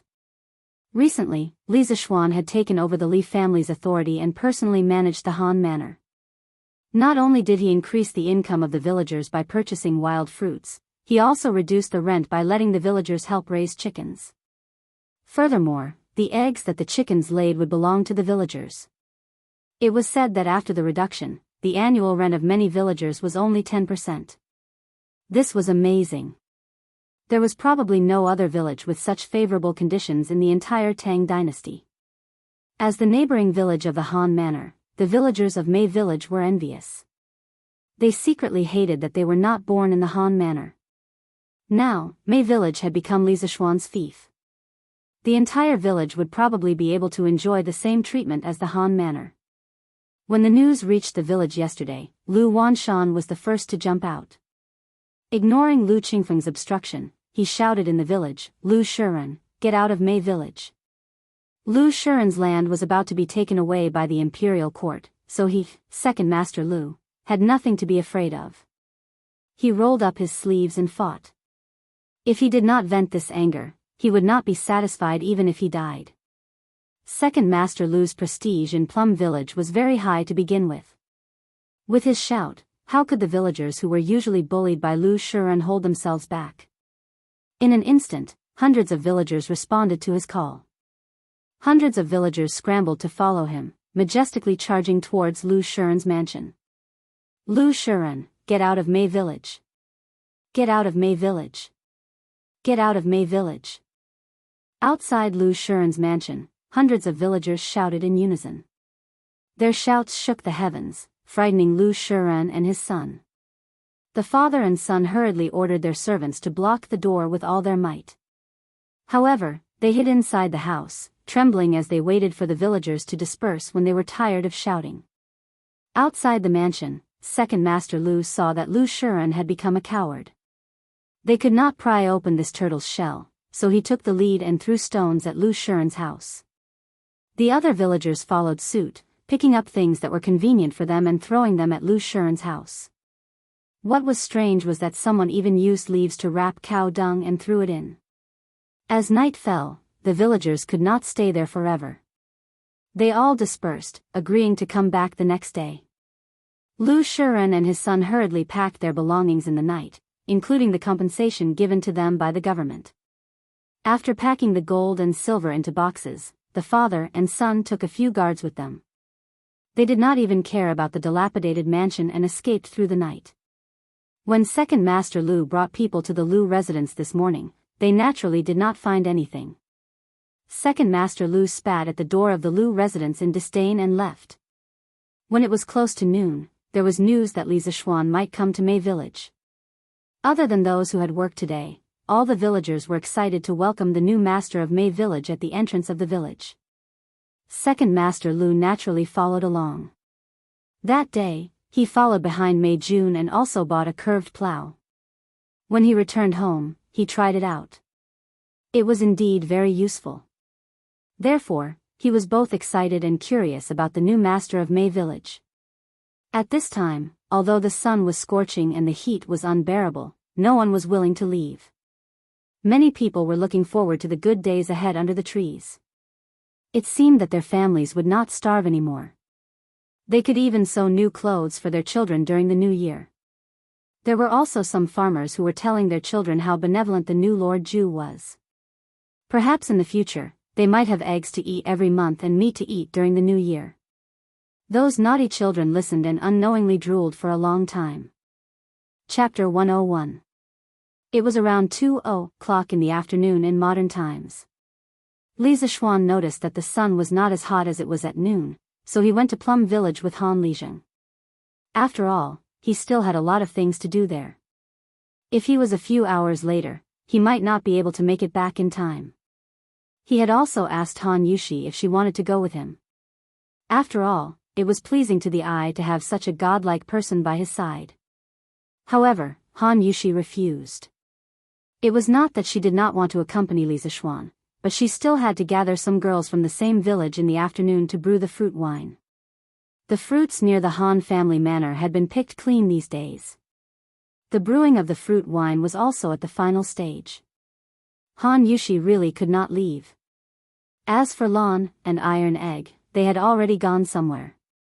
Li Zishuan could only bitterly endure the hot sun with Han Lijing and go to Plum Village. Hey, look, isn't that Han Tianhu from the Han family manor? A young man sat on a big tree at the entrance of Plum Village. He sat high up and could see far. He was the first to see Li Zishuan and Han Lijing. It really is Han Lijing. Then who is the young man beside him? Could it be Lord Li? Nonsense, how can Lord Li be so young? Also, how can Lord Li go out without an attendant? It's Lord Li. I saw him at the entrance of Strange Interest Pavilion last time. Lord Li is here. Lord Li is here. Second Master Lu was lying on the bamboo mat and was about to fall asleep. Suddenly, he heard the cheers of the crowd. The old man quickly climbed up from the bamboo mat and followed the crowd with his eldest grandson to look in the direction of the sound. Li Zishuan saw the black mass of people at the entrance of the village from afar and was shocked. He thought that there were villagers gathering to cause trouble. He quickly quickened his pace with Han Lijing, wanting to find out what was going on. Greetings, Lord Li, welcome, Lord Li. Greetings, Lord Li, welcome, Lord Li. As soon as he reached the entrance of the village, Li Zishuan was shocked by the uniform cheers.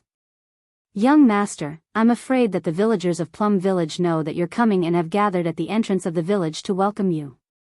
Han Lijing reminded from the side. Li Zishuan nodded and looked at the group of men and women, old and young. Many of them were emaciated, their faces yellow and their bodies emaciated. Those bare-chested burly men were bright red from the sun and were covered in sweat.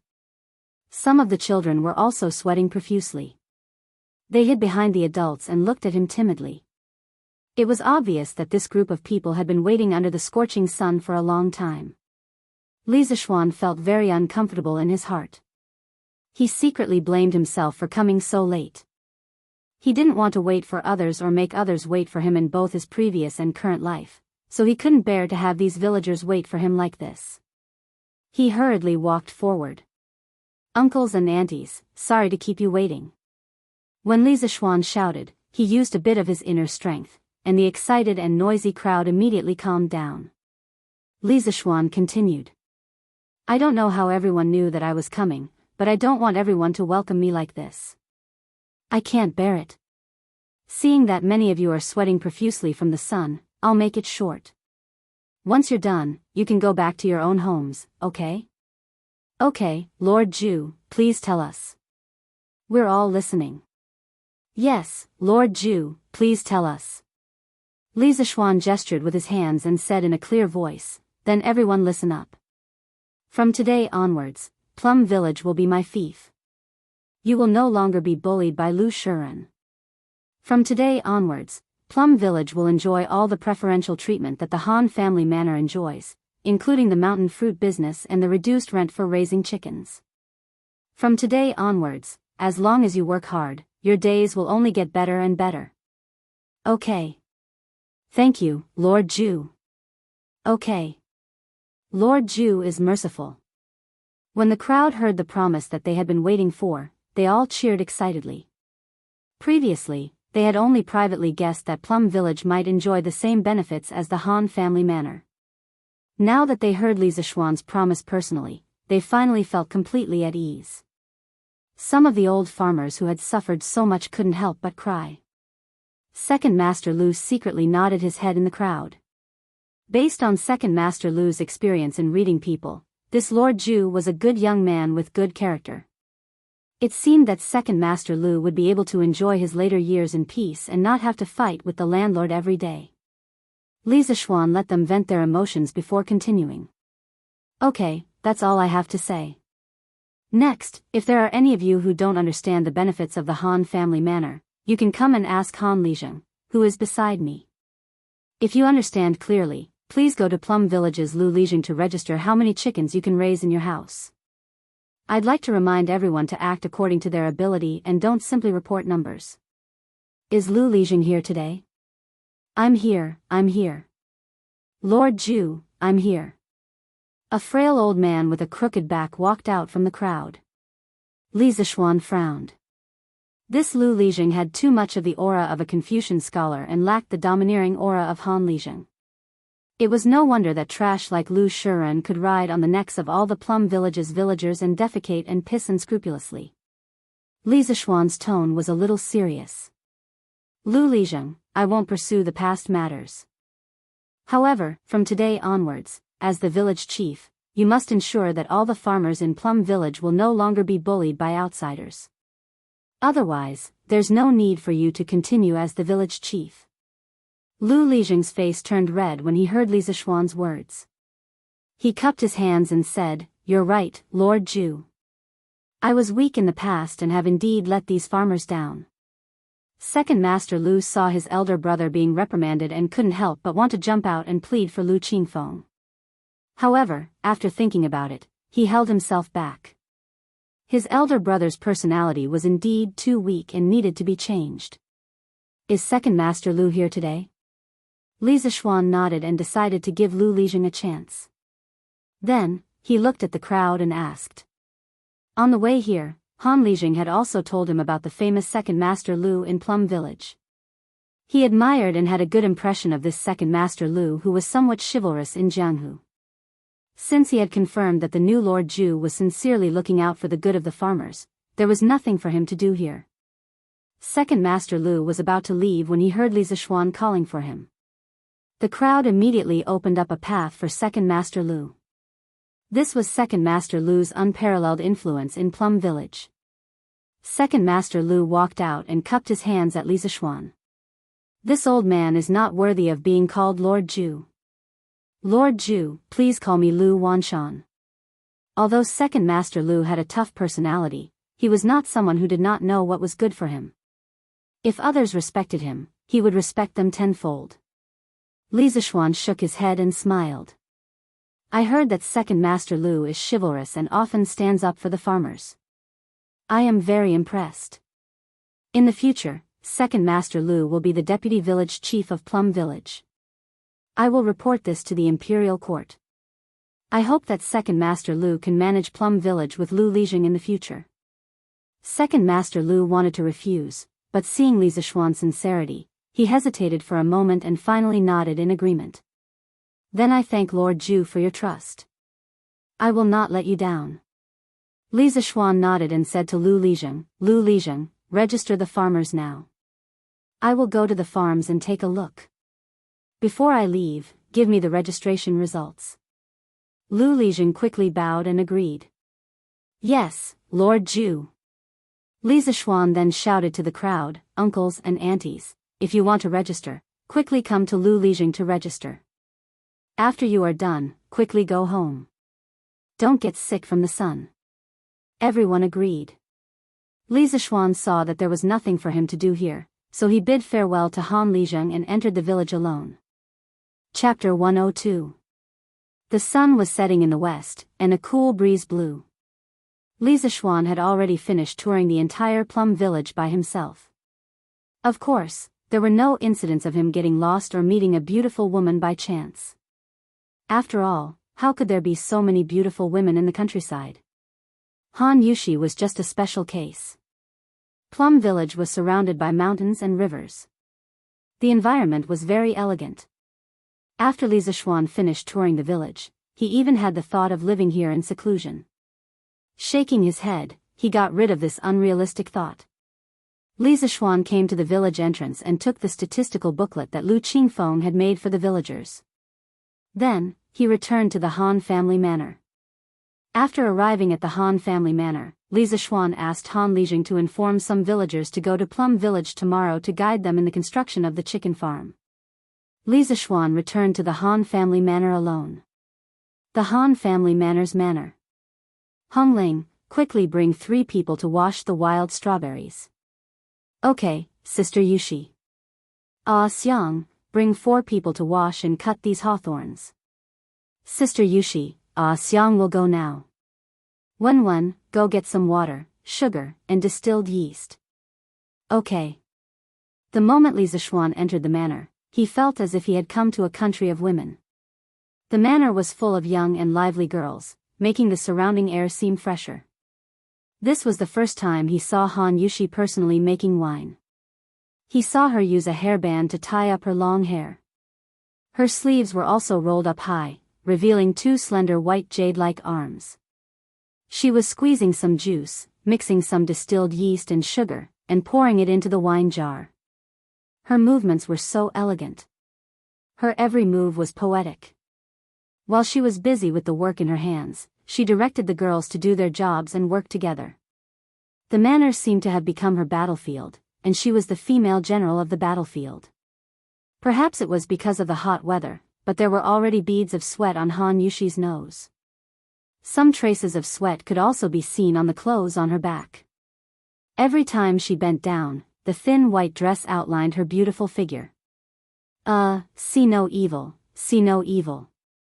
Li Zishuan hurriedly turned his face away and coughed twice. Only then did Han Yushi and the other girls realize that Li Zishuan had already entered the door. Greetings, Lord Zhu. All the girls stopped what they were doing and bowed to Li Zishuan. Han Yushi gave him a smile. Young master, you're back. When Li Zishuan heard this, he felt a little strange. It was as if a wife was greeting her husband who had just returned from afar.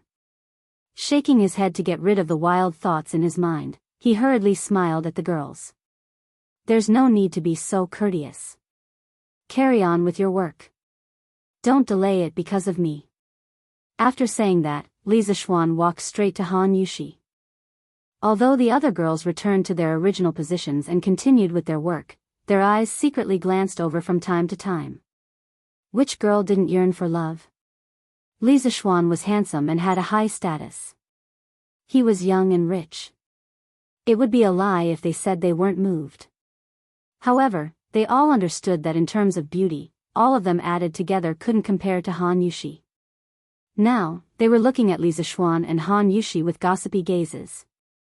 All the girls wanted to know if Han Yushi, the most beautiful girl in the Han family manor and even the surrounding villages, could capture the heart of this young Lord Zhu. Of course, in their hearts, they really hoped that Han Yushi and Li Zishuan would end up together. Because then, this young Lord Zhu would be the son-in-law of the Han family manor. The Han family manor would continue to have good days in the future. Yushi, you've worked hard. Come and wipe your sweat. Li Zishuan tenderly handed over a handkerchief. He wasn't used to wearing it on his body. He felt that only women would wear handkerchiefs. However, every time Xiaoxi helped him pack his clothes, she would put a washed handkerchief on his waist. After a long time, Li Zishuan was too lazy to correct her. He didn't expect to use it today. He wanted to personally wipe Han Yushi's sweat. However, he remembered that this was ancient times. If he did so, it would be too presumptuous. Not only would it ruin a girl's reputation, Han Yushi would probably ignore him in the future. It had to be said that even though Li Zishuan had been in a relationship in his previous life, he was still a novice when it came to understanding women's thoughts. Until now, he still couldn't see Han Yushi's feelings for him. Han Yushi hesitated for a moment. She shyly took the handkerchief and thanked him. Then, she gently wiped the sweat on her face and said, "Young master, this is the last batch of fruit wine. The previous batch of fruit wine can already be taken out of the cellar. When will it be sent to you?" Li Zishuan muttered, "How much was the last batch of fruit wine?" Han Yushi thought for a moment and replied, "There were a total of 80 jars. Each jar was about 40 pounds. Li Zishuan nodded and said, "Then tomorrow, ask your father to call a few young men and send the last batch of fruit wine to my house. Yushi, are you free tomorrow? After the wine is sent over, we will start mixing the wine. Do you want to come together?" Finally, she could help the young master. Han Yushi was a little excited. She quickly replied, "Yes, young master. Today's last batch of fruit juice and wine can be put into the cellar after mixing. That's all." Li Zishuan happily said, "That's good." At this moment, Lan, an iron egg came back. The little girl was sweating all over, but her face was filled with a happy smile. Li Zishuan was a little speechless. His little sister's temper was getting wilder and wilder. "Master. Brother." The two little guys greeted Li Zishuan. Li Zishuan nodded. Seeing that it was getting late, he said goodbye to Han Yushi. Iron Egg stayed. Li Zishuan asked him to go to the city with Han Yushi and the others tomorrow. As soon as he got home, Li Zishuan immediately went to the study. He wanted to draw a set of distillation equipment. A complete set of distillation equipment was divided into two parts, the distillation pot and the condenser. Li Zishuan planned to make the distillation pot with pure copper. First, copper had a good thermal conductivity. Second, copper was a catalyst for some esterification reactions. Third, copper had a good resistance to the acidity of the raw wine. Fourth, copper could make butyric acid, hexanoic acid, decanoic acid, lauric acid, and so on form insoluble copper salts and precipitate them, so that these unpleasant acids could be removed. As for the condenser part, Li Zishuan planned to use a clay pot to fire it. Because in this era, the process of firing glass was not mature. Li Zishuan knew the general formula, but he did not have the time to study it. With the help of his super strong mental strength, he drew a set of distillation equipment in less than an hour. He did not miss a single detail. Then, he quickly went to the workshop before the door was closed. He asked Faubert to help him make a set of distillation equipment before noon tomorrow. Faubert looked at the blueprint. It was not difficult, so he agreed. Li Zishuan breathed a sigh of relief. When he returned home, he bumped into Wang Zhong and San Bao, who came back from the East Market. Wang Zhong immediately asked for forgiveness. "Young master, I did not buy many chicken seedlings today. This old servant has failed in his duty. I have let young master down." Li Zishuan was surprised. "Why?" Wang Zhong told Li Zishuan about how the Qing family's housekeeper brought a lot of people to the East Market and bought all the chicken seedlings in less than a quarter of an hour. Li Zishuan pondered for a moment and understood the ins and outs of the matter.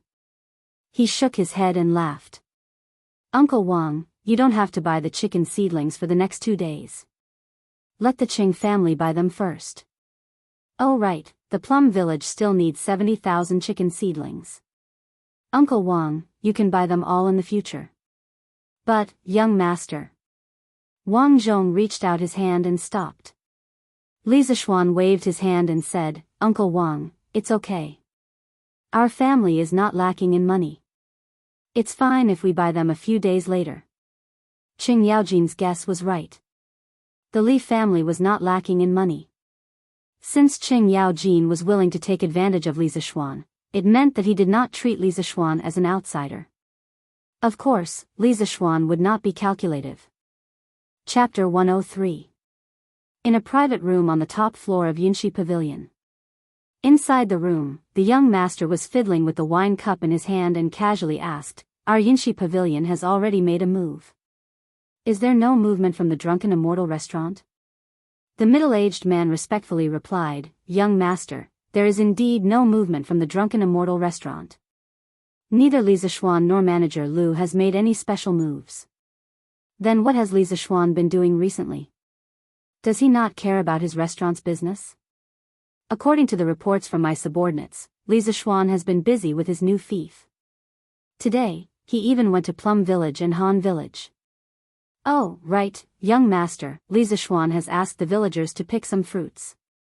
It seems that he wants Han Tianhu's family to help him brew wine. What kind of wine? The young master curiously asked. Young master, this subordinate guesses that it should be the fruit wine that Han Tianhu and his daughter brewed.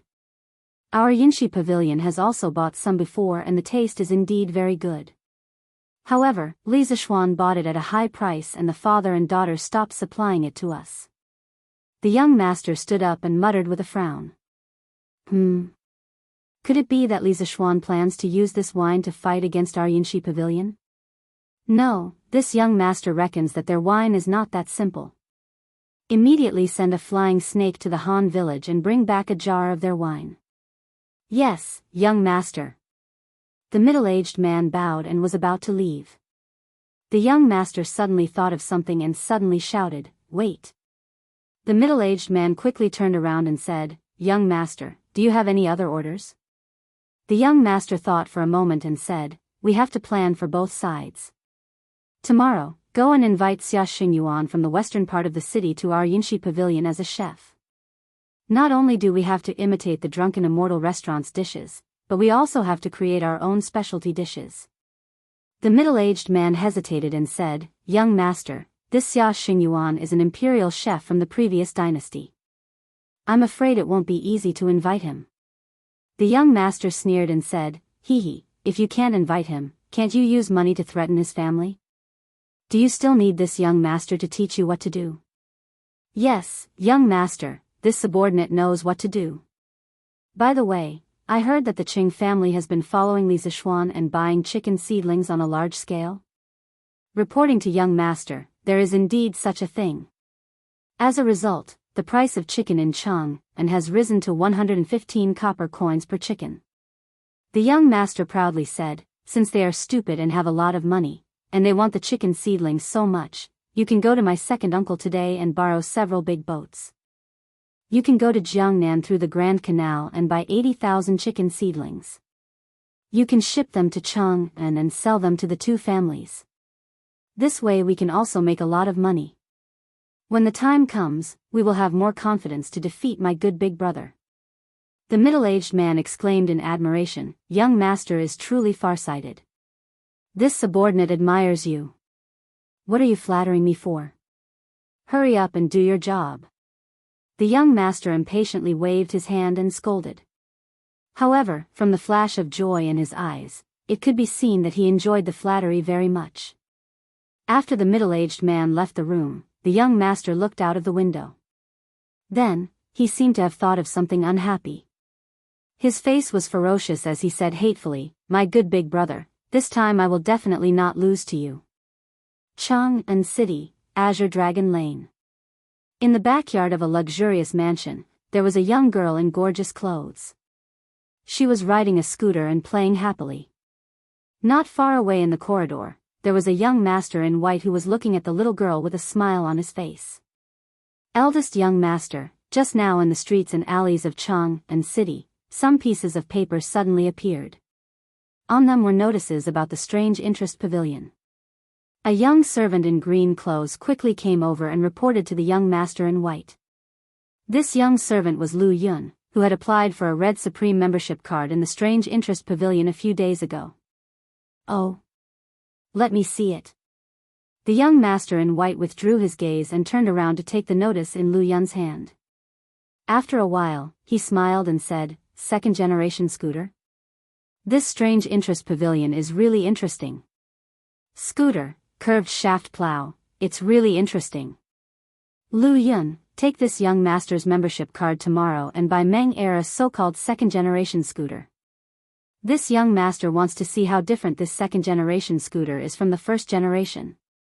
Lu Yun didn't understand his young master's strange behavior recently, but he didn't dare to ask. He quickly bowed and said, "Yes, young master." The young master in white nodded slightly, but when he saw that Lu Yun hadn't left, he frowned and said, "What, do you have something to say?" A trace of struggle flashed across Lu Yun's face. In the end, he gritted his teeth and said, reporting to young master, "I have something to say, but I don't know if I should say it." The young master in white said unhappily, "If you have something to say it quickly. Don't dawdle." Seeing that the young master was unhappy, Lu Yun quickly said, "Young master, as far as I know, the second young master has taken a lot of measures recently to consolidate the position of the Yinshi house in Chang'an City. Seeing that the Yinshi house is about to dominate Chang'an City, eldest young master, why are you still what? Still idle around and have nothing to do, right? Forgive me, young master, I didn't mean that. I'm just worried that if this goes on, young master will lose the family trial this time and lose the power." When Lu Yun heard what the young master in white said, he hurriedly bowed and explained in fear. The white-clothed man sighed, but he didn't blame Lu Yun. He said slowly, "You all think I haven't done anything? Okay, it seems that I haven't done anything yet." Lu Yun was almost choked to death by the young master in white's sudden change in topic. The young master in white was embarrassed for a while before he recovered and said, "I haven't done anything yet because the time isn't right yet. This second brother of mine has a very extreme personality. He has always liked to be brave and ruthless, and he is competitive. Some of the elders in the family even agree with his way of doing things. But you all don't understand. Now that the world is settled and the people are united, if we big families still can't see the situation clearly and put on a high and mighty posture and keep fighting with others, we will only make countless enemies. In the end, everyone will push the wall when it is down. At that time, the Li Tang royal family will definitely be happy to see it and hit us when we are down.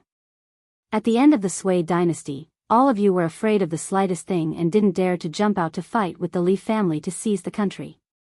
Now that the world is stable, all of you jump out one by one. Aren't you tired of not dying fast enough?" The young master in white was a little angry as he spoke. In the end, he couldn't help but hit the railing angrily. Lu Yun saw that the young master in white lost his composure and hurriedly comforted, "Young master, please calm down." The young master in white calmed down and continued, "In a time of peace and prosperity, blindly being brave and ruthless can't be done. Cooperating with others to win is the smart thing to do and the way to survive."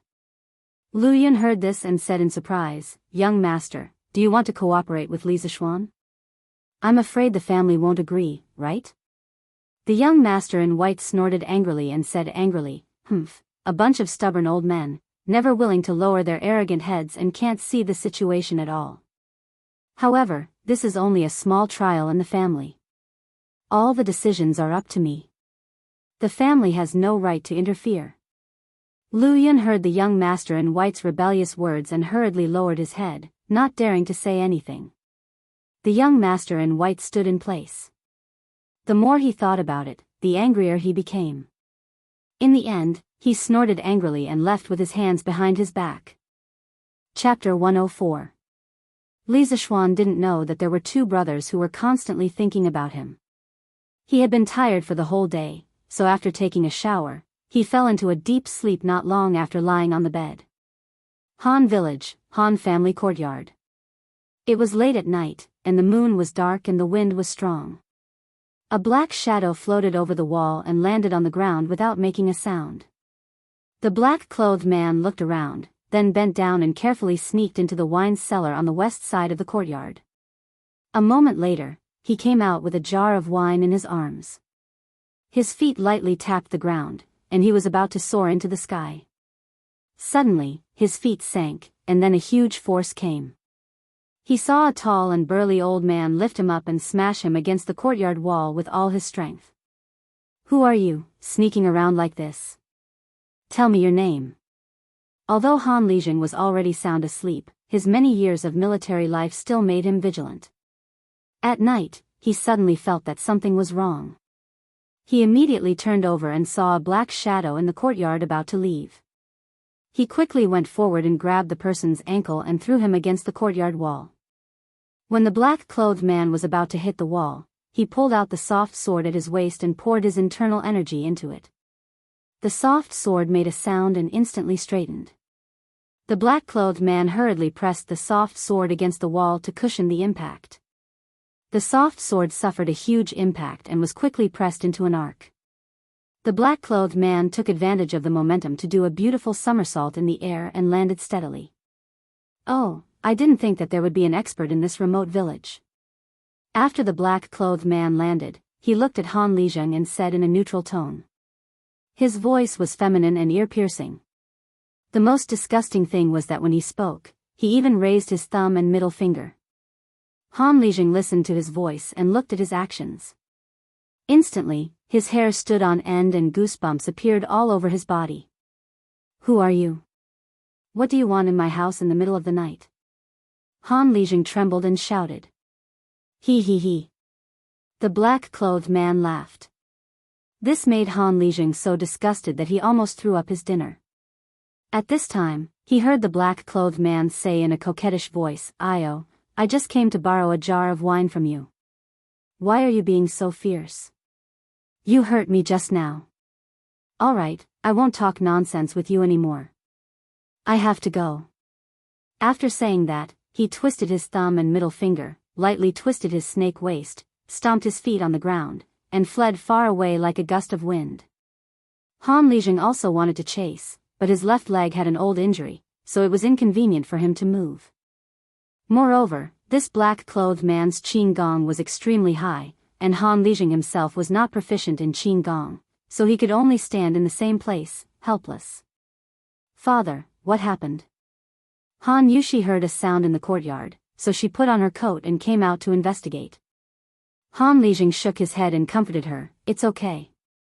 Yushi, go back and sleep. Tomorrow, I will accompany you to Chang'an City." Today, the man in black was of unknown origin. Han Lijing smelled a trace of danger. Thinking that his daughter was going to Chang'an to deliver wine tomorrow, Han Lijing was somewhat worried and decided to accompany his daughter. Father, then daughter will go to sleep. Father should also rest early." Han Yushi did not see anything unusual, so after she finished speaking, she directly turned around and went back to her room to rest. The next morning, after Li Zishuan finished his breakfast, he asked Faubert to bring people to buy various kinds of wine, and then he went to the west courtyard to practice. Previously, his Taishian Sutra showed signs of breaking through to the 6th level, but as he was busy with mundane affairs these days, the feeling of breaking through in his body disappeared. This made him very depressed, so he decided to work hard today. He wanted to use the sword to refine the true qi in his body. However, someone did not let him do as he wished. He had just practiced for a while when Xingchumo came to his door. Little Xian, I haven't seen you for a few days, and you have been conferred a title. You have to treat your brother to a few drinks."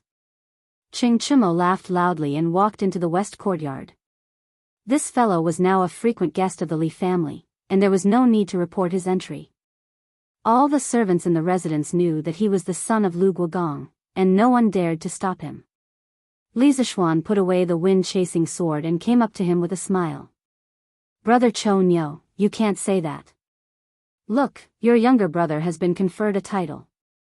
As his elder brother, shouldn't you treat your younger brother to a big meal to celebrate?" Xingchumo was suddenly speechless. He scratched his head and muttered, "That seems to be the case." Li Zishuan looked at him and found it funny. He thought that since he had nothing to do, it would be fun to tease this fellow. So he continued.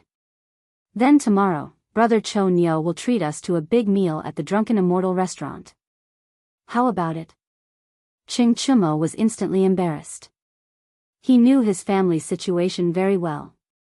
His father had just taken out 4,000 to 5,000 strings of cash to buy chicken seedlings, and Li Er had docked 3 months of his father's salary. This was one disaster after another. Old Cheng's family was currently living a tight life, waiting for old Li to give them a salary.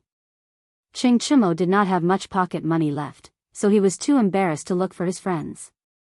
When he heard that Li Zishuan had been conferred a title, he thought that he would be able to freeload a good meal here. Who knew that he would be defeated by Li Zishuan? This instantly turned awkward. However, what kind of person was Ching Chumo? He did not care about things like face. He chuckled cheekily and said, "Hee hee, that's great. Little Xian, I'll take you to the Yinshi restaurant for a big meal tomorrow. I heard that they invited the imperial chef from the previous dynasty, Xia Xingyuan, to cook there. I'll treat you, and you'll pay. How about it?"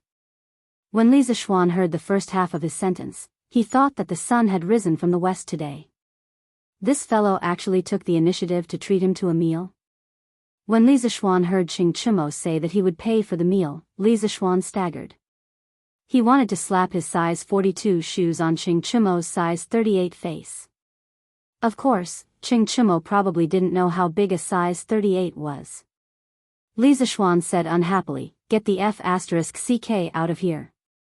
After the brothers teased each other for a while, Li Zishuan brought him to the front hall and asked someone to serve tea and snacks.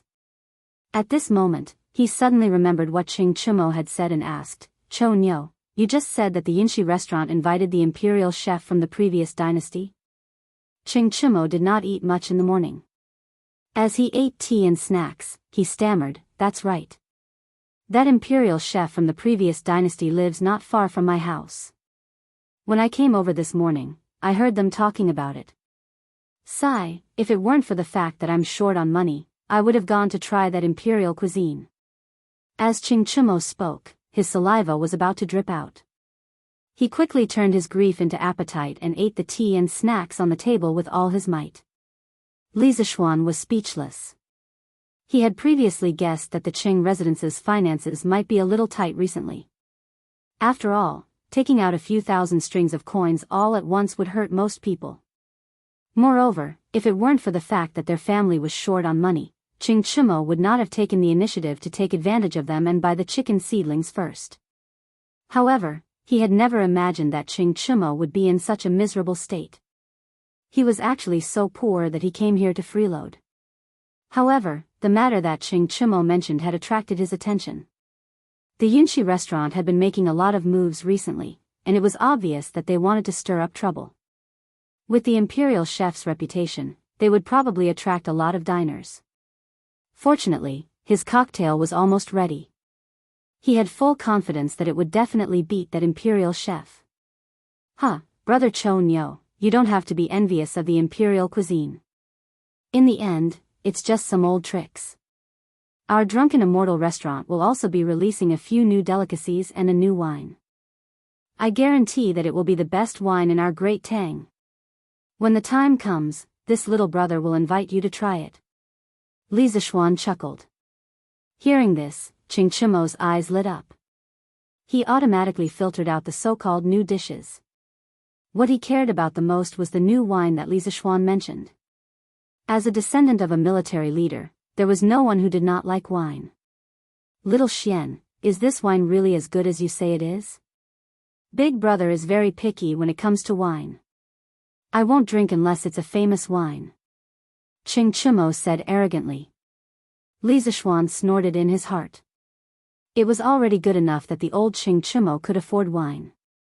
Ching Chumo was still panting here, but he was still his brother. He still had to give him some face. Li Zishuan said cooperatively, "Cho Nyo Nyo, don't worry. Cho Ox, don't worry. When my master was alive, he loved to drink this kind of wine the most.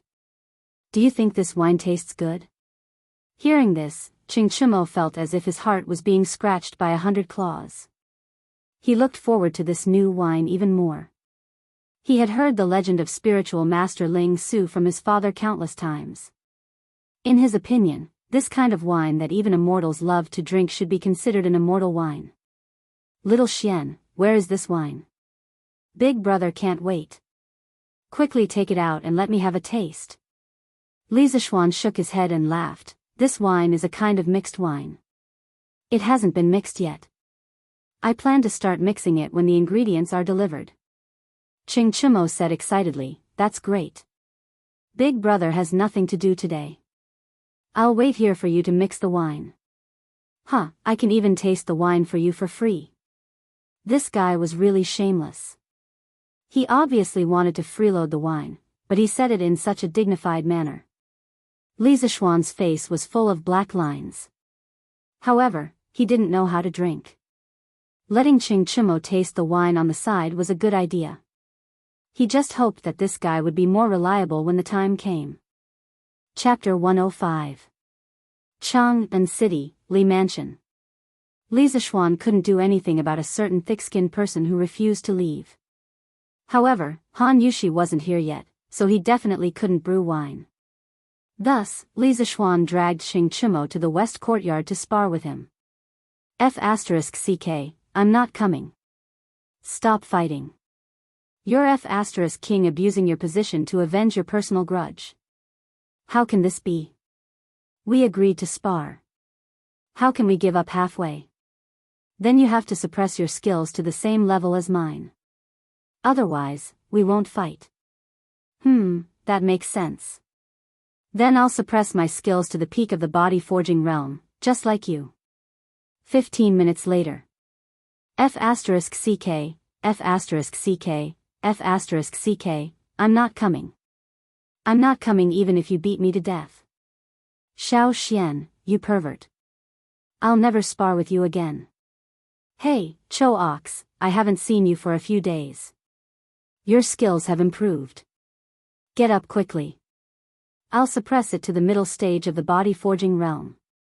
Let's go again. I'm not coming. I'm not coming today. Although Li Zishuan suppressed his skills, his swordsmanship was too advanced. Chimo tried his best, but he could only be abused. In less than 15 minutes, Chimo was beaten to a pulp. He lay on the ground and refused to get up no matter what. Oh, wow. Brother Cho Ox is a mangy dog. How embarrassing. Lan came to the west courtyard to play with her brother.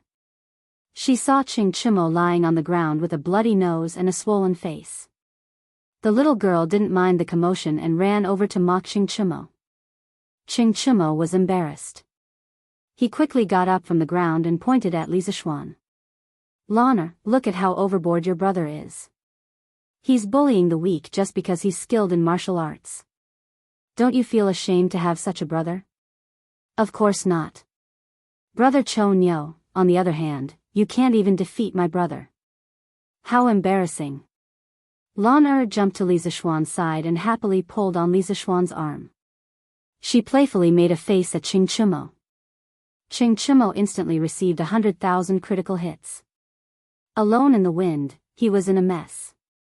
What do you mean by even your brother can't beat me? Chimo really wanted to carry the little girl over and teach her the general knowledge of Jianghu. He wanted her to understand that there were not many people among the younger generation in Jianghu who could defeat Li Zishuan. At this time, Wang Zhong walked in. After nodding at Chimo, he said to Li Zishuan, "Young master, I bought all the baijiu and put it in the cellar at home. Previously, Manager Fu sent someone to deliver some equipment. This old servant saw that young master and young master Cheng were sparring, so this old servant didn't come to disturb you." Faubert was now in charge of the Strange Taste Pavilion workshop. The people in the residence usually called him Manager Fu. Li Zishuan nodded and said, "Thank you, Uncle Wang." At this time, Xiaohe ran over and bowed. "Young master, Han Lijeng and Miss Han are here." Li Zishuan's spirit was lifted. He quickly turned around and said to Chimo, "Brother Cho Nyo, you go in and tidy up. I'll go to the front yard to receive them." Now that all the ingredients for the new baijiu have been gathered, we can make the new baijiu soon. Qing Chimo couldn't wait and waved his hand. Go, go. When Li Zishuan arrived at the front yard, he found his father chatting enthusiastically with Han Lizheng. Previously, he had heard from his father that when he was young, he had encountered a group of bandits in the Qinling Mountains. Fortunately, he had received Han Lizheng's help and was able to avert the danger. After that, his friendship with Han Lizheng had never broken. Madame Li was holding Han Yushi's hand and chatting happily. Li Zishuan really wanted to go over and listen to what they were talking about. They were actually chatting so happily. Master. Iron Egg came over and greeted him. Li Zishuan nodded and walked over to Han Lizheng. He cupped his hands and said, Uncle Han, you've worked hard. But why did you come personally? Han Lizheng stood up and replied, Young master, a thief came to our house last night and stole a jar of baijiu. This old man was worried that something would happen to Yushi on the road today, so I came over. Li Zishuan immediately stood up and asked with a frown, What happened? Uncle Han, quickly tell me. At this time, Li Jingma also looked over with a serious expression. Han Lizheng then recounted the events of last night's confrontation with the wine thief. Li Zishuan pondered for a long time but still couldn't figure out the thief's intentions. He could only frown and say, That's right. Uncle Han, this person's kung fu is strong, but his purpose is unknown. I'm afraid his purpose is not as simple as stealing wine. Uncle Han, you and Yushi should be careful when you go out recently. Han Lizheng nodded. The few people in the house chatted for a while. Li Zishuan brought Han Yushi and Iron Egg to the west courtyard to prepare to mix the baijiu. Naturally, Han Lizheng was accompanied by Li Jingma. He had to stay for lunch at noon. Qing Chimo had just gone to get a basin of water to wash the dust off his face. At this time, he saw Li Zishuan and Han Yushi walking over side by side. The two of them were slim and graceful. The man was like a jade tree in the wind, and the woman was like a beautiful flower in the water. They were really a match made in heaven. Qing Chimo was not a novice in love. When he saw Li Zishuan and Han Yushi looking at each other with some affection in their eyes, he knew that they must have an affair. This fool hurriedly went forward and winked at Li Zishuan. He said wretchedly, Aya, little Xian, where did you kidnap this beautiful girl from? Why didn't you introduce her to your big brother? Han Yushi instantly blushed and lowered her head to count ants. Li Zishuan glared at Qing Chimo angrily. Don't talk nonsense, Cho Nyo. This is Han Lizheng's daughter, a master winemaker. She is the most important person for the new wine I want to mix. If you offend her, be careful that you don't have any wine to drink. Yushi, this is Qing Chimo, the eldest son of Lu Guogong and my brother. Don't treat me like an outsider. When Qing Chimo heard this, he wanted to give himself 2 big slaps. He quickly licked his face and said with a fawning smile, Oh, Miss Han, don't be angry. I was just talking nonsense. It was a joke. Don't take it to heart. Han Yushi did not expect Lu Guogong's son to be such a lively clown. She quickly said, Young Master Cheng, you are too serious. Yushi did not take what you said before to heart. Qing Chimo breathed a sigh of relief and said, That's good, that's good.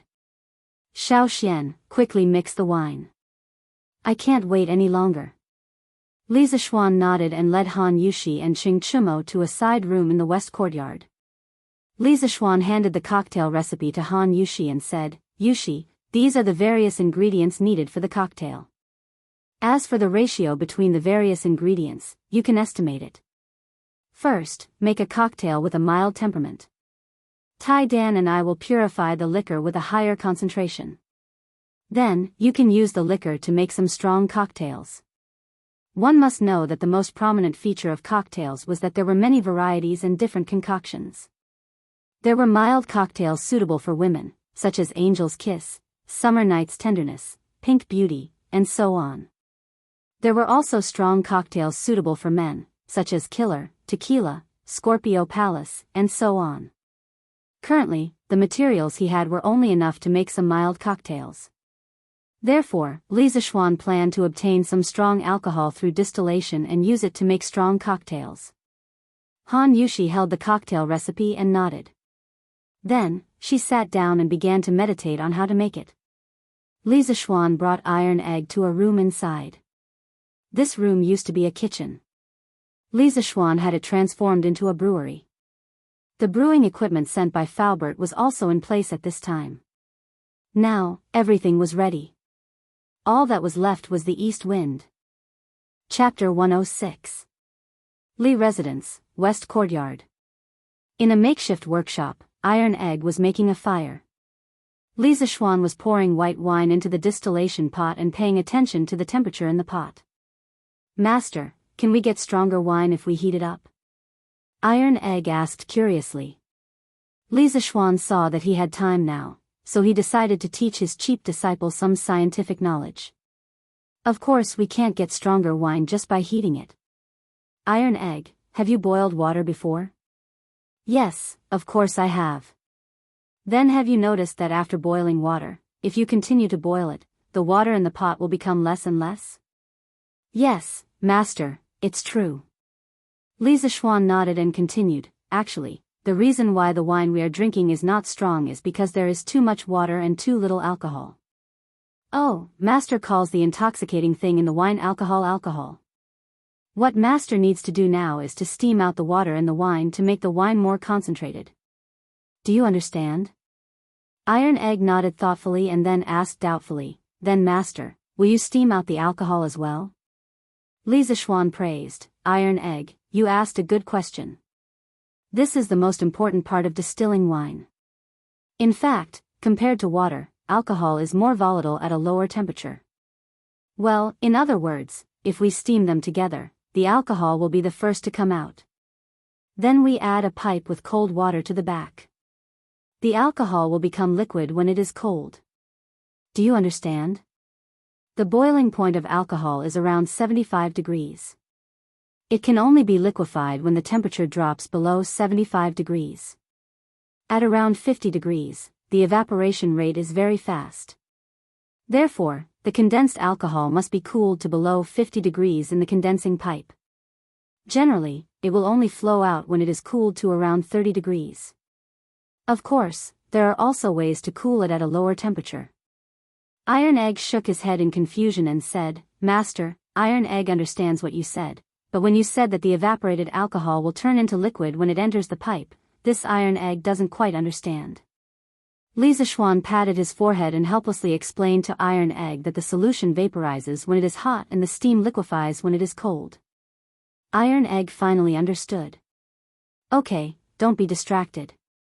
You still have a lot to learn in the future. Now focus on the fire and pay attention to the temperature. Yes, Master.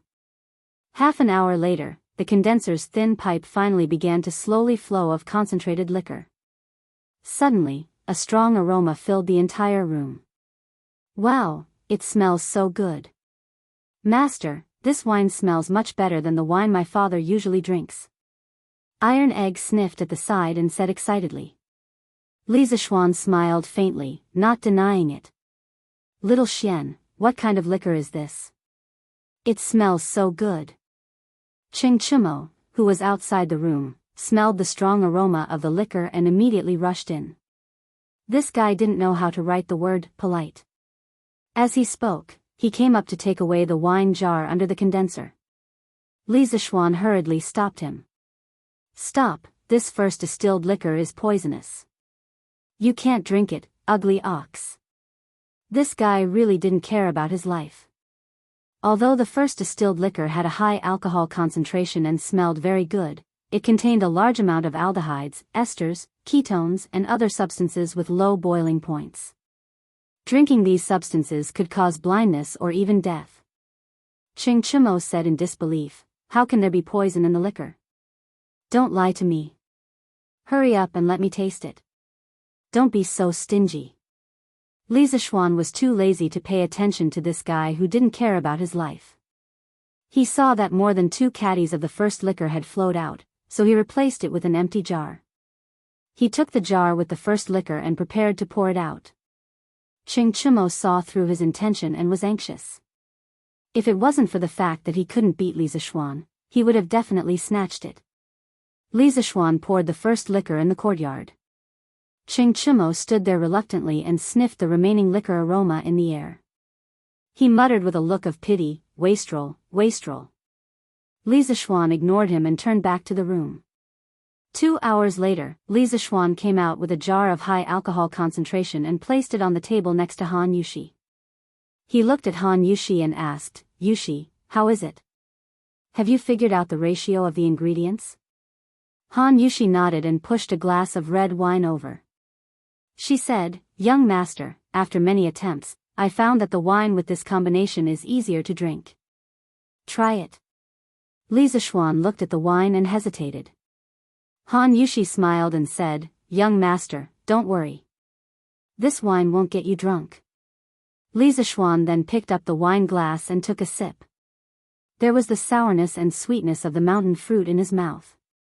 After tasting it carefully, there was a faint wine fragrance, mellow and sweet.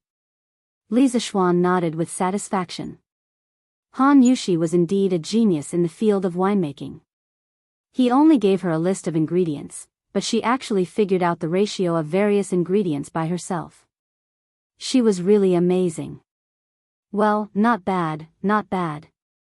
Yushi, you are really amazing. Just mix according to this ratio."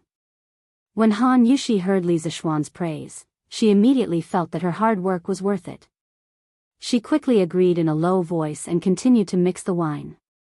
At this time, Ching Chimo walked in and looked at Li Zishuan bitterly. Then he suddenly caught a glimpse of the cocktail that Han Yushi had made. He immediately became spirited and shouted, "Miss Han, is this the new wine you made? Quickly let me, a wine taster, taste it for you." Han Yushi couldn't help but laugh. Li Zishuan couldn't do anything about this thick-skinned person. Ching Chimo poured himself a glass of cocktail, then held it in his hand and praised, "Well, just by looking at the appearance, I can tell that it's not bad.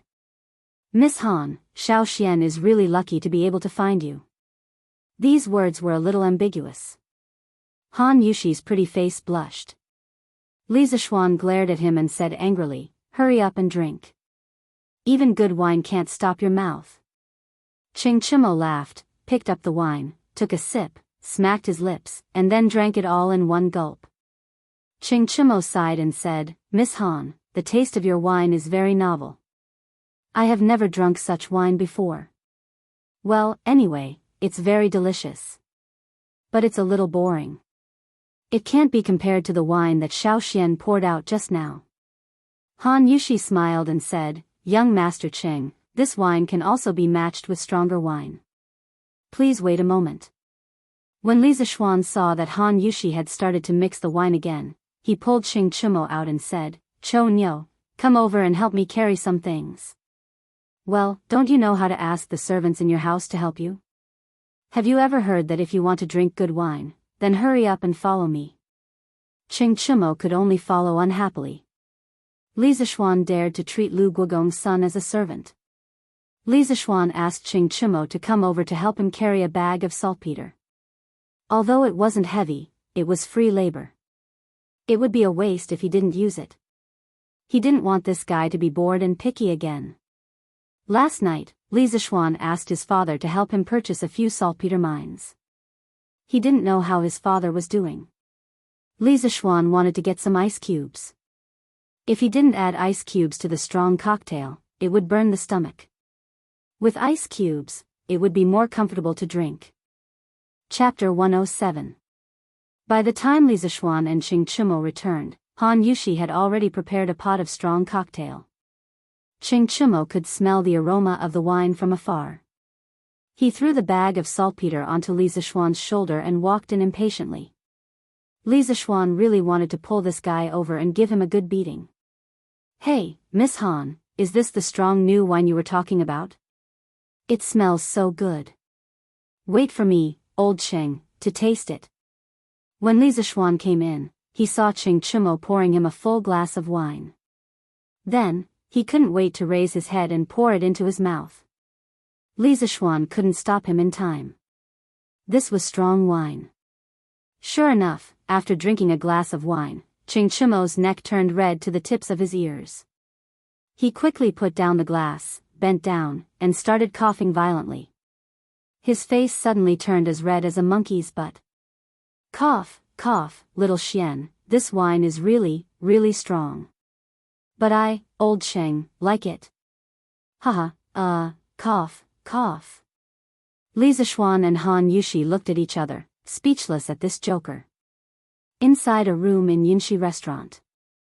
Young master, this is the wine that Flying Snake took from Han Tianhu's house. This subordinate has seen it and it's exactly the same as the one they sold to our restaurant. The young master seemed to be in a good mood today. After hearing the middle-aged man's report, he turned around and opened the wine jar. He sniffed the fruit wine inside and said, "This wine tastes good. The taste is not bad. But if Li Zishuan wants to make a comeback with just this mountain fruit wine, isn't it a little too whimsical?" The middle-aged man respectfully said, "Young master, you're right. You're right, young master. Now that our Yinshi restaurant has invited Xia Xingyuan to cook, our business has become even more booming. I've counted the number of customers that came this morning. It's almost the same as the number of customers that came in a day.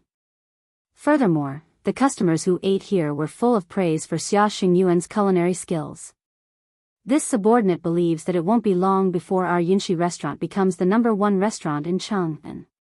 The young noble proudly chuckled and said, not bad. Now that Xia Xingyuan has come to our side, release his granddaughter. Only then can he work wholeheartedly for our Yinshi pavilion." "Yes, young master." The young master nodded. After a moment, he asked, "Did anything happen to the flying snake at the Han village yesterday?" The middle-aged man smiled and said, "Don't worry, young master. Flying Snake's illusory cloud movement technique is unparalleled in Jianghu. Looking at the current Jianghu, there are not many people who can catch up with him. However, when he left last night, he was discovered by Han Tianhu. This subordinate told him not to cause any trouble, so he immediately escaped without exposing his identity." The young master nodded when he heard that and said, "You did well. This is indeed not the time to complicate matters." However, this Han Tianhu was quite capable, to be able to detect this. You can't underestimate him in the future. You can't make the same mistake twice. Yes, young master. You've been doing well recently. This young master has seen it all. When I win the clan competition and take control, I will definitely treat you well. After giving a slap, he would give a carrot. The young master understood this principle. The middle-aged man happily said, "Thank you, young master." Yongla Lane, Li Residence. In the front hall, it was lunchtime. A few maids brought in all kinds of delicacies and placed them on the dining table. Li Jingma invited everyone to take a seat. Of course, Ching Chimo, who was slightly tipsy from drinking in the backyard, was among them. This fellow had originally come to freeload. Now that he saw such good wine here, how could he still walk? Thus, the Li residents had an extra pair of chopsticks for lunch. "Father, Uncle Han, how can there not be good wine when there's good food?" "Wait a moment, I'll bring the new wine that we just made this morning for you to try." Li Zishuan nodded. Li Jingma then went to the west courtyard to get the wine. Han Lijing looked at his daughter in surprise. He said in surprise, "Yushi, you've made the wine so quickly?" Han Yushi nodded and said, "We've already made the initial mix. I'll try again in the afternoon to see if there's a better mix ratio." A moment later, Li Zishuan came back with 2 jugs of wine. "Xian, it's not like we don't have wine at home. Why do you have to make the wine yourself?" Madame Li saw that her son had been busy the entire morning just to make wine. She felt a little sorry for him. In her opinion, the family had endless money to spend, and she didn't need her son to think of ways to earn money. Now that her son had been conferred a title and had status, he only needed to enjoy life at home. There was no need to do all this. Li Zishuan knew that his mother felt sorry for him. She wanted him to be a second-generation rich kid who just ate and waited for death. However, in this era, there were no cell phones, no television, and no computers. Idling every day would probably make him sick. He had no choice but to find something for himself to do. Mother, the wine that I made is not available on the market. You'll like it once you try it. Madame Li hurriedly waved her hand and said with a smile, I don't drink wine. Mother, don't worry. This wine won't make you drunk. The wine that I poured for you is specially made for people who don't know how to drink. Li Zishuan said as he brought over a glass cup. After filling it to the brim, he brought it to his mother. In this era, although the glass-making process was not mature, it was still possible to buy some glass-making products from merchants at a high price. The Li family was a wealthy family, so it was natural for them to have such luxury goods. Madame Li was originally wondering why there would be wine specially made for people who didn't know how to drink wine. However, when she saw the bright red mixed wine in the glass cup in front of her, her gaze was instantly attracted by the beautiful color. What wine is this? The color is really beautiful. Mother, try it first. I'll tell you later. This child, Madame Li smiled helplessly. She picked up the wine cup, opened her red lips, and tried to take a sip. She slowly swallowed, then closed her eyes and savored it carefully. After a while, she opened her eyes and praised, this wine is really good. It's soft and mellow, and it leaves a fragrance in the mouth. It has the sweetness of the mountain fruit and a hint of the fragrance of white wine, but it's not as spicy as white wine. It's very suitable for women to drink. Quickly tell me the name of this wine. Li Zishuan smiled and said, Mother, I named this wine Gentle Village. What do you think, Mother? Madame Li nodded in agreement and said, not bad. This name is very appropriate. Mother, Lan, wants to drink it too. When Lan saw the brightly colored wine and heard her mother praising it, the little girl immediately begged with her eyes wide open. No, Lan, you're still young. You should drink the mountain fruit wine. Li Zishuan was the first to object. Although the alcohol content of this cocktail was very low, it was still wine. Lan was still young, and drinking alcohol was not good for her body. Stinky brother. Lan pouted and looked unhappy. Madame Li rubbed her little head, feeling a little funny. Father, Uncle Han, this is another type of wine. It's specially prepared for you. It might be a little stronger, so you should drink it slowly. She was still a child, and her temper came and went quickly. Li Zishuan ignored the spoiled Lan and picked up the other pot of wine, pouring a cup for his father and Han Lijing. What kind of strong wine have I not drunk before? You're making it sound so serious. Father Li did not take his son's words to heart. Han Lijing saw that the top of the cup was emitting traces of cold air, and there were a few pieces of ice in the cup. He instantly exclaimed, Young master, why are there ice cubes in the cup? At this time, Li Jingma also noticed the abnormality in the cup. He was also a little surprised. We don't have an ice cellar in the residence, right? Where did you get these ice cubes? Ching Chimo calmly ate and drank on the side, not finding it strange at all. He secretly despised the two of them for making a fuss over nothing. This fool had completely forgotten that when he saw Li Zishuan produce a few ice cubes from the water in the west courtyard, his expression was much more surprised than Li Jingma and Han Lijing. Father, Uncle Han, this is the method of making ice that I learned from my master. Try this wine first. Only then did the two of them suppress the surprise in their hearts. They picked up the wine cup and took a light sniff. Immediately, an extremely strong aroma of wine and mountain fruits entered their nostrils. Han Lijing praised Li Jingma. Master, just by smelling it, I can tell that this wine is not ordinary. Li Jingma also nodded in agreement. Of course, he had this bit of knowledge. The two of them put away their contempt and took a sip. They could not help but exhale comfortably. Amazing, this old man has drunk wine all my life, but I've never drunk such a strong and mellow wine. It's really too satisfying. Li Jingma could not help but pat the table and praise. Han Lijing also sighed and said, the fragrance of this mountain fruit has become more mellow after being fermented by the strong wine. The coldness of the ice can also suppress the spiciness of the strong wine. Young master, the wine that you have mixed is really wonderful. Qing Chumo also poured a cup. He had not drunk enough in the west courtyard just now. At this time, after he heard Han Lijing's sigh, he immediately gave a thumbs up and shouted, "Yes, yes, yes, that's the feeling." Han Lijing, you said what I wanted to say.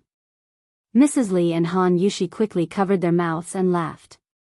Li Zishuan automatically filtered Qing Chumo's shameless words and smiled at Han Lijing.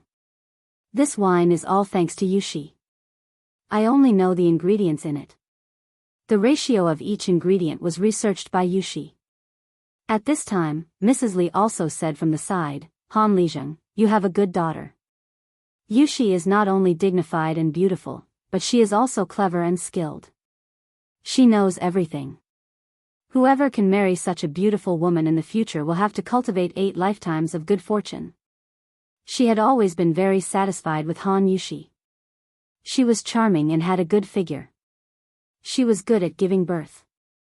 Unfortunately, her son was a blockhead. After so long, he still had not taken the girl down. She could only be anxious at the side. When Han Yushi heard Mrs. Li praising her, she was shy and happy. She lowered her head and did not dare to speak. Han Lijing quickly said, "Old madam, you are too kind." At this time, Li Jingma asked, what is the name of this wine?" Li Zishuan replied, "Father, I named it Drunken Immortal." "What do you think?" Li Jingma pondered for a moment and nodded. "Drunken Immortal, it is very appropriate. This wine has a strong aftertaste and can easily intoxicate people. A few days ago, you told me that you wanted to make a new thing and sell it in the Drunken Immortal house to compete with the Yinshi house. Was this wine you were talking about?" Li Zishuan replied, "Yes, this is the land of tenderness and the Drunken Immortal." "Father, what do you think are our chances of winning if we use these 2 wines to compete with the Yinshi house?" Li Jingma stroked his beard, pondered for a moment, and then said with unusual certainty, "In my opinion, once these 2 new wines, which have never appeared in the Tang Empire before, are released, the whole Cheng and city will be shaken. Our Drunken Immortal house has a 90% chance of winning." Chapter 108. Li Zishuan was even more confident now that the intoxicated immortal and gentle village had received everyone's approval. However, Li Zishuan's next words immediately poured a bucket of cold water over his head. The imperial court has regulations that forbid private workshops from making wine as they please. Due to the extreme shortage of food during the Tang dynasty, the imperial court had placed extremely strict restrictions on private winemaking. Private winemaking without a permit from the imperial court would result in confiscation and imprisonment. When Li Zishuan heard his father say this, he was instantly dumbfounded. Only then did he remember that there was indeed such a saying in ancient times. But on second thought, what he was doing was concocting wine, so it shouldn't be within the limits of the imperial court, right? "Father, this child's wine is blended with wine sold on the market. It shouldn't be considered private winemaking, right?" Li Jingma thought for a moment before shaking his head. Although this is barely acceptable, it's inevitable that people will use this as an excuse in the future. You have a noble title now, so it's not good to lose the big picture for a small gain. Li Jingma cautiously maintained his point of view. He felt that wealth was far less important than the stability of a noble title. What's so difficult about this? Little Xian, our family used to have a winemaking workshop that has everything needed for winemaking. That workshop has a winemaking permit from the imperial court. Little Xian, why don't you move your new winemaking workshop there? Qing Chumo saw that Li Zishuan was in a difficult position and suddenly had an idea. He slapped his thigh excitedly. If Li Zishuan agreed, then their Qing family would never lack wine in the future. Now that he had drunk the intoxicated immortal, he was afraid that he wouldn't be able to drink any other wine. Li Zishuan's eyes lit up. Qing Chumo was usually quite amusing, but at crucial moments, he was quite reliable. However, he was still somewhat hesitant. "Chou Nyo, your idea is good, but I don't know what Uncle Qing is thinking. If Uncle Cheng is willing, our family can fork out money to buy your winemaking workshop. Hey, we brothers don't need to talk about money. I'll go back and tell my father. My father will definitely agree. Ching Chimo was thinking about his family's winery. Since it had been in a slump, he might as well give it to Li Zishuan to make wine. When the time came, not only would Li Zishuan owe him a favor, but the Ching Chimo also believed that his father would definitely agree. Li Zishuan muttered, "Of course you can't refuse to pay. How about this? Your family uses this workshop to enter the partnership, and I'll give you 10% of the new wine shares. How about that?" No matter which era it was, the winemaking industry was a profitable business. This was especially true for monopolized wines. The profits were even more shocking. For example, Mao Tai in his previous life had a gross profit margin of 97%. The company's share price had once risen to more than 500, becoming the most expensive stock in China's stock market. Tenderness and Drunken Immortal undoubtedly held a monopoly in the Tang dynasty. It was very difficult for others to imitate them. In the future, the profits from these two wines would undoubtedly be astronomical. Therefore, giving the Qing family 10% of the shares was definitely generous. Ching Chimo could also see the huge profits from this new wine. He clapped his hands excitedly and said, "Since Xiao Xian is so generous, I won't refuse. I'll go back and tell my father in the afternoon." After the matter was settled, everyone ate and drank freely. After the meal, the guests and the host enjoyed themselves to the fullest. Li Zishuan asked someone to send the drunk Ching Chimo back. He, Han Yushi, and Iron Egg returned to the west courtyard to continue mixing wine. "Io, young master, where did you drink so much?" In Duke Lu's residence, housekeeper Liang saw Ching Chimo staggering back with two servants. He hurriedly went up to support Ching Chimo. The two servants said goodbye to housekeeper Liang and left. I'm not drunk. Uncle Liang. You, Ching Chimo's mouth and eyes were crooked. He pushed housekeeper Liang and spoke nonsense. At this moment, Ching Yaojin came back from outside. He saw Ching Chimo as if he was fished out of a wine jar. He frowned and said, "Where did this little bastard drink so much wine? Did he go out to fool around again?" Housekeeper Liang hurriedly replied, "Master, I don't think so. Just now, I saw the two servants who sent the young master back. They seemed to be from Li Zishuan's residence." Ching Yaojin glared and said angrily, "This little bastard went to Xiao Xian's house to eat and drink and didn't invite me. How dare he?" After scolding, Ching Yaojin was still angry and kicked Ching Chimo twice. Recently, the price of chicken seedlings in Chang and had skyrocketed. Even the Duke Lu's residence could not support it. However, Ching Yaojin was a man of his word. He said that he would buy 30,000, and he would buy 30,000, not one less. As a result, the meals in the Duke Lu's residence were tasteless, not to mention drinking wine. Ching Chimo was still in a daze when he felt someone kicking him. He immediately cursed, which, little bastard, dares to kick this young master. I will beat you to death, you little tramp." Housekeeper Liang almost burst out laughing when he heard this. However, when he saw Ching Yaojin raise his hand to beat Ching Chimo, he hurriedly stopped him. Master, the young master is drunk and talking nonsense. Please don't bother with him. Help this little bastard back to his room. When he sobers up, I'll deal with him."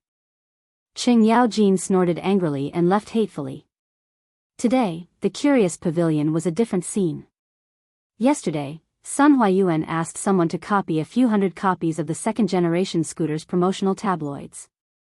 Then, he sent a servant to deliver these tabloids to the members of the Curious Pavilion. At that time, when those people applied for membership cards, they all left their addresses. It had to be said that Sun Huayuan's move was somewhat immoral. Those who could afford a scooter were generally from well-off families. Their children were more or less literate. When these children saw the tabloids of the second-generation scooter, they thought that the scooters they bought before were already very fun. wouldn't the second-generation scooter be even more amazing? Moreover, if their children all played with the second-generation scooter in the future, how embarrassing would it be if they played with the first-generation scooter? Therefore, many parents were disturbed by their children early in the morning. They were all cursing the curious pavilion in their hearts. They were a professional scammer. One scam after another. However, complaining was useless. The children at home didn't want to listen. They could only obediently go to the curious pavilion to buy the second-generation scooter for their children. However, this time, the curious pavilion was more humane. They actually arranged 8 channels for members. Those who had membership cards quickly bought them. When they saw the long line for non-members, those who bought the scooter inexplicably felt a sense of superiority. In their hearts, they felt that the membership card was worth it. This was like the difference between RMB players and civilian players in a game. RMB players used money to buy time, while civilian players could only spend a lot of time grinding for equipment. Of course, the curious pavilion's unreasonable system where the rich were the bosses also caused some people to protest. However, most people also chose to get a membership card. It wasn't expensive anyway. In a short period of time, the number of members of the curious pavilion increased dramatically. Chapter 109. Evening, Duke Lu's mansion. In the side hall. Father, that's all. I've told you everything I need to say. Ching Chimo rubbed his buttocks and said with a thin face. He recalled that when he had just woken up, his father looked at him as if he wanted to eat him. He was a little scared. He still didn't understand why his father wanted to kick him as soon as he saw him wake up. If it wasn't for housekeeper Liang stopping him from behind, his buttocks would have been kicked to mush. Could it be that he went out to drink and didn't bring his father along, so his father was angry? Ching Chimo, who really couldn't find the reason, could only curse in his heart. Of course, this guy didn't remember that when he was drunk, he called his father a little bastard and a little tramp. If he knew, he definitely wouldn't dare to stay at home. Ching Yaojin sat on the stool carelessly, looking at Ching Chimo with a bit of killing intent. After listening to his son talk about the Ching family's workshop being given to Li Zishuan to brew new wine, he asked, "Is the land of warmth and drunken immortal brewed by little Xian really that delicious?" As soon as he heard about the drunken immortal, Ching Chimo's buttocks immediately stopped hurting. He excitedly slapped his thigh and shouted, "Father, you don't know, but the drunken immortal is strong and mellow. It's really too strong. I've never drunk such strong wine before. Moreover, there are ice cubes in it. The cold air of the ice cubes is just enough to suppress the spiciness of the wine. It's really too damn refreshing to drink." Father, what's wrong with you?" As Ching Chimo spoke, he felt that the surrounding air was a little cold. He looked carefully and found that his father was looking at him with a somewhat unfriendly gaze. Ching Yaojin stood up and slapped the back of Ching Chimo's head. "You little bastard, you secretly drank good wine without thinking about your father. You're not allowed to eat tonight. You'll reflect on your mistakes behind closed doors." Ching Yaojin said hatefully and was about to leave. When he heard Ching Chimo describe the wine to the heavens, he almost drooled. But the more he wanted to taste it, the angrier he was. This stupid son of his was too unfilial. Ching Chimo rubbed the back of his head. He thought to himself that he was stupid, and his father still hit him on the head every day. No wonder none of the sons in the Ching family were smart. When he saw that Ching Yaojin was about to leave, he hurriedly asked, "Hey, father, should we take out our family's winery and cooperate with Shaoxian?" "Nonsense, of course we have to cooperate." Ching Yaojin, who had just walked out of the door, grumbled. The wine that even Li Zishuan's master liked to drink would definitely be popular in the whole of Cheng, and when it was sold, 10% of the shares would be a lot of money, far more than the value of their winery. No matter how they thought about it, their family had gained a big advantage in this business. In the afternoon, Han Yushi mixed the wine with Li Zishuan for a while. After finally determining the best ratio of various ingredients, she went home with Han Lizheng. Li Zishuan was a little reluctant. He felt that when he was with Han Yushi, time passed too quickly. But she was a girl, and it was not appropriate for her to stay in his house without special circumstances. Li Zixuan could only silently watch Han Yushi's back and sigh alone. Alas, although the beauty was beautiful, she was still not his. Li Zixuan really wanted to sing the song, "Love You Is Hard to Say," at this moment. It was difficult for him to confess to a beauty in person. Who asked him to be an otaku? If they had mobile phones to chat with each other, Li Zixuan would definitely have the courage to take the initiative to pick up girls. Mrs. Li saw her son's dejected look and quickly pushed Li Jingma's arm to make him look over. Li Jingma asked softly, "Madam, what's wrong with Xian?" Mrs. Li rolled her eyes at him and said softly, "Are you stupid? Can't you see that Xian has grown up and wants to get married?"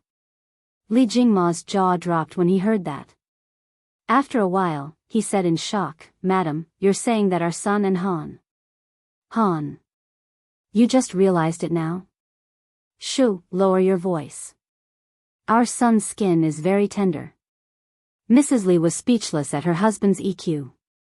She secretly wondered if her son was so slow in the field of relationships. Could it be that he inherited it from his father? Dad, Mom, what are you guys talking about? Li Zixuan turned around and saw his parents mumbling something to each other. He couldn't help but ask curiously. "Ahem, it's nothing. Today's weather is really good. Xian, go do your thing."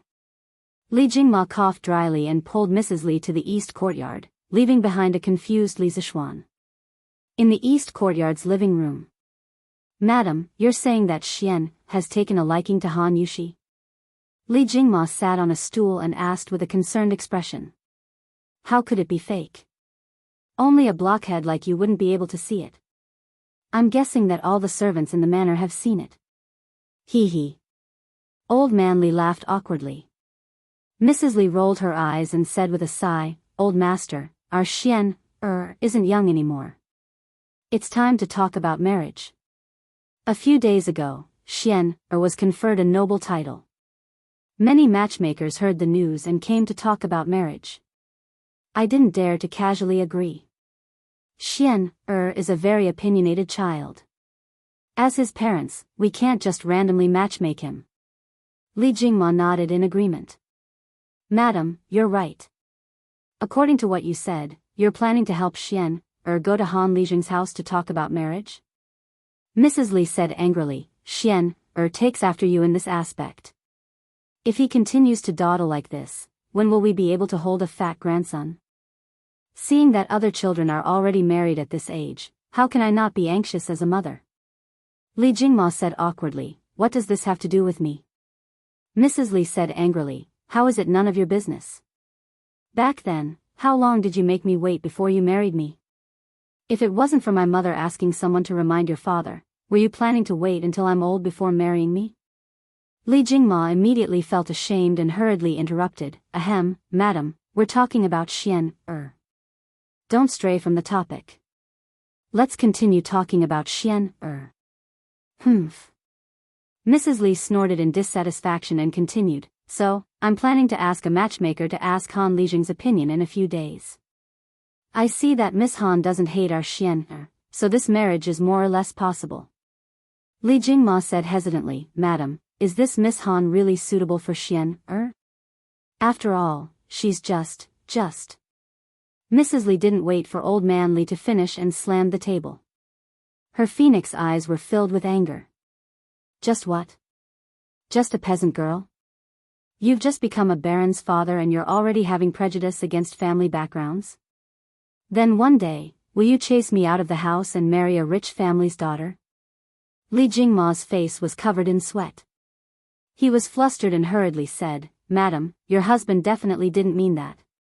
"Definitely not. Your husband also thinks that Han Lijing's daughter is quite good. Madam is really wise to let you make all the decisions." "Humph, that's more like it." Mrs. Li sat down in satisfaction, but the corner of her mouth raised into an almost undetectable smile. This book was very difficult to write because swordsmen aren't full-time workers and are very busy every day. But even under these busy circumstances, swordsmen still manage to never stop updating. While others are sleeping, I'm writing. Swordsmen are using their health in exchange for a wonderful story. It's going to be published tomorrow.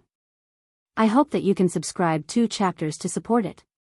If there aren't many people reading the original version, it's easy for it to be unpublished. Piracy is the main reason why there are so many unpublished books. I hope that everyone can come to QQ or Qidian to support Yiha. Actually, it's not expensive. It only costs you 20 cents a day. If it falls on the ground, you probably won't pick it up. Do you think that swordsmen can't even exchange it for 20 cents of encouragement? In addition, it's actually beneficial for you to read the original version. Chivalrous Assassin would always send it out without checking it because he's in a rush. After sending it out, he would check and correct the typos.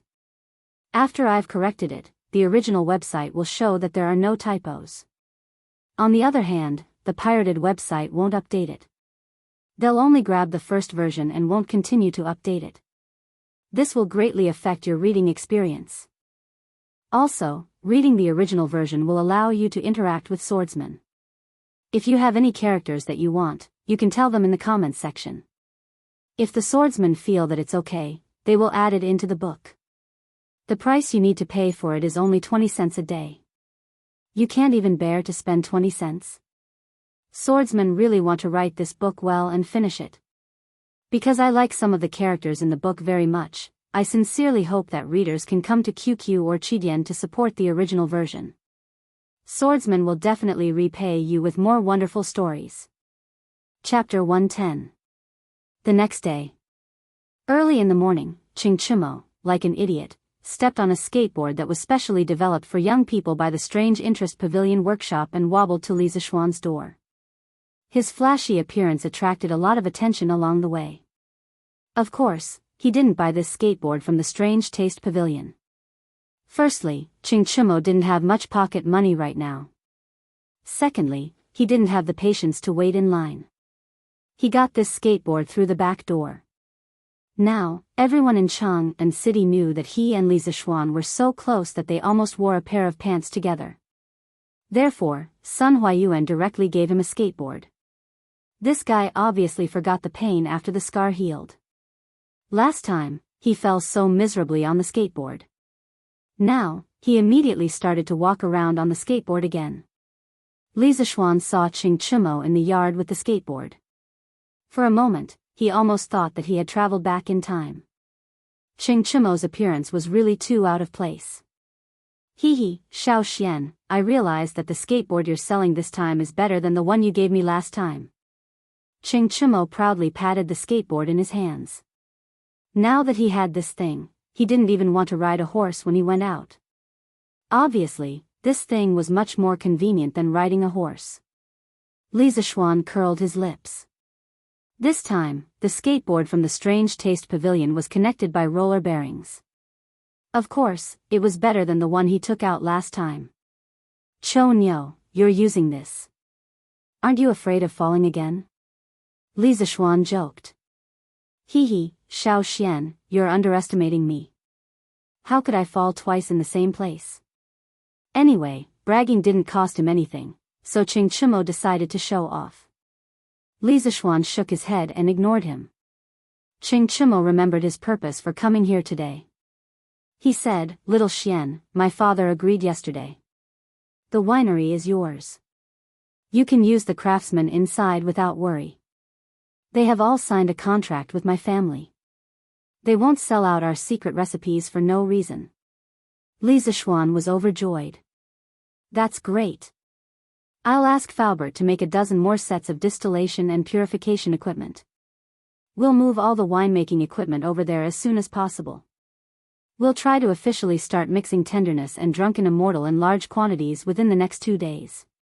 He was indeed worried about the confidentiality of the new wine's formula. Now that Chingchimo could solve the problem, it was for the best. Last night, his father had also told him that he had already bought 2 saltpeter mines. Now, he didn't have to worry about ice cubes anymore. Chingchimo quickly nodded his head like a chick pecking at rice. Yes, yes, yes. We have to do this as soon as possible. Little Xian, how much do you want to set the price for this wine? Qing Chimo couldn't wait for Li Zishuan to go to his winery right now. That way, when he and his father wanted to drink, they could directly go to the winery and get a pot of wine. Drinking their own wine didn't cost them any money, right? Li Zishuan had already considered the price of the new wine. Last night, he had learned about the wine market of the Tang dynasty from Li Jingma. The most expensive wine of this era belonged to Jiannan braised spring and Ningzhou rich water. A bushel would cost more than 100,000 yuan. This wasn't an exaggeration. There was a shortage of food in the Tang dynasty. Wine was generally expensive, and famous wines were even more so. Li Bai once wrote in A Difficult Journey, a bushel of golden wine is worth 10,000 yuan, while a jade plate is worth 10,000 yuan. Jiannan braised spring was a famous wine. A bushel of wine in the Tang dynasty was equivalent to 10 liters, and 1 liter was equivalent to 1.25 caddies. The price of a caddy of Jiannan braised spring was about 600 to 700 yuan in modern times. Of course, this was only based on the exchange rate of copper coins to gold and silver. However, there was a problem that couldn't be ignored. The prices of goods in the early Tang dynasty were extremely cheap. A bushel of rice could be bought for 3 to 4 copper coins. If it was converted to gold in modern times, 1 yuan could buy 6 kilograms of rice. Therefore, if one were to compare the prices of the time, the copper coins used for 500 grams of Jiannan braised spring were equivalent to the purchasing power of 15,000 yuan in modern times. Only a tycoon like Li Bai would be able to afford it. His good friend Du Fu, in his later years, when he was poor and destitute, he could only drink 300 copper coins a bucket of inferior quality wine. Otherwise, how could Du Fu write a poem like, Come early, drink a bucket of wine, have 300 copper coins? Li Zishuan pondered for a moment and said, Cho Nyo, I plan to set the price at 2 strings per liter for our tender village. I plan to set the price at 5 strings per liter for the immortal drunken wine. What do you think? The alcohol concentration in the tender village was lower, so it could be sold at a cheaper price. However, the immortal drunken wine used distilled and concentrated alcohol. Just the cost alone was much higher, so the price couldn't be cheap. These words were earth-shattering. Qing Chimo opened his eyes wide and said in disbelief, I say, Xiao Xian, have you gone crazy thinking about money? 5 strings per liter? Why don't you go rob a bank? Who would be willing to drink such expensive wine? Li Zishuan shook his head and said, Don't tell me you think that the immortal drunken wine isn't worth that much? Upon hearing this, Qing Chimo couldn't help but recall the taste of the immortal drunken wine. The moment he recalled it, his gluttonous bug was hooked. He smacked his lips and said with difficulty, The taste of the immortal drunken wine is indescribable. I'm afraid that we won't be able to find such a good wine in Tang. However, the price of 5 strings per liter is too high. Ordinary people really can't afford to drink it. Li Zishuan smiled and said, This wine is not for ordinary people to drink in the first place. Moreover, the wine used in the immortal drunken wine is a famous wine that has been concentrated several times. 3 caddies of Jiannan roasted spring is only enough to condense 1 caddy of the raw spirit we need. After mixing in other ingredients, the cost of 1 liter of immortal drunken wine is more than 3 strings of cash.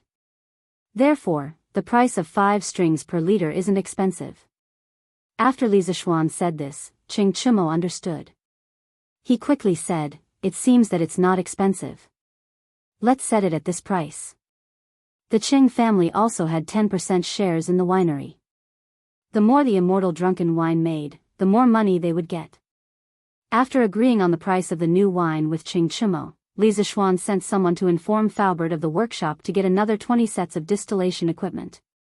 Then, he brought Qing Chimo to the Drunken Immortal Inn. The conditions to launch the new wine were ripe. He needed to inform Manager Lu. Qing Chimo followed Li Zishuan because he wanted to have a free meal at the Drunken Immortal Inn.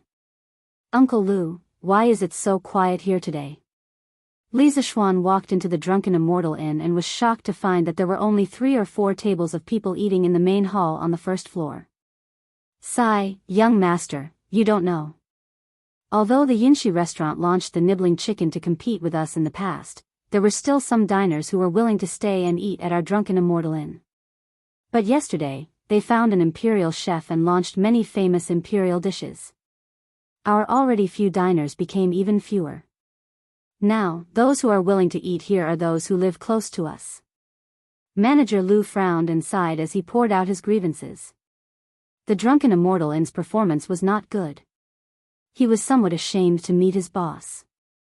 Li Zishuan patted Manager Lu's shoulder with a smile and comforted, "Uncle Lu, don't worry. I've brought a few new things to the Drunken Immortal Inn. The Drunken Immortal Inn will soon become popular again."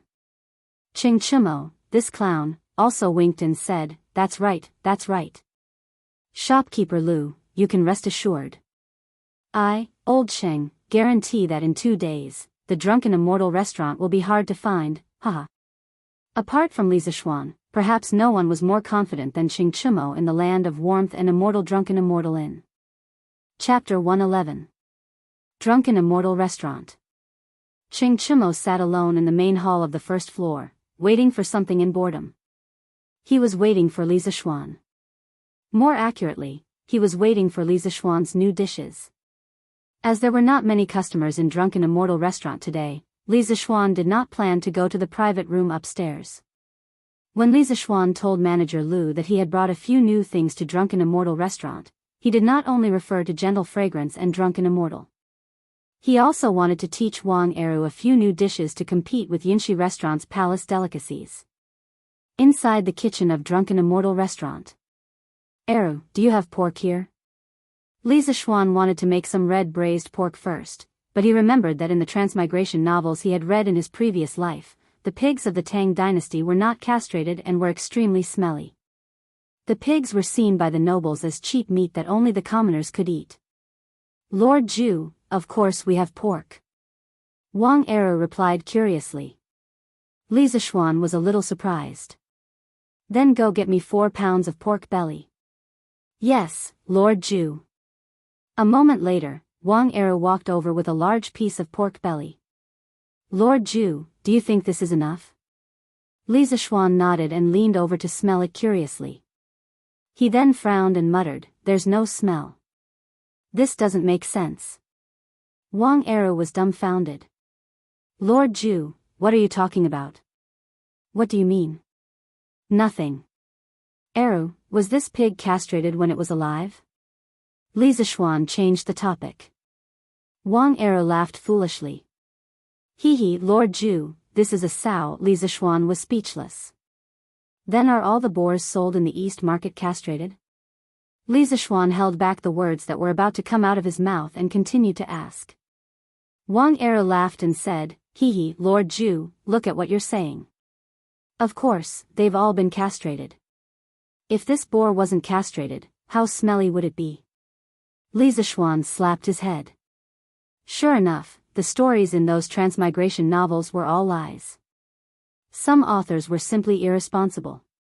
According to historical records, castrated pigs appeared as early as the Western Zhou dynasty. The Book of Changes, Big Beast Hexagram, had a saying, the teeth of a castrated pig are auspicious.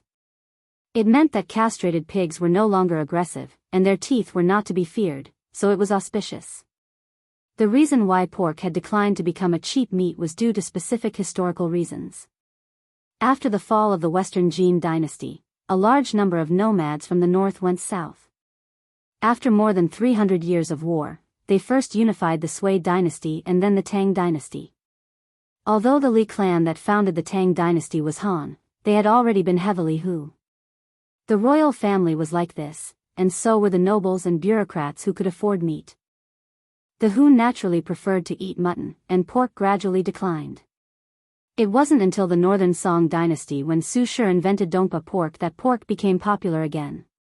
Since pork didn't have that kind of fishy smell, Li Zishuan planned to make a few more famous pork dishes. He had been in the Tang dynasty for so long, but he had never eaten pork before.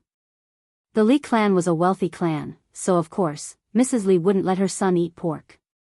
2 hours later, Li Zishuan looked at the 4 famous pork dishes in front of him: red braised pork, red braised lion's head, dongpa pork, and twice cooked pork. He nodded with satisfaction. The only thing lacking was that the Tang dynasty didn't have vermicelli, so he couldn't make pork stewed with vermicelli. Eru, I heard that Yinshi restaurant offered twice the price to poach you. Why didn't you leave? Li Zishuan saw that Wang Eru was tired and sweating, so he asked casually. When Wang Eru heard this, his expression immediately became serious. He was no longer laughing and joking like before. He used his sleeve to wipe the sweat off his face and bowed his fat body seriously. Lord Zhu, although I, Wang Eru, didn't study, I definitely can't do something ungrateful. In the past, I was just an ordinary cook. Lord Zhu, you thought highly of me and taught me how to make gnawing chicken. Later on, shopkeeper Lu also increased my salary by a lot. My wife and children at home all have new clothes to wear. My mother also has meat to eat. All of this was brought to me by Lord Zhu. If I were to do something ungrateful, would I, Wang Eru, still be human? Not only me, but there are so many chefs in Drunken Immortal Restaurant. If one of them dares to betray Lord Zhu, I, Wang Eru, will be the first to fight him to the death. Wang Eru became a little emotional as he spoke. Every word he said was powerful and resonant. Li Zishuan was also a little touched by this simple man. He quickly patted Wang Eru on the shoulder to calm his emotions and said, "Don't worry about it. Eru, you're a good man. Don't worry, you won't suffer if you follow this Lord Zhu.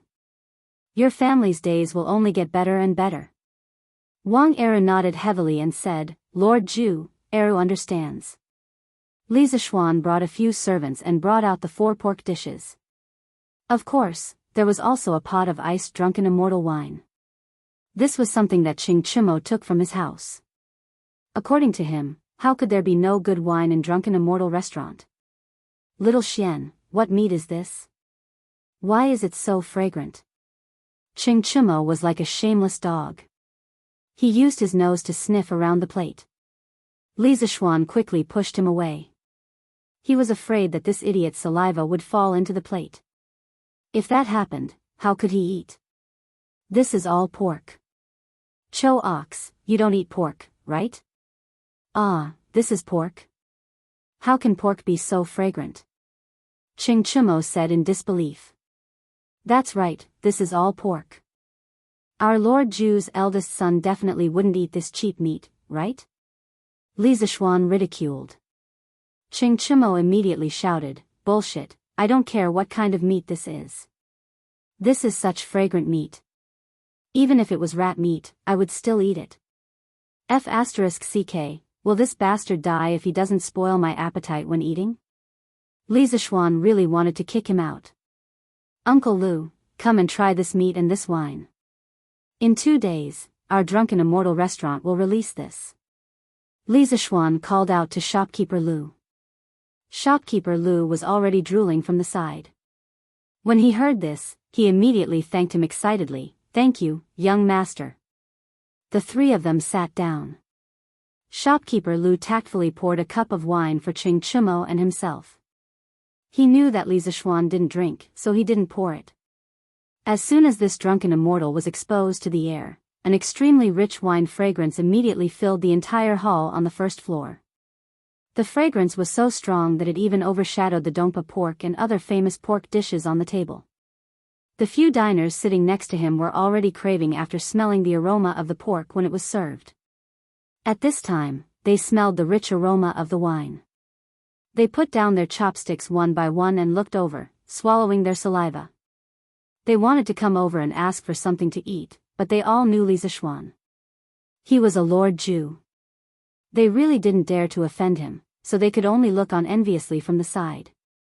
The hall suddenly fell into a strange silence.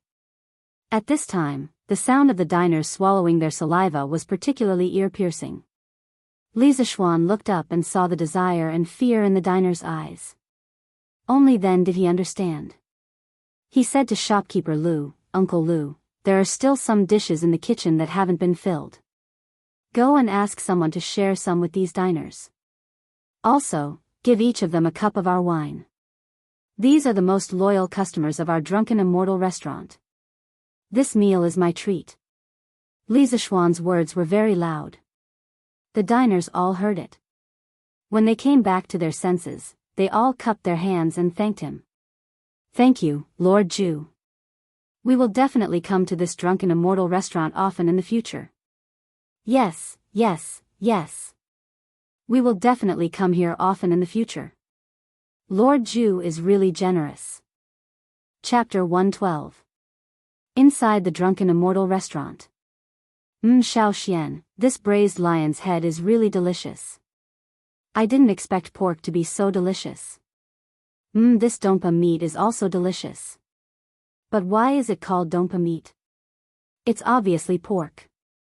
Ching Chimo's cheeks were puffed up. While eating, he was still blindly barking. Unlike shopkeeper Lu, who had been silently eating. Li Zishuan wondered if all the food on the table would be enough to fill shopkeeper Lu's fat belly. Cough cough this wine, manager Lu was a little thirsty. He picked up the wine cup and poured it into his mouth, but he almost choked to death. After a long time, he sighed and said, Young master, this wine is really too strong.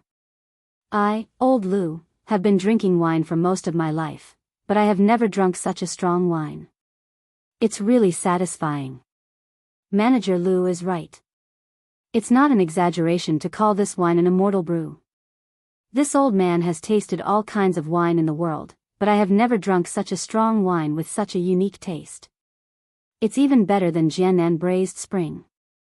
A customer in his 40s or 50s echoed with an intoxicated look. Brother Zhihua is right. I thought Jiangnan braised spring was the best wine in Tang Dynasty, but I didn't expect that I was just a frog at the bottom of the well. Once this wine is released, I'm afraid all the wines in Tang Dynasty will be overshadowed. I just don't know the name of this wine. Another diner also voiced out. Li Zishuan stood up and said with a smile, This wine is called Drunken Immortal. It's a very strong wine. There's also a milder wine called Gentle Softness. 2 days later, these two wines will be released together with these new dishes. At that time, I invite everyone to come and support us. Several customers quickly cupped their hands and said, Of course, of course. If we don't drink this immortal brew to our heart's content, wouldn't we regret it for life? Yes. After eating and drinking to their heart's content, everyone left the drunken immortal restaurant. Those customers became the first batch of promoters of the new wine and dishes. Of course, Li Zishuan wouldn't just rely on these people to help him advertise. He still had other tricks up his sleeve. Ching Chimo ate until he was full and drank until he was full. This guy had learned to be smart. After eating and drinking, he did not plan to go home first. He wanted to go out and have some fun to disperse the smell of alcohol so that he would not be kicked when he went back. Li Zishuan couldn't be bothered with him, so he let him be. It just so happened that he still needed to bring this fellow along in the afternoon.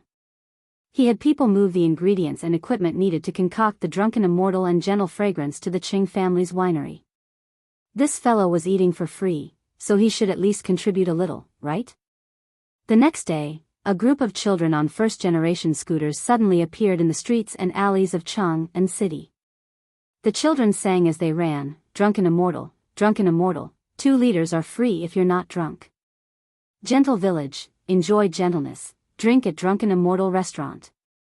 At this time, Li Zishuan racked his brains to come up with a rhyming advertising slogan.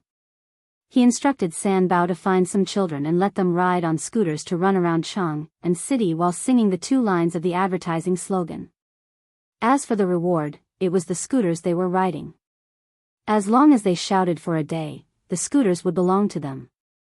With such a generous reward, the other children were envious, and they all fought to sign up for it. Li Zishuan didn't reject any of them. He took as many as he could. Of course, he could afford this advertising fee. In fact, it was very worthwhile. In the end, the advertising team reached more than 50 people. It directly caused the citizens of Chang and city to be bombarded with these 2 phrases for an entire day. Isn't this Drunken Immortal restaurant too arrogant? 2 liters of wine is free if you're not drunk.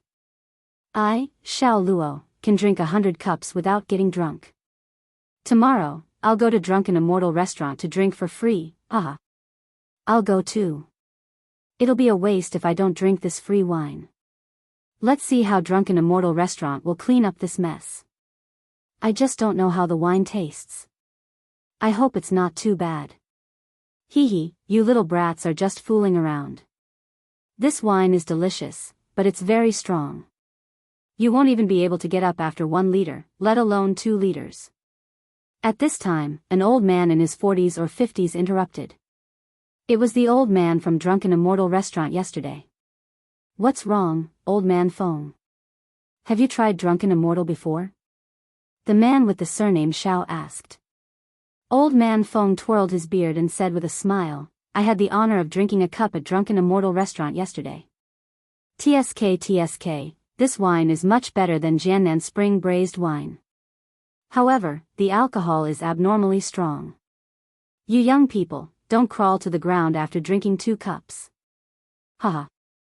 Old man Feng, don't underestimate me. I'll let you drink 2 liters of wine tomorrow. Wei Zheng had just finished the morning assembly.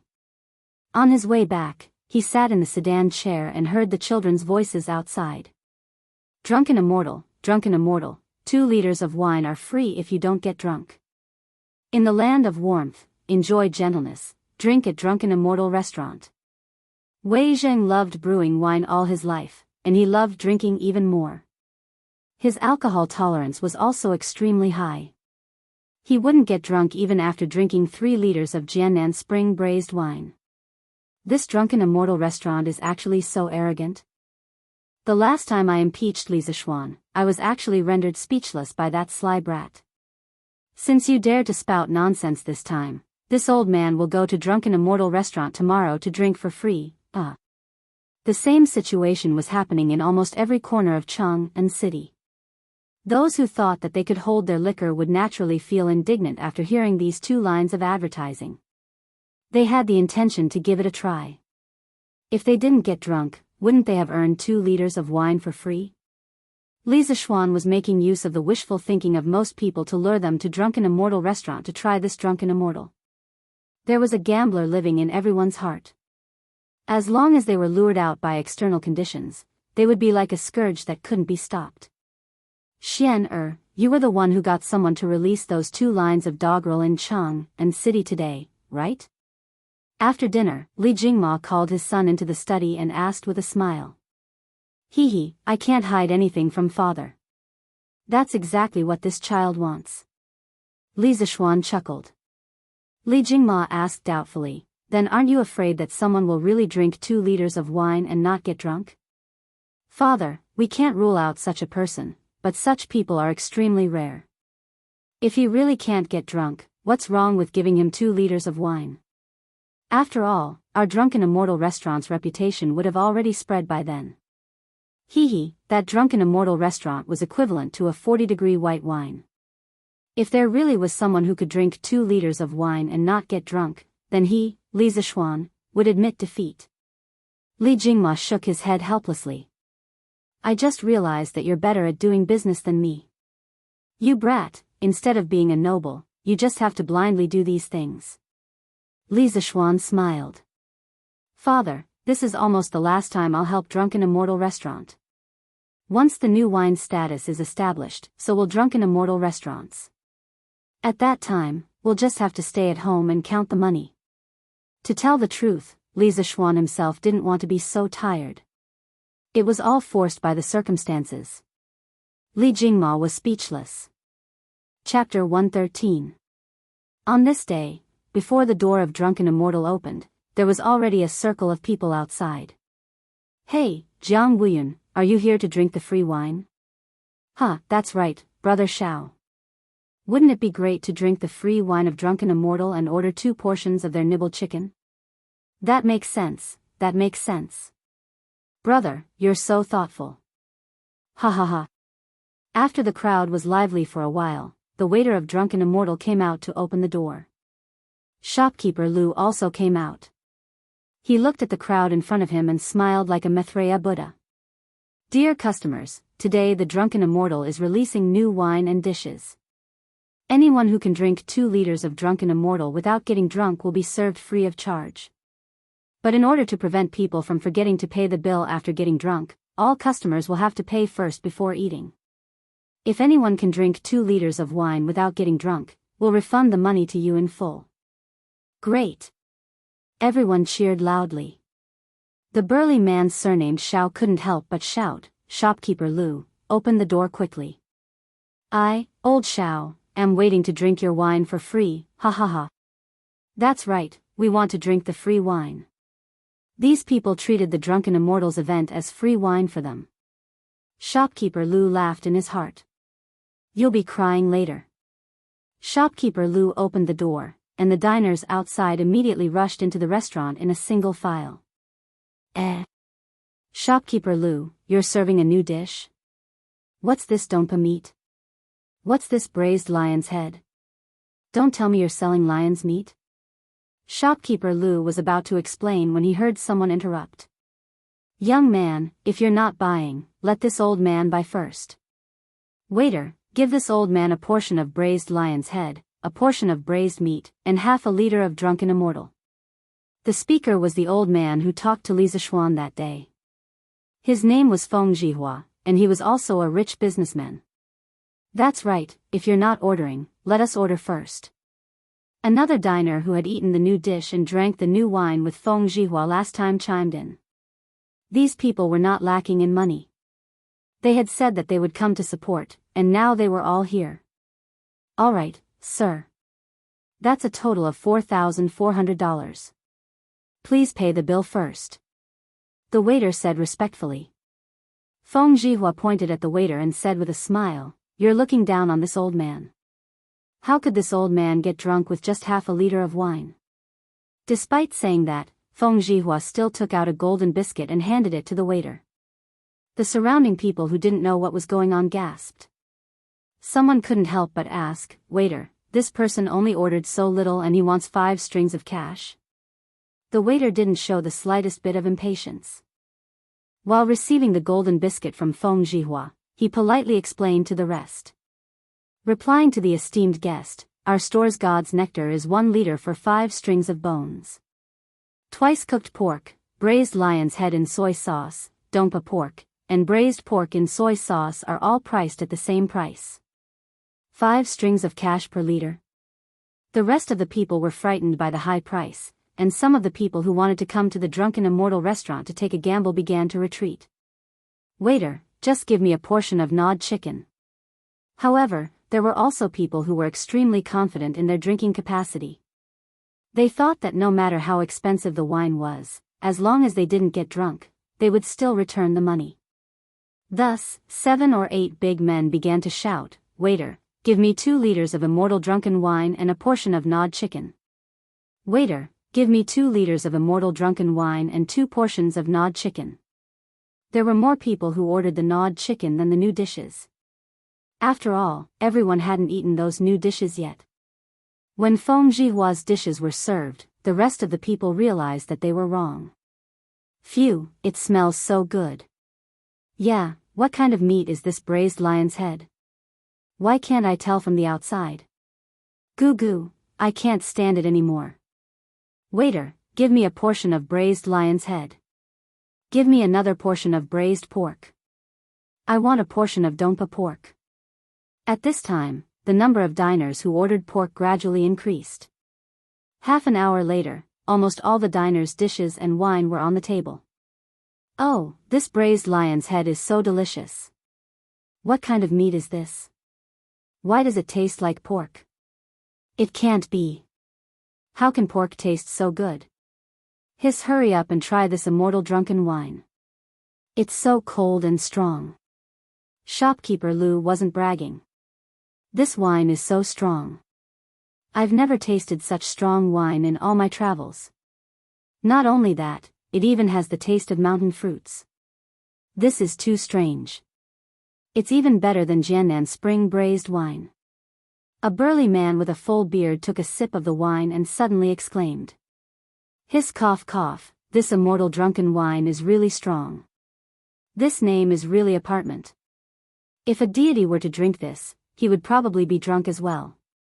However, this shopkeeper is quite generous. He added ice cubes in such a hot day. Otherwise, drinking such strong wine would really burn people to death. Yeah, this shopkeeper sure is extravagant. This wine is 5 strings of coins per liter. It's not that expensive. Holy shit, what a strong wine. It's even stronger than Jiannan's spring braised wine. Looks like I, old Xiao, will have to hand over my 200 gene of meat to this drunken immortal inn. The burly man with the surname Xiao said with a tragic expression. He just took a sip and knew that it was impossible for him to drink 2 liters without getting drunk. Huh, Xiao Qixiong, didn't you just say that you can do it? Haha. A middle-aged man in his 30s laughed. Meow Lauer, don't just laugh at me. Didn't you also order 2 liters of wine? If you have the guts, don't get drunk after drinking it. Huh, I don't plan to finish it. I'll take the rest home and slowly drink it. It's a pity that I don't take this wine home and slowly taste it. Xiao Qixiong slapped his head and said, yeah, I'll take it home and slowly drink it. He knew that he would get drunk if he drank too much and was destined to lose this bet. Why would he drink it all at once? He might as well take it home and slowly taste it. After all, this wine was 5 strings of coins per liter. It wasn't cheap. Many of them felt that this was a good idea and secretly planned to do it. But these people were too perfect. Good wine was like opium. Once you drink it, you will get addicted. How could you stop? Half an hour later. Why is this wine cup moving? Ugh, don't pull me. I'm not drunk. Help me up. I want to drink more. Ugh, who hit me? I'll hit your mother. When Wei Jing finished the morning court, it was close to noon. He remembered that he was going to the Drunken Immortal restaurant to drink free wine today, so he quickly asked the old servant to drive the carriage to the Drunken Immortal restaurant. Outside the Drunken Immortal restaurant, there were still 2 lines of doggerel hanging on the door. Drunken Immortal, 2 liters are free if you don't get drunk. In the land of tenderness, enjoy tenderness, drink at the Drunken Immortal restaurant. Wei Jing smiled disdainfully and walked into the Drunken Immortal restaurant with his hands behind his back. As soon as he came in, he saw a floor full of drunkards. Wei Jing immediately understood that this group of people probably came with the same idea as him to drink free wine. It was just that their skills were a little worse. Wei Zheng looked at the floor full of useless people and his heart was filled with pride. He thought, young people nowadays really have no fighting power. Today, this old man will let you all see what is called an immortal in wine. Waiter, give me 2 liters of drunken immortal and a portion of nibbled chicken. Wei Zheng shouted heroically. Okay, this guest, please pay first. It's a total of 10 strings of coins. Why does your restaurant have to pay first today? What, you said a total of 10 strings of coins? Wei Zheng stamped his feet and said. Yes, guest. Today, our Drunken Immortal restaurant is having a promotion. Those who can drink 2 liters of Drunken Immortal without getting drunk can get a refund. In order to prevent some people from forgetting to pay the bill when they get drunk, we have to pay first. Our Drunken Immortal costs 5 strings of coins per liter. Do you still need it? Wei Zheng instantly lost his pride. This was 11 strings of coins, which was almost equivalent to his monthly salary. However, Wei Zheng had brewed wine his whole life. He really wanted to see what this wine that cost 5 strings of coins per liter looked like.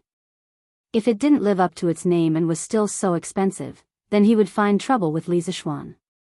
Wei Zheng gritted his teeth and took out a gold biscuit and said, Here, quickly bring me the wine and dishes. He secretly said to himself, I can't get drunk. If I get drunk, this month's salary will be gone and I will be scolded when I go home. Chapter 114. Inside the Drunken Immortal Inn. The waiter served Wei Zheng 2 pots of wine and a portion of chicken before retreating. Wei Zheng looked at the dishes that cost him a month's worth of his salary and swallowed his saliva guiltily. He wasn't like the other officials who had other sources of income other than the salary from the royal court. This was his first time spending so much money on a meal. As long as he didn't get drunk, he would be able to earn 10 strings of coins. Wei Zheng lifted the wine pot and poured himself a cup of wine. The drunken immortal had a bright red color and was exceptionally alluring. There was even a slight chill on the surface of the cup. This drunken immortal sure is extravagant. They even added ice. Wei Jing couldn't help but mutter to himself.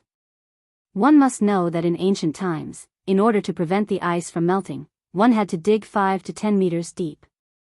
Furthermore, the scale was usually relatively large, costing tens of millions.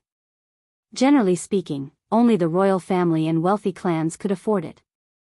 After sighing for a moment, Wei Jing lifted the cup and took a light sniff. In an instant, a rich aroma of wine and fruits assaulted his nose. He couldn't help but close his eyes and immerse himself in the intoxicating aroma. Good wine, there's the aroma of Jiangnan roasted spring in it. However, the aroma is even richer than that of Jiangnan roasted spring. Coupled with the fragrance of the fruits, the two actually don't clash at all. The person who mixed the wine has a perfect grasp of the situation. He can be considered a master wine mixer. One could tell whether an expert was a master the moment he spoke.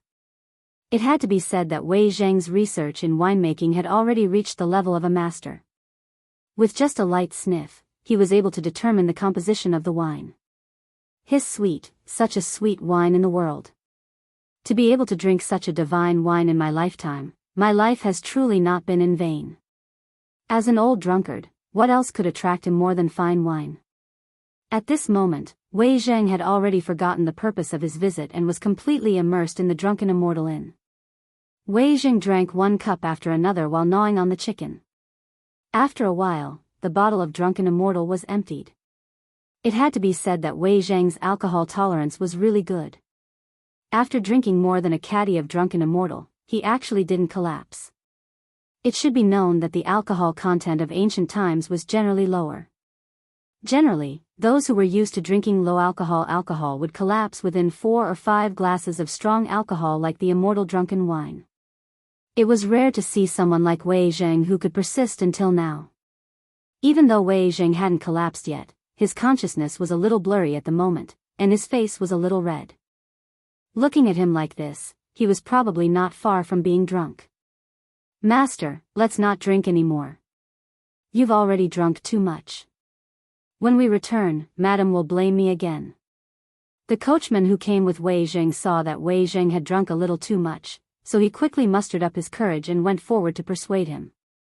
Wei Zheng squinted his eyes and waved his hand unsteadily. "This old man didn't drink too much. Quickly withdraw for this old man." With that, he lifted another jug of wine with his trembling right hand and continued to pour wine for himself. It was inevitable that a lot of wine would spill out in the process. The coachman was so anxious that his face turned red. He wanted to persuade Wei Zheng, but he didn't dare to. He could only come over and help Wei Zheng pour the wine. When the surrounding diners saw Wei Zheng like this, they secretly shook their heads. They thought that this was another challenger who didn't know his own strength. Before he drank half of the second jug of wine, Wei Zheng finally couldn't drink anymore. He looked up to the sky and laughed loudly. "Good wine." Then, he fell to the ground with a thud. The servant who drove the carriage quickly went forward to help him up. Master, are you okay? I'll send you home." As he spoke, he was about to pull Wei Zheng to the carriage outside. Unexpectedly, Wei Zheng suddenly straightened his body, opened his eyes, and shouted, "Bring me more wine. This old man can still drink." The servant was about to cry. He quickly said, "Master, there's no more wine. Let's go home quickly. Madam is waiting anxiously." Wei Zheng ignored him and suddenly pushed the servant away with his arm. He shouted, "Get out of the way, Lai Fu. How dare you not listen to this old man today? Burp, This is..." At this time, he suddenly staggered 2 steps and walked in front of a diner. He stretched his head forward and his eyes were almost touching the diner's face. The diner was shocked and quickly said, "Brother, what can I do for you?" Wei Zheng laughed twice and pointed at the diner. "Brother Fong, are you Brother Fong? I remember that I, old Wei, still owe you money. Burp, Lai Fu, quickly go and pay Brother Fong back." The diner quickly waved his hand and said, "No, no, no, brother, you've got the wrong person. My surname is Wang, not Fong. You don't owe me money." "Who said that? How could I get the wrong person?" "Burp, Lai Fu, did you hear that? Quickly bring the money." Wei Zheng patted the diner's shoulder and laughed incoherently. Lai Fu anxiously said, "Master, you've really got the wrong person. This is not Fong Xiang." Today, he had already spent 10 yuan in the Drunken Immortal restaurant. If Lai Fu took out more money, he would probably be skinned by his wife when he returned. Wei Zheng was instantly angry. He grabbed Lai Fu and snatched the money bag at his waist. He took out a handful of money and handed it to the diner, saying, "The servant at home is not sensible. Brother Fong, please don't blame him. Burp, quickly take it." "Brother, I really can't take this money. You've got the wrong person." Wei Zheng shouted loudly, "If I tell you to take it, then take it. Burp, if you don't take it, then you don't give me, Wei Xuancheng, face. Burp, am I, Wei Xuancheng, a villain who owes money and doesn't pay it back?" As soon as these words came out, everyone was shocked. Wei Xuancheng? This person is actually the left Prime Minister Wei Zheng?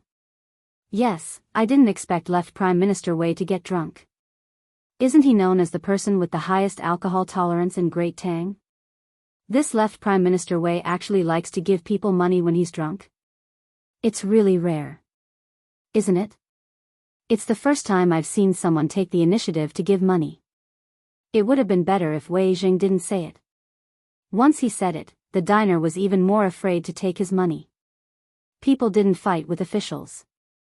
At this time, if there was money to let Wei Zheng leave, the diner would definitely take out 2 big gold pancakes without hesitation.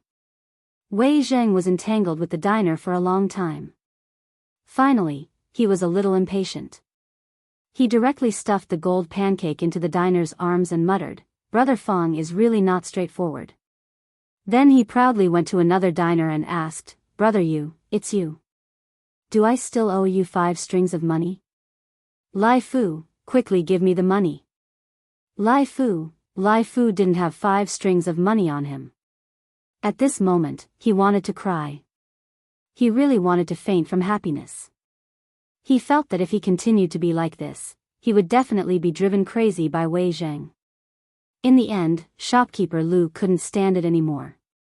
He called 2 servants to help Lai Fu forcibly carry Wei Zheng into the carriage. After this farce, he finally became a laughing stock. He was afraid that when Wei Zheng woke up tomorrow, he would find that he was already famous in Chang'an. Chapter 115. Imperial Palace, West Court. After the morning court, Li Er went to Empress Jiangsuan's place to have lunch with her. "Your Majesty, this is the chicken I had the royal chef imitate. Try it and see what you think." Zhang Sun gently picked up a piece of chicken for Li Er and said with a faint smile, "Oh. Guanyin is so thoughtful. Let me try it." Li Er picked up his chopsticks in surprise and tasted a piece of chicken. Then, he praised, "Oh, not bad, not bad.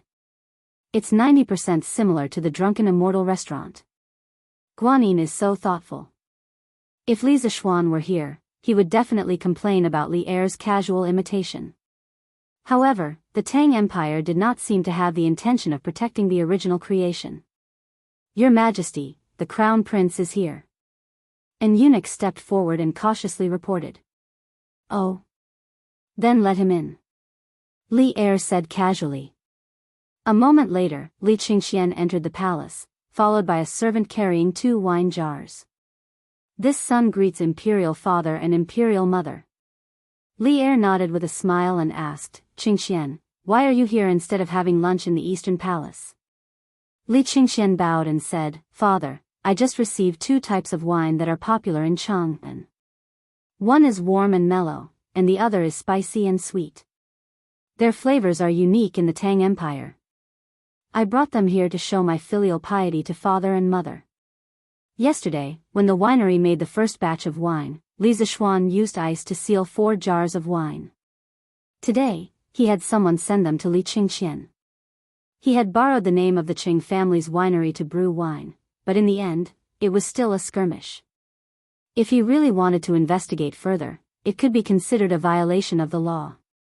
Therefore, he gave a few jars of wine to Li Er as a sign of goodwill in advance. Li Er continued to hold on to his little tail and refused to let go. Li Er's interest was piqued by Li Qingxian's extravagant description. He asked curiously, "This is new. There's wine in Cheng and that I haven't tried before? Qingxian, bring it up for your mother and me to see." Li Qingxian took the wine jars from the servant and personally poured a cup of drunken immortal for Li Er. The bright red liquid flowed down the sides of the cup, and the fragrance of the wine filled the entire palace. Zhang Sun said in shock, "Qingxian, what wine is this? The aroma of the wine is actually so strong." Although she didn't know how to drink, this was the first time she had seen wine with such a strong fragrance, so she couldn't help but ask. A trace of astonishment flashed through Li Er's eyes, and he also cast an inquiring gaze towards Li Qingxian. Li Qingxian hurriedly replying to Imperial Mother, "This wine is called Drunken Immortal." Using a special method, Jiannan braised spring was condensed and mixed with mountain fruit wine according to a certain ratio. The alcohol is extremely strong. When Imperial Father drinks it, please enjoy it slowly. Zhang Sun couldn't help but chuckle and say, "Immortal drunken. The person who named it sure talks big. I wonder if this wine can really make immortals drunk? Your Majesty, please have a taste. This is Qingxian's filial piety." Li Er nodded, picked up the wine glass, and took a sip. He could not help but grin and praise, "Maid Guanyin, I'm afraid that this wine can really intoxicate an immortal. I have never drunk such a strong wine before. It's really delightful." Zhang Sun covered her mouth and laughed, "As long as your Majesty likes it." At this time, Li Qingxian picked up another jar of wine and poured a glass for Zhang Sun. He smiled and said, "Imperial Mother, there's another type of wine here. The alcohol is mild and mellow. It's specially prepared for people who don't know how to drink. Imperial Mother, please have a taste. It won't make you drunk." The wine glasses used in the palace were colored glass cups offered as tribute by foreign countries. After the pink and soft wine was poured into the colored glass cup, it reflected the sunlight like a pink spring. Zhang Sun was somewhat moved just by looking at the beautiful color. She couldn't help but ask, "Just looking at the color of this wine, it's exceptionally enchanting and charming. Qingxian, what wine is this?" Li Qingxian replying to Imperial Mother, "This wine is called gentle and soft wine. It's taken from the meaning of warmth and softness. It's not easy to get drunk." Li Er couldn't help but clap his hands and laugh, "Gentle and soft wine, this name is good. This wine is most suitable for a gentle and refined woman like Maid Guanyin to drink." Zhang Sun's pink face immediately reddened, and she glanced charmingly at Li Er. How could Li Er show off his love in front of his son like this? Li Qingxian was caught off guard and fed a mouthful of dog food by his parents. He hurriedly lowered his head and stood to the side, pretending that he hadn't heard anything. In order to hide her embarrassment, Empress Zhang Sun hurriedly raised the wine cup and said, "Since Qingxian says this wine is not intoxicating, then Imperial Mother will try it." Li Qingxian hurriedly bowed and took his leave, saying, "Imperial Father, Imperial Mother, please take your time. I will leave first." He was afraid that if he stayed, Li Er would drink too much and hear something he shouldn't hear. This drunken immortal wine made people drunk very quickly. Li Er was also a bit embarrassed. Hearing this, he waved his hand and said, "Go." Li Qingxian felt like he had been pardoned. He hurriedly bowed and left. 15 minutes later, in the main hall. "Oh, good wine. This reminds me of the wedding night with Maid Guanyin. So many years have passed. Maid Guanyin, you are still as beautiful as before, but I have grown old." Li Er was clearly drunk. At this moment, he grabbed Zhang Sun's hand and said emotionally, "Your Majesty, you are in the prime of your life. How can you say you are old? You have drunk too much. I will help you to rest." Zhang Sun was a bit embarrassed by the first half of Li Er's words. She hurriedly dismissed the palace maids and eunuchs in the hall and supported Li Er, comforting him gently. Li Er waved his hand stubbornly and leaned on Zhang Sun. He closed his eyes and recalled. No, I wasn't drunk. Sigh, it was still the best back then. I was still very close with big brother and third brother, talking about everything. I even married a peerless beauty like you, Guanin's servant. I felt that there was no one happier than me in the world. At that time, there were no endless memorials to read, and there were no brothers fighting against each other. Although I am the emperor now, I am not happy. Maid Guanin, do you know? Every night in my dreams, I would wake up from my dreams in fright at the sight of big brother and third brother's bloody skulls and angry eyes. Is this heaven's punishment for killing my brothers and imprisoning my father? Do you want me to never have peace for the rest of my life? Maid Guanin, did I really do something wrong? The iron-blooded emperor of a generation had a line of tears at the corner of his eyes. Empress Jiangsun held Li Er in her arms with heartache. She knew that although Li Er had won in the Xuanwu Gate incident in the end, the fact that he had killed his brothers and imprisoned his father was a pain that he could never get over. Li Er was just using the effects of alcohol to vent the pain that had been suppressed in his heart for a long time. Lang, this is not your fault. It is not your fault. If you did not fight back then, our family would have suffered the same tragedy. No matter what happens, I and the Qingxian Green Sparrow will stand by Lang's side. Zhang Sun gently stroked Li Er's face as she spoke softly. Li Er finally calmed down. A moment later, his breathing gradually evened out. Zhang Sun thought that he had fallen asleep and stood up to call the palace maids to carry Li Er to the bed. Who knew that as soon as Zhang Sun stood up, Li Er pressed her down forcefully. He rested his head in her arms and smelled her soft fragrance. Li Er used the effects of alcohol to start misbehaving. Lang, don't. It is still daytime. Oh, what are you afraid of? No, Lang, you should go rest. Hey, I can also rest with Maid Guanin. 50,000 words omitted here. Please fill in the blanks yourself. The number of words in the novel will automatically increase by 50,000. Fortunately, Li Qingxian was smart enough to leave first. Otherwise, if he stayed here, it would not be as simple as being fed dog food. He would probably have to watch a live spring gong that he should not have seen. Li Zishuan had sent Li Er tenderness and immortal drunken wine with the intention of pleasing him. He did not expect things to develop like this. Did this count as doing bad things with good intentions?